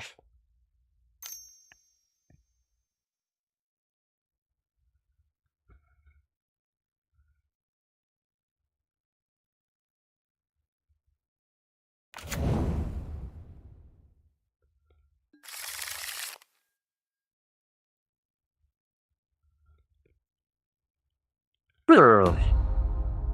Play it or not.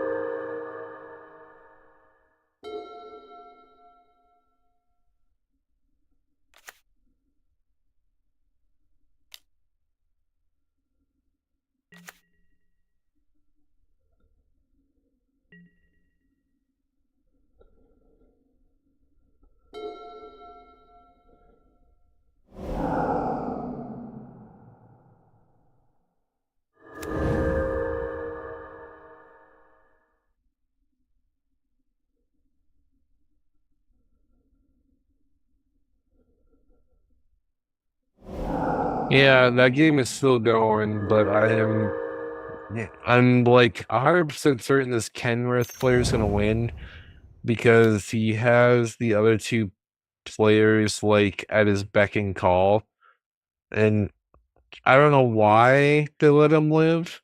He just has all the mana in the world at his disposal, and he just forces the other two players to trade their cards with each other, and he gets to cut his card draw in half by animating Zerda, and he's just passively drawing cards for free. So eventually, when the other two dickheads get done having their, dick measuring contest, the Kenner's player will be left over, and he'll just finish him off.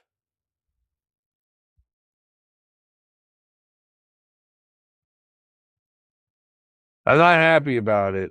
It's just annoying that like people can't see what's happening and that they're just getting led around and so easily manipulated.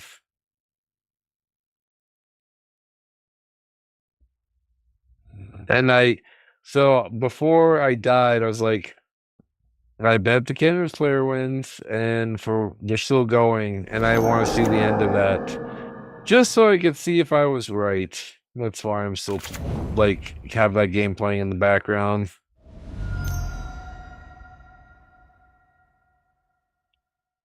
Mostly because I imagine I'm bitter.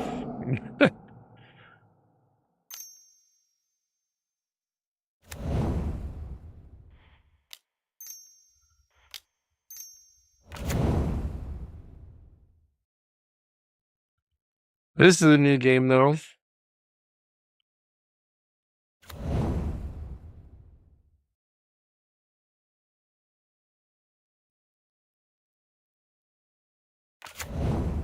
Kind of feels like a mark my words moment.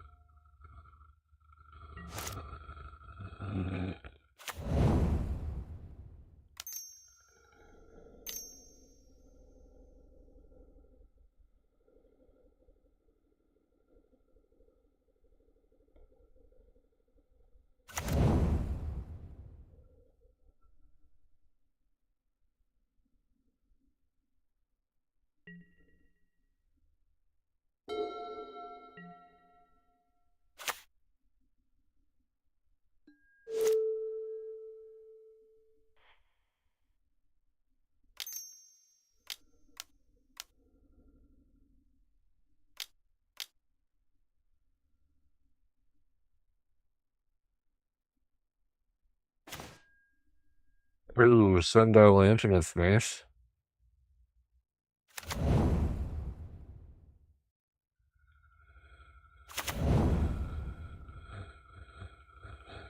Do you think I'd rather have a body in play though?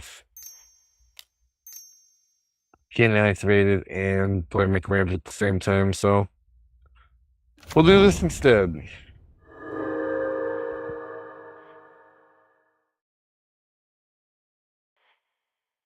Who cares about counters? I guess this guy.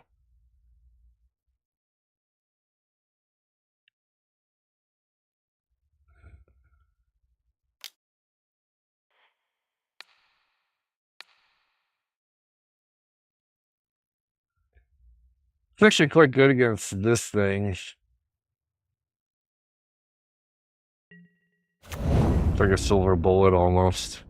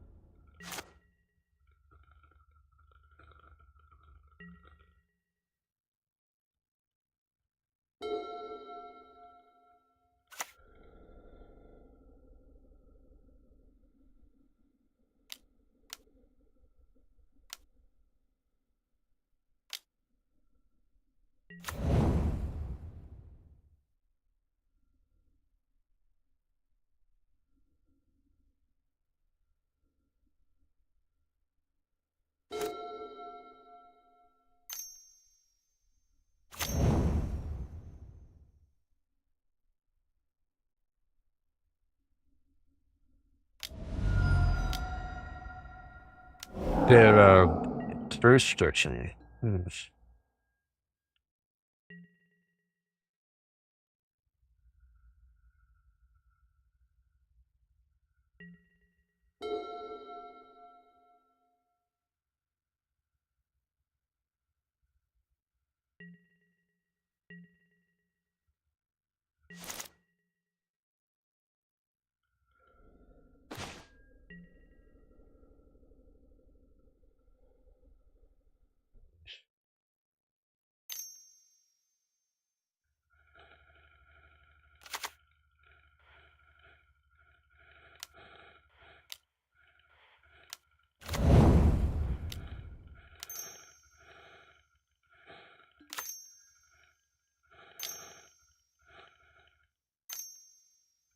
No.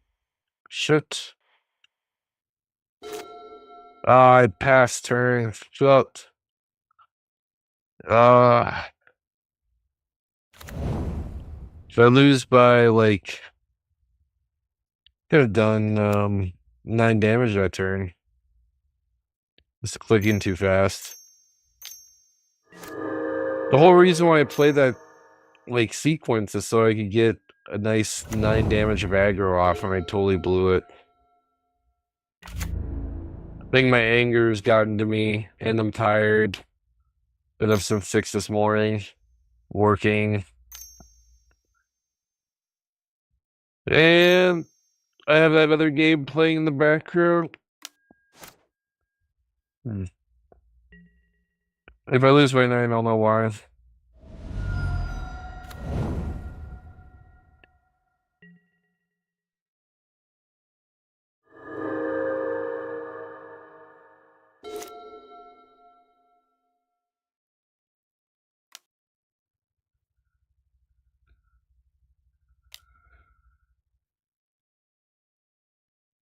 Definitely want to hit the guy in the middle because he's doing okay. Maybe the left player more. No, he just get the Oracle down. The guy on the right's missing land drops, so he kind of not involved.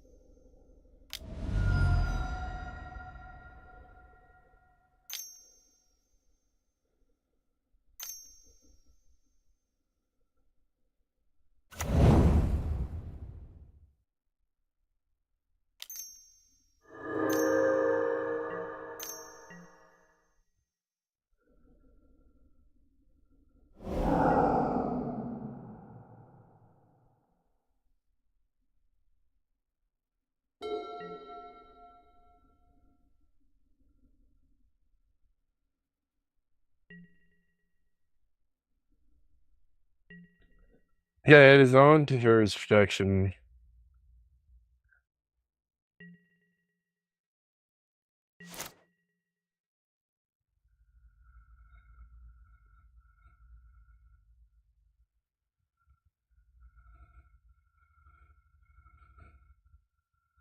What a shocker. Got my right surrendered.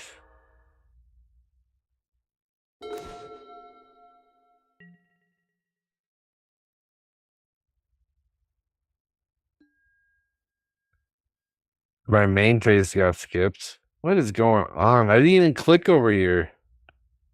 Ugh. Would have been nice. I would have liked my, I guess it's not too late. I can still use my sundial.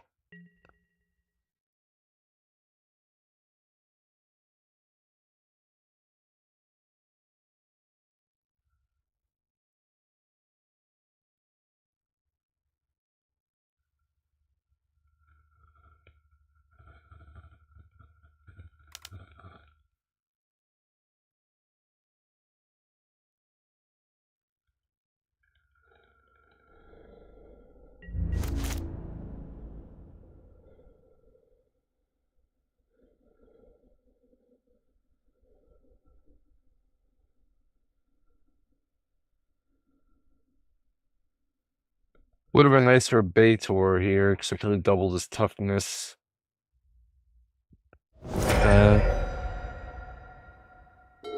He's Death Touch. Oh, Jesus. Yeah, I'm playing so badly tonight. And now my main phase 2 was skipped. What is going on? What happened? I have not, my mouse has not touched this bottom right part of the screen. Or sorry, my bottom right, my bottom left. But all my main phases were skipped. And I have stops. What is going on?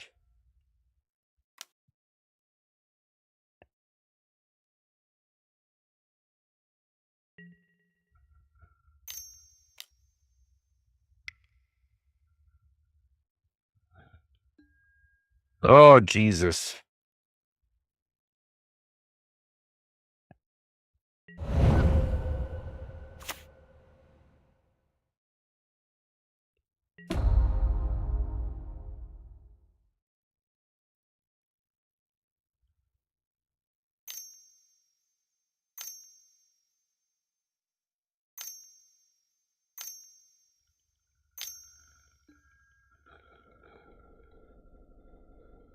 If I win this game, it'll be by some stupid miracle.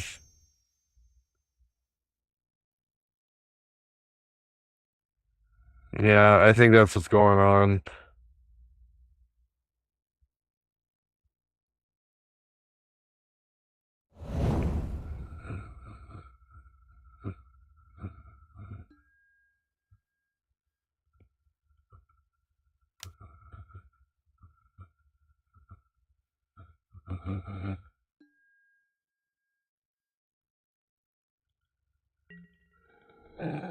I love having turns where I just don't play land drops or cast spells that did nothing.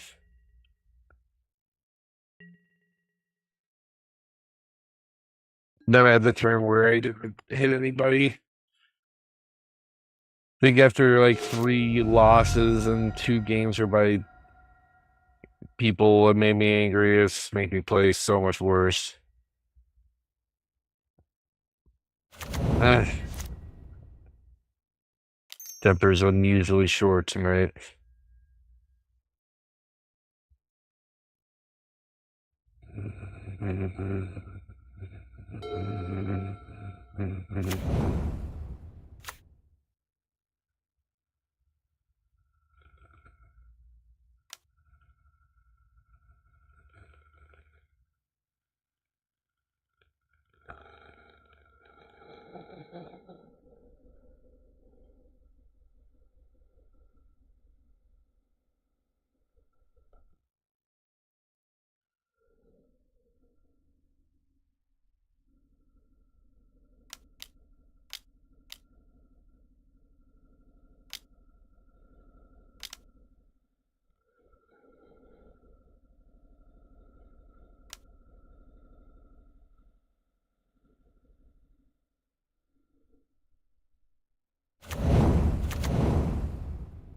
Yeah, they're still going at it.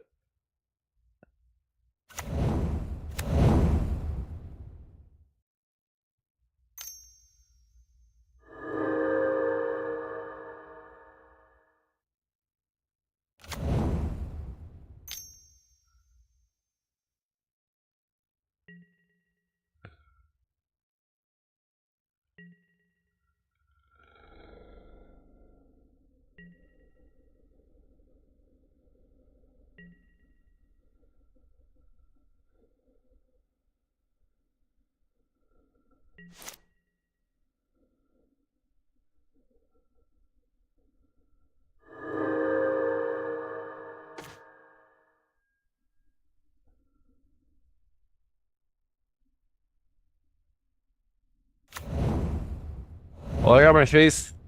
My main phase won this time. Thank you, game. Thank you for giving me a feature. Really grateful. Maybe I want this. Sundial Infinite ain't a bad setup.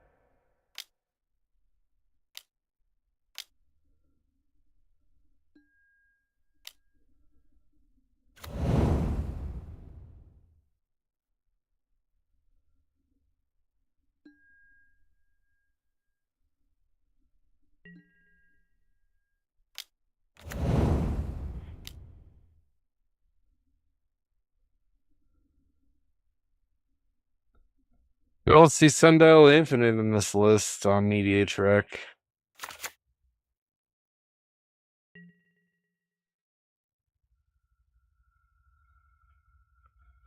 Huh. But my step block should stay the same. I guess they go back, regardless. It doesn't tell him to turn.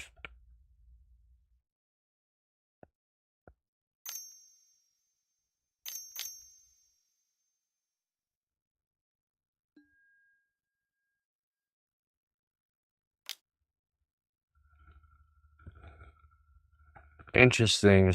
Okay, maybe sundial doesn't work. I thought it did.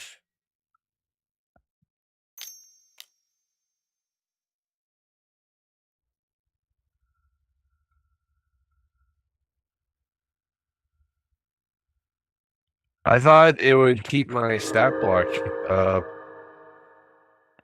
So I go to combat and put increase the stats, but uh this turn and until end of turn effects end. So like that just fizzles the increase. Maybe I interpreted that wrong. So I was thinking of like Final Fortune kind of stuff where you don't actually die if you have this in play.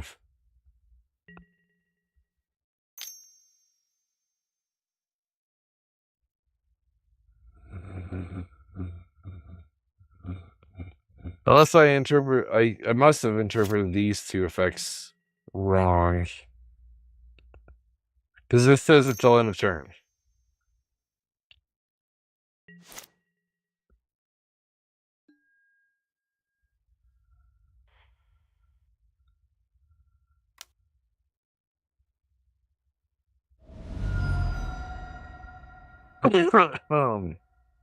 Damn. Well, that's a cut I would make. Learn the hard way.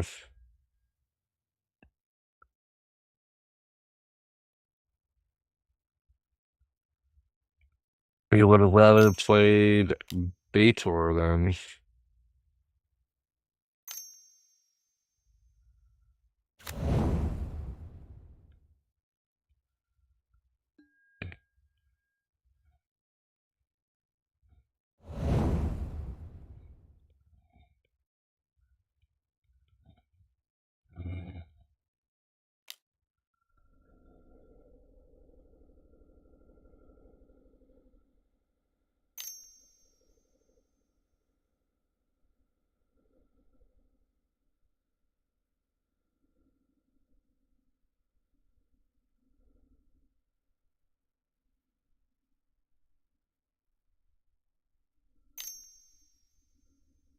Yeah, most science doesn't end in success. It's true.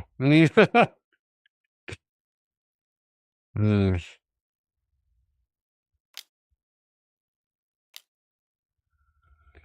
I probably will replace the sundial with the green light creature cat from what the hell is it called? Sovereigns of Ixalan, you know, where the one gives +1/+1 counters equal to the difference. Fits nicely in here. Sovereign Akinau, it's probably a better pick. And it does the same effect that I want, just to cost 1 mana.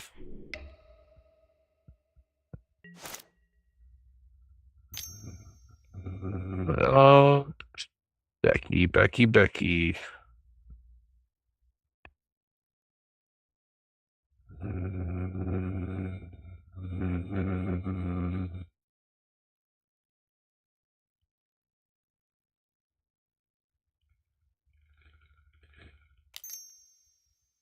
There we go. Much better replacement. Not useful in this scenario, but I have it now.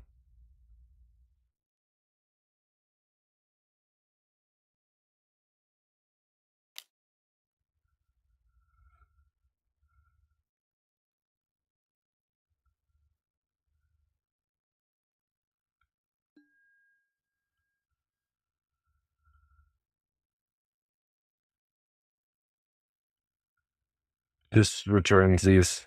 All right.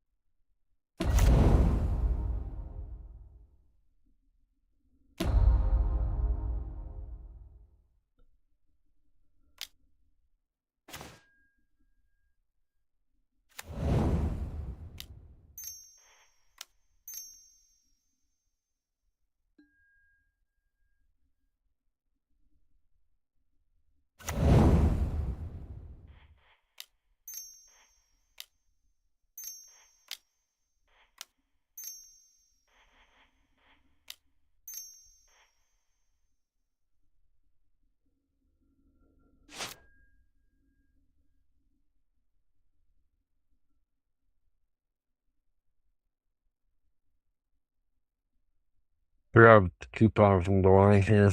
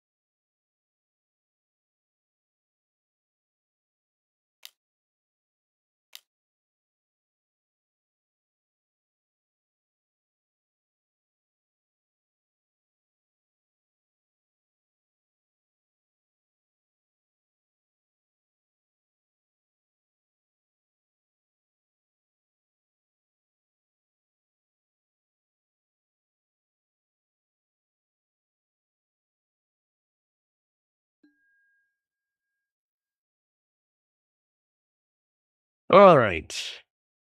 Sorry about that. I was getting a phone call from a friend.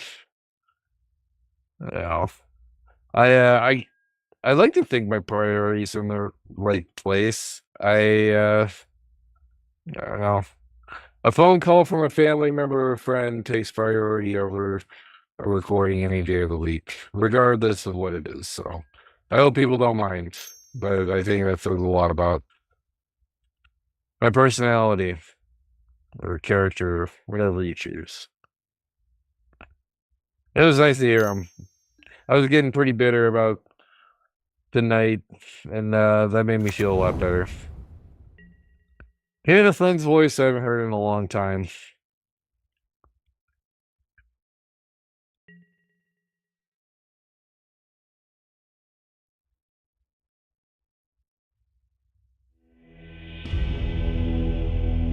Yeah, yeah, they do.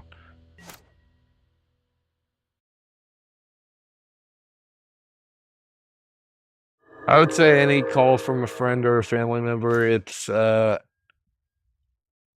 of those things where um I don't believe family or friendship should be convenient. Uh they can call me anytime, anywhere, and I'll answer. And typically I'm pretty bad about my phone. But sometimes I surprise people.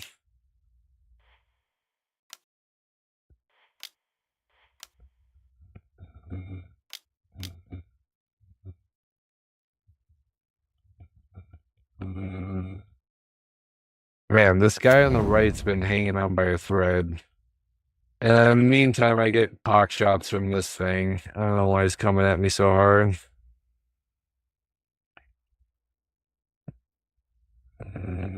And actively dealing with this over here.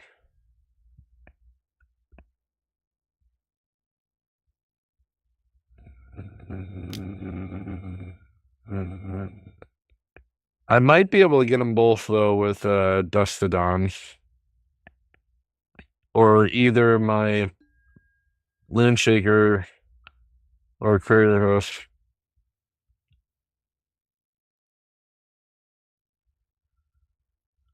I do like Nethroy. I think he's a good fit because it's based on total power, and you obviously have a a very low power total.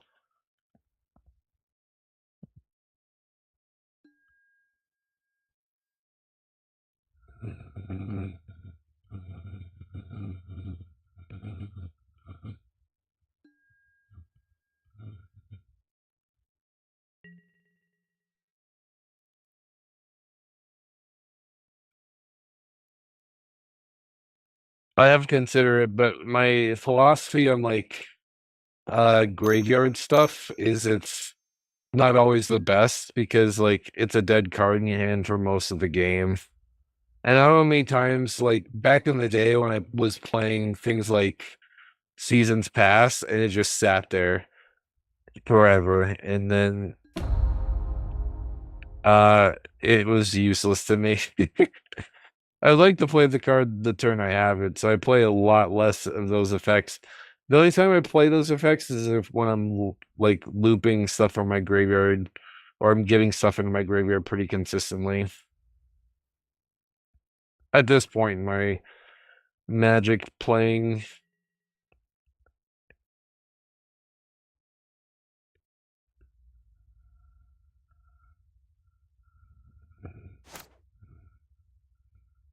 ooh, Ancient Lumber now, that'll double my damage output.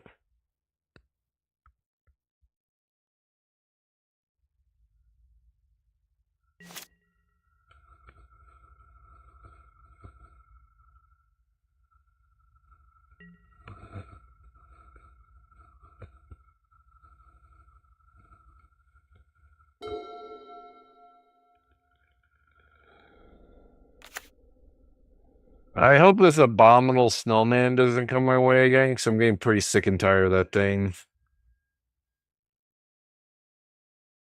I'm trying to pressure this guy on the right and been kind of largely ignoring this dude on the left.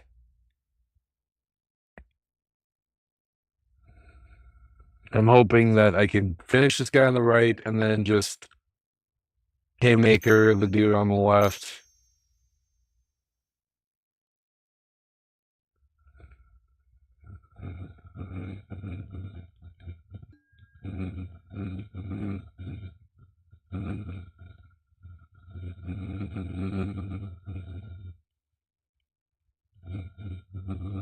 Awakening. I do think this guy needs more mana sinks, the one on the left. This is the, I mean, Pilot's Tracker is not bad as a mana sink. You could sink mana into drawing cards. But this is the only semi-true mana sink he's played. And it's not even the best one because it has a cap to it.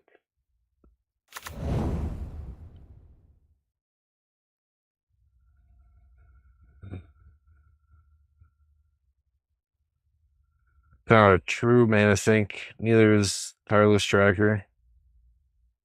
They're decent, but it's, I think he needs something a little bit better.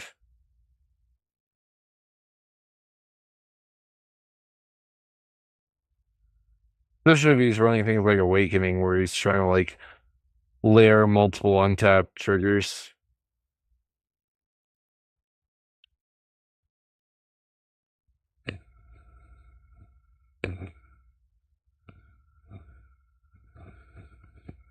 As it stands, it's not really doing much for him.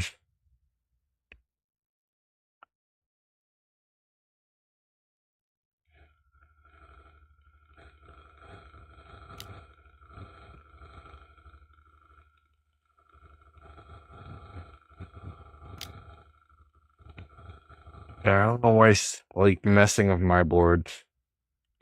Come on, dude. Unless he kills the guy on the right, then go forward. Mess with me.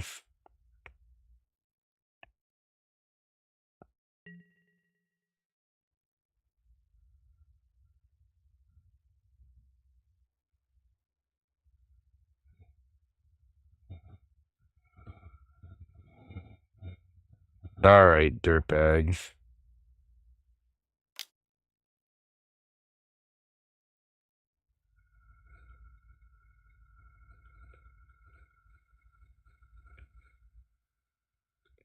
This guy's making it really hard for me to tolerate him.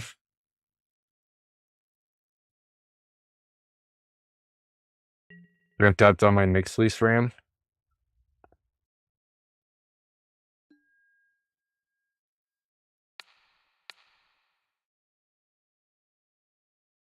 I'm gonna tap down my dragon, so. Oh, it's a block trigger too. Nice. Didn't notice that. You missed that in the fine text. Oh, the thing is trample too. Jesus.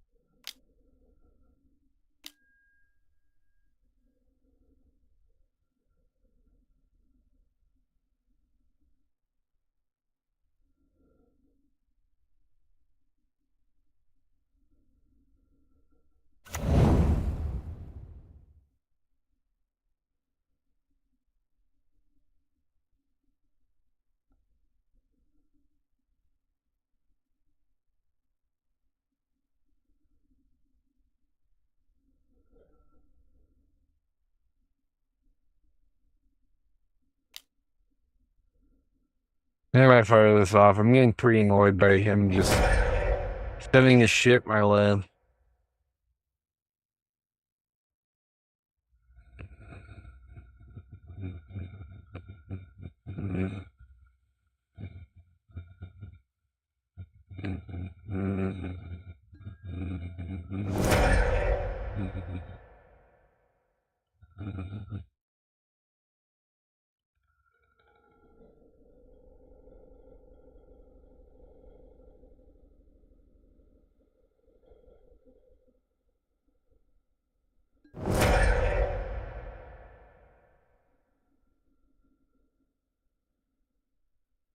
Kind of being a little bit of an advantageous bitch.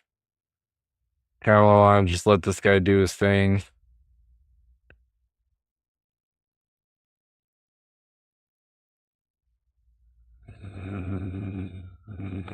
He's gonna be sitting over there taking pock shots at me all game.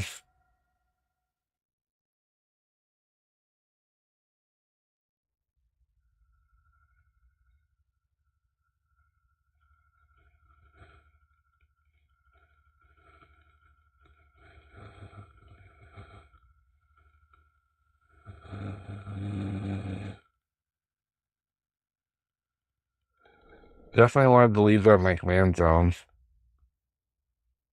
Man.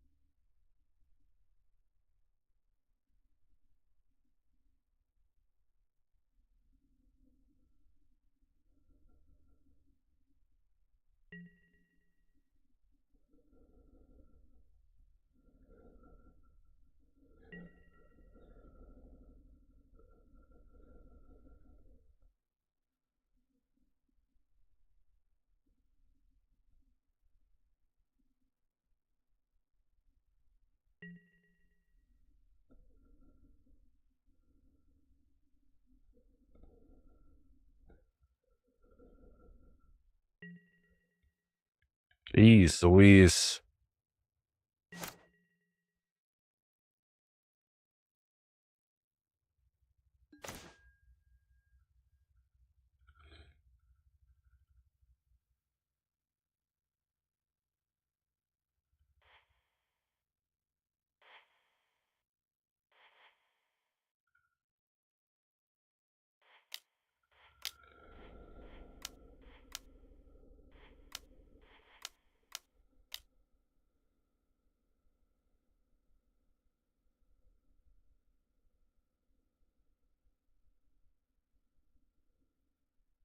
Enough? What?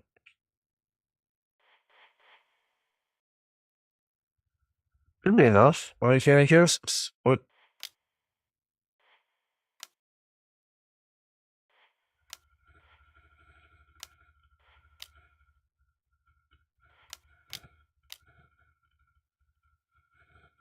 There we go. Jeez.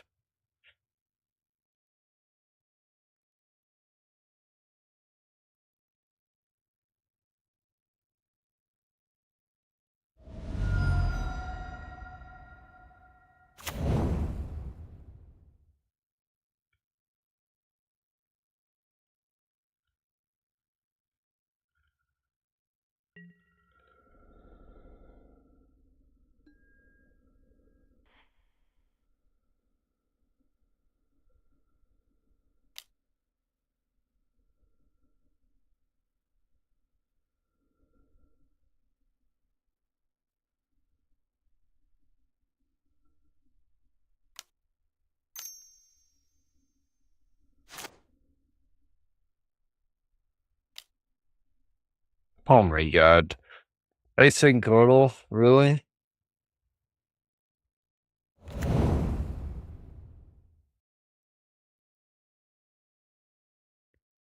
I don't know the last time I've seen this thing where it was relevant, except in modern. So, congratulations, you got me.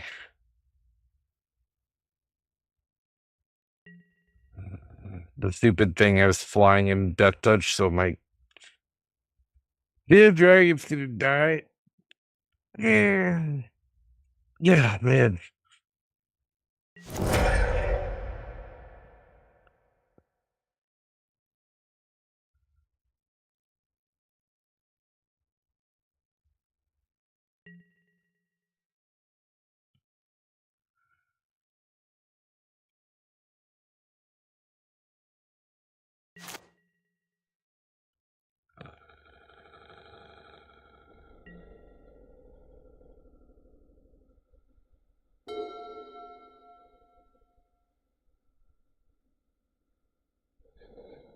Man.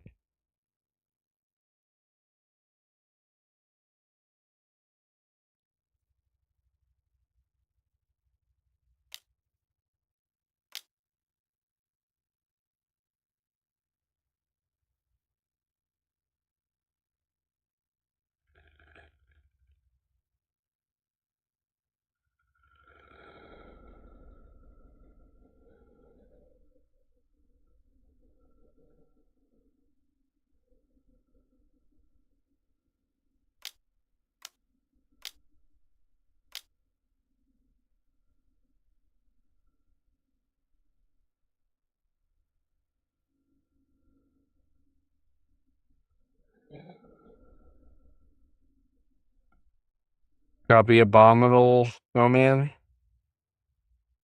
Or Carlos Tracker was probably the best. Ice Manipulator and done.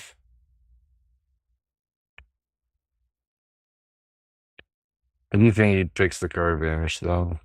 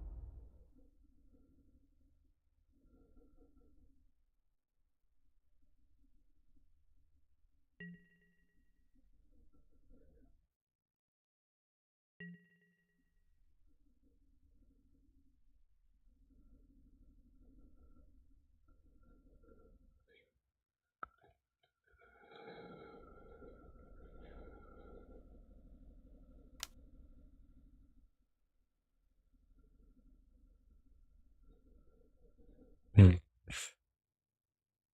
What are the odds he has a counter spell with 2 mana? Luckily, I don't have blue, so he'll have 1 blue at his disposal. Hopefully, it doesn't negate. Oh, wait, he untaps all his shit, doesn't he? Spanish time player. Yeah, we're good.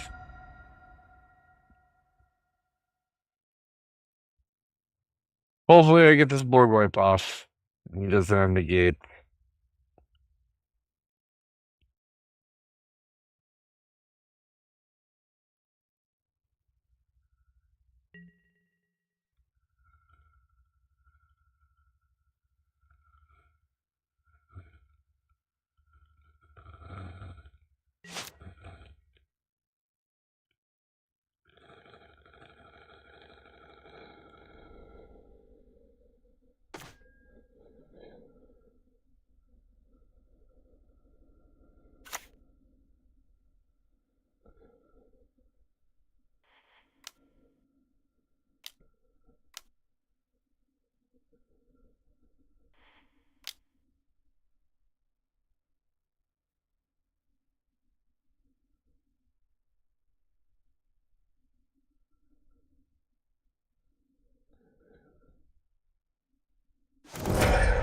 Holy cow, that resolved. I didn't think I would. Play the Taurus because it's bigger.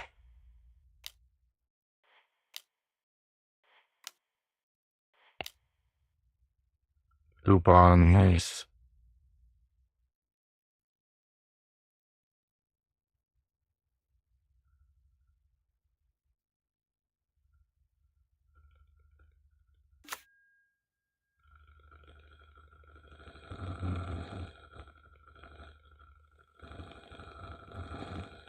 Yeah, 10 damage.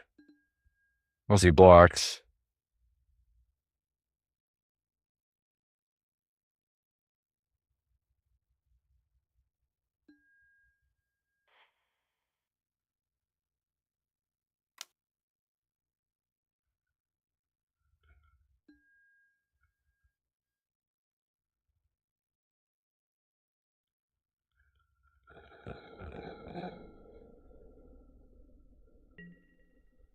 He's just taking it.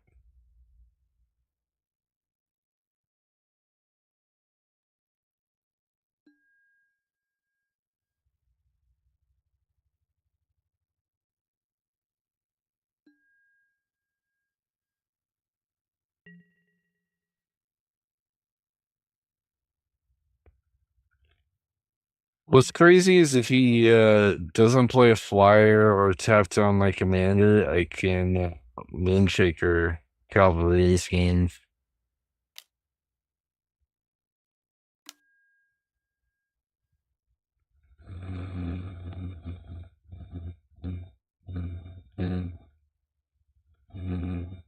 Showing during my turn, my stuff has hexproof, so his icy manipulator doesn't work unless he kills the tortoise.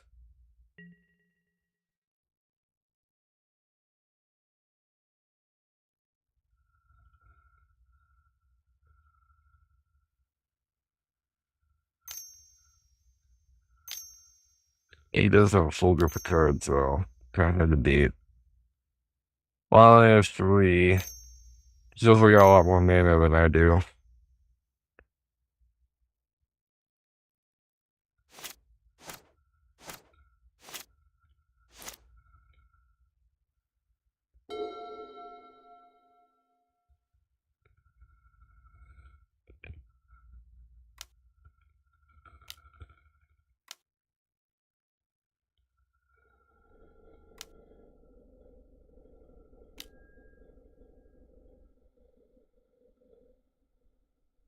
Okay.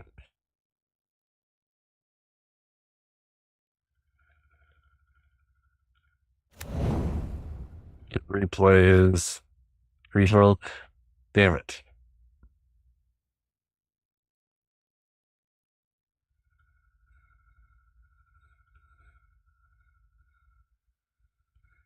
Damn you, random ass. No cards.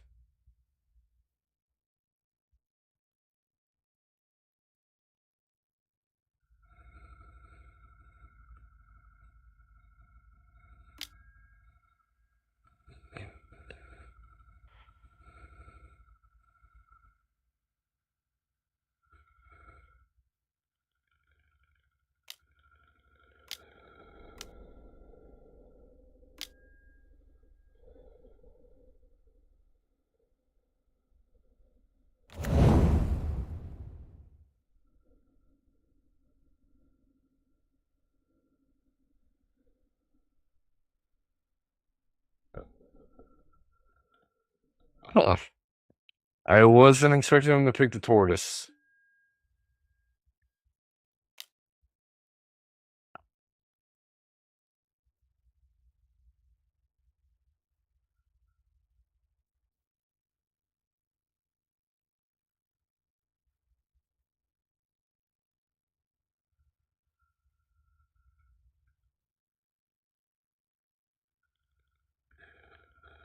He should have tapped down my commander. I'm gonna go steal this game.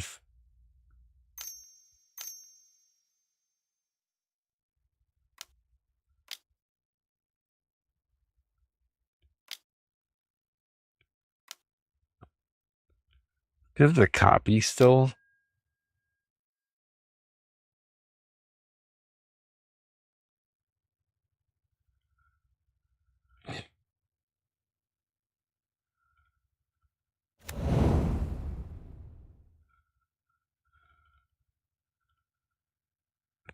Fine.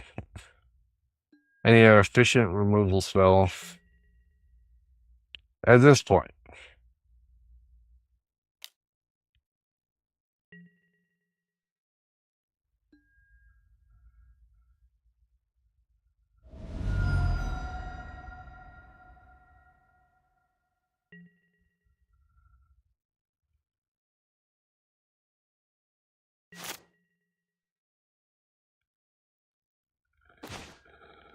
That was not what I needed. I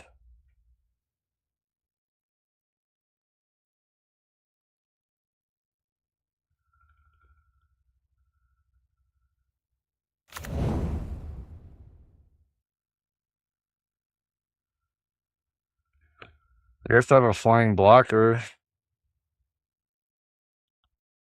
The worst, not the best.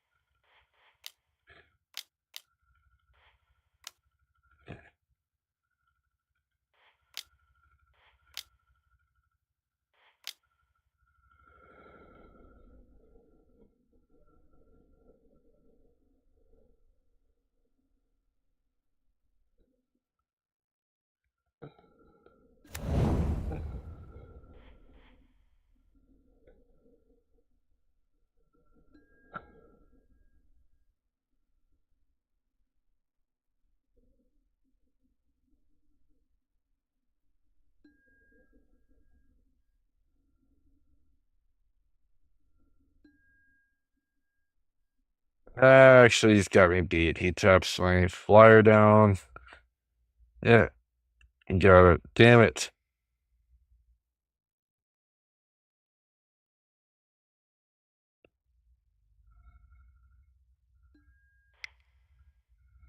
That is the end, unfortunately. Hmm. Yeah, I think it just get tired. It's got the best of me. I think I want to play more games though. I think I'm gonna stream more, just more impromptu kind of streams. Uh, I think I'm gonna play more one-on-one. I would like to beat my record of win streaks too. I think that'd be entertaining. Maybe I'll be back on tomorrow night and I'll be well rested. I don't work for the next 5 days, so I'll have fun chopping these up and try to find more enjoyable games to play. These today were pretty brutal.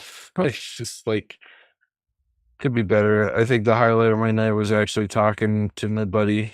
Um, I did some cool stuff with Kirol.